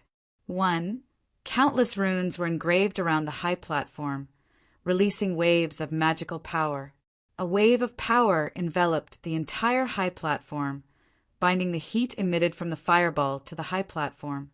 Yen-Er stood in front of the large fireball, and the surrounding heat waves did not seem to affect her at all. Vaguely within the fireball, a large red cauldron could be seen looming. There seemed to be fire dragons lingering around the large cauldron, and the high temperature caused the void to distort. The alchemy fire array above the primordial chaos pill cauldron gathered spiritual energy from all directions, transforming it into alchemy fire. It was not an ordinary fire, but a Taoist alchemy true fire. Although it was the lowest level of alchemy fire, not even the 3 true fire, the high temperature it emitted was enough to melt ordinary iron. "Old Gu, are you dead? If you're not dead, answer me." Yen-Er stared at the large fireball suspended in the air and said with a dignified expression, "Gu Fei had been refined by the alchemy fire for 3 days and 3 nights in the primordial chaos pill cauldron. Even Yen-Er was not sure if Gu Fei could survive it. This method could be said to have a slim chance of survival. Gu Fei was likely to be refined to death by the alchemy fire, but in order to expel the Xian-Yin ghost qi from Gu Fei's body, it seemed that only this extreme method could be used. Although Yen-Er's voice was not very loud, it was mighty on the high platform. Her voice had a special penetrating power, and the person in the cauldron could definitely hear her voice. No one responded. There were no fluctuations coming from the giant cauldron wrapped in the fireball. Besides the raging fire, the ancient cauldron was silent. Gu Fei in the cauldron seemed to have been refined to death by the endless fire. He can't really be dead, right? Yen-Er could not help but change her expression. She could no longer maintain her calm. Yen-Er hurriedly formed a spiritual art and released magic power, stopping the alchemy fire array above the primordial chaos pill cauldron. The fire gradually sank into the red body of the cauldron, and the flames around the ancient cauldron began to dissipate. The spirit chi that gathered from all directions also dissipated in the void. The primordial chaos pill cauldron gradually stopped spinning and then slowly descended from the sky. With a bang, it landed in the center of the white jade platform. On the white jade platform, there was a huge Dharma array, and the primordial chaos pill cauldron landed right in the middle of it. The great flame on the cauldron had already been extinguished. The bright red cauldron began to return to its original color, and the runes faded into the cauldron. Who? The lid of the cauldron flew up. Then a fiery red thing flew out from the cauldron and fell on the white jade floor beside the ancient cauldron. Pum! The cauldron lid fell back down and covered the ancient cauldron again. Network It was a man who was hugging his knees and curled up into a ball. His entire body was red, like a giant roasted prawn. This person was Gu Fei, who had been thrown into the primordial chaos pill cauldron by Yen-Er and used as a pill to refine for 3 days and 3 nights. The clothes on his body had already turned to ash, and his long hair had already fallen off. His entire body seemed to have been roasted, and some parts of his skin had even fallen off, revealing charred flesh. Gu Fei looked extremely miserable, but he was not dead yet. Yen-Er could sense an extremely weak life force from Gu Fei's body. It was hard to imagine what kind of terrifying torture Gu Fei had gone through in the past 3 days and 3 nights. However, there was no doubt that he had made it through. His will to live was very strong, and could even be considered abnormal. No one could be refined in the cauldron for 3 days and not collapse. Good. Yen-Er heaved a sigh of relief and put down a huge stone in her heart. At the same time, she could not help but look at Gu Fei in a new light. Although his life force was very weak, he had ushered in a new life. Seeing the naked Gu Fei, Yen-Er's face couldn't help but flush red. She took out a set of clothes from her storage pouch and a jade bottle. She uncorked the bottle and poured out a green pill the size of a pigeon egg. A refreshing fragrance of plants immediately filled the air. Yen-Er held the elixir in her palm and used her magic power to turn it into a dark green mist. Then, she controlled the mist to wrap around Gu Fei, who was on the ground. The mist from the green pill contained a huge amount of life energy. It was a huge amount of vitality refined from the spiritual energy of the plants. This vitality constantly seeped into Gu Fei's body. Gradually, Gu Fei's body changed. His red skin began to crack and fall off. The skin that fell off was as translucent as a top-grade jade, shining with a bright luster. The green mist that enveloped Gu Fei's body gradually thinned. Gu Fei's body was like a dry land that desperately needed the nourishment of rain. For Gu Fei, spiritual energy was like rain. After absorbing the spiritual energy from the pill, the weak fluctuation of life energy in Gu Fei's body began to grow stronger. At a speed visible to the naked eye, a new head grew out. The new head was no longer snow white, but black and shiny. After injecting all the mist from the pill into Gu Fei's body, Yen-Er left the white jade high platform. She knew that Gu Fei would wake up soon. After Yen-Er left, Gu Fei's body began to twitch slightly, and his breathing became rapid. The spiritual energy from the pill had filled his body with vitality. His eyelids were twitching, and his eyeballs could be seen moving under his eyelids. "I'm dying of pain!" Gu Fei suddenly screamed. He opened his mouth and spat out a mouthful of turbid air, waking up. He felt a breath stuck in his chest, and it was extremely uncomfortable. He could only desperately breathe in fresh air to relieve the suffocating feeling in his chest. After a long time, he calmed down. "Are you out?" Gu Fei slowly stood up from the ground. He looked around and felt that he was standing on the white jade high platform. The ancient bronze cauldron beside him was still emitting bursts of heat. Gu Fei looked down at his hands. The skin on his arms was as smooth as white jade. It seemed to be even more delicate than a woman's skin. Gu Fei felt that his body seemed to be a little different, as if his flesh and blood had been reborn. After 3 days and 3 nights of tempering, Gu Fei felt that his body seemed to be more powerful than before, as if there was an inexhaustible amount of energy in his body. He put on the clothes that Yen had prepared for him and then left the white jade high platform. Just as Yen opened the mixed essence pill cauldron and released Gu Fei, a figure sitting in a pavilion in a courtyard in Bailing City, woke up from his meditation. He patted the storage bag on his waist. An ancient bronze lamp immediately flew out from the storage bag and floated in front of him.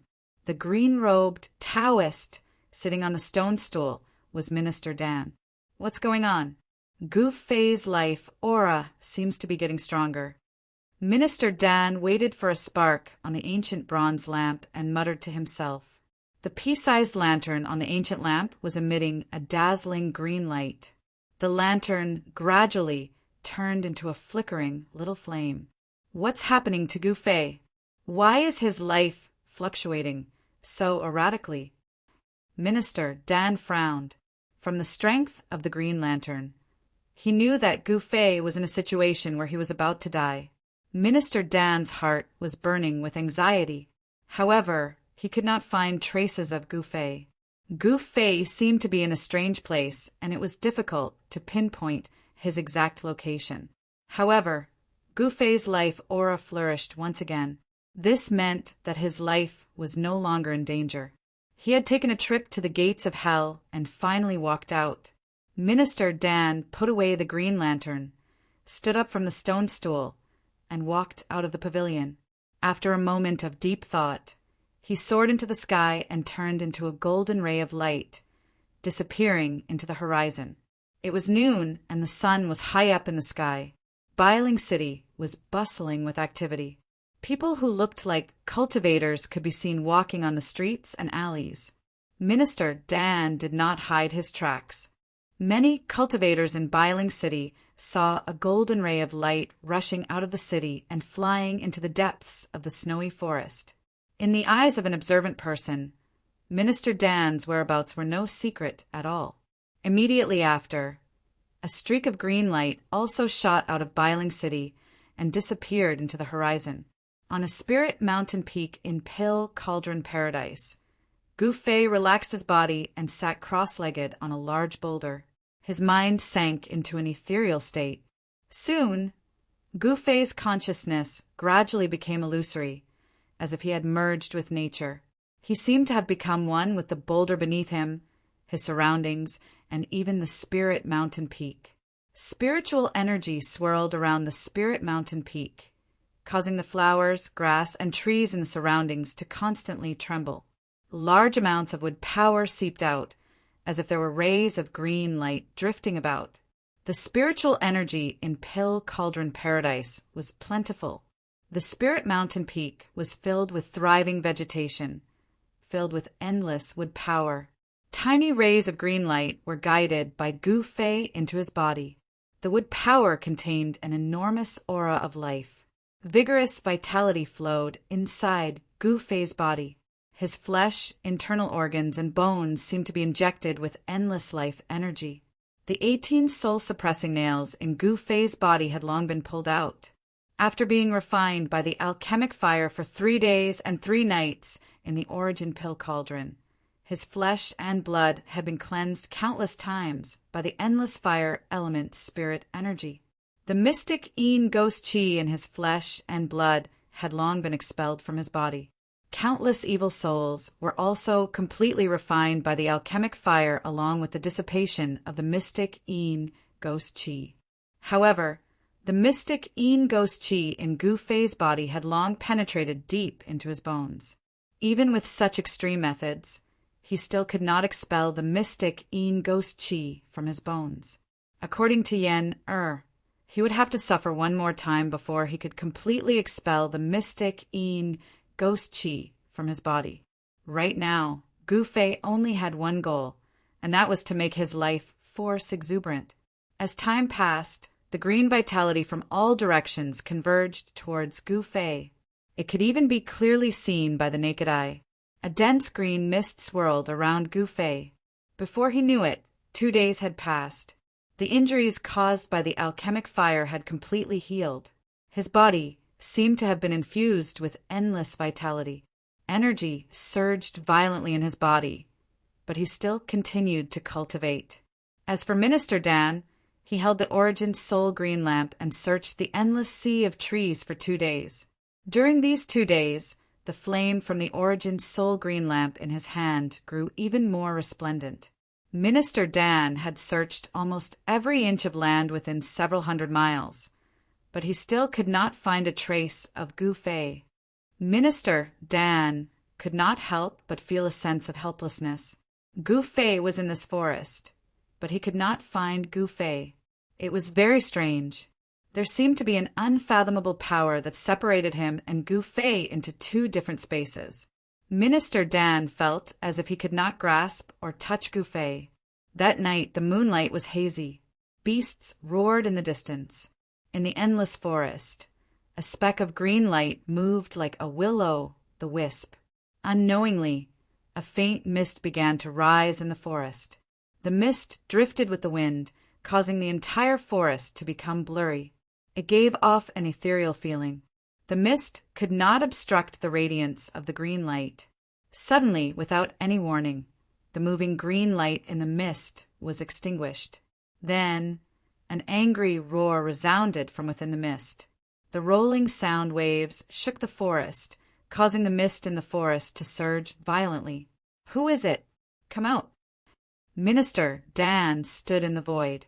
His eyes emitted 2 sharp rays of light that were as sharp as the edge of a blade. He angrily scanned the surroundings. In his hand, he held an ancient bronze lamp that had already been extinguished. He had just been ambushed. He did not know what method the person in the dark had used to extinguish his Yuan spirit lamp. A cold laugh rang out from the depths of the snowy forest. Then, a ray of green light broke through the mist below the snowy forest and charged out. "How dare you!" Minister Dan was furious. He put away the ancient bronze lamp and rose into the air, chasing after the ray of green light. He wanted to see who dared to ambush him.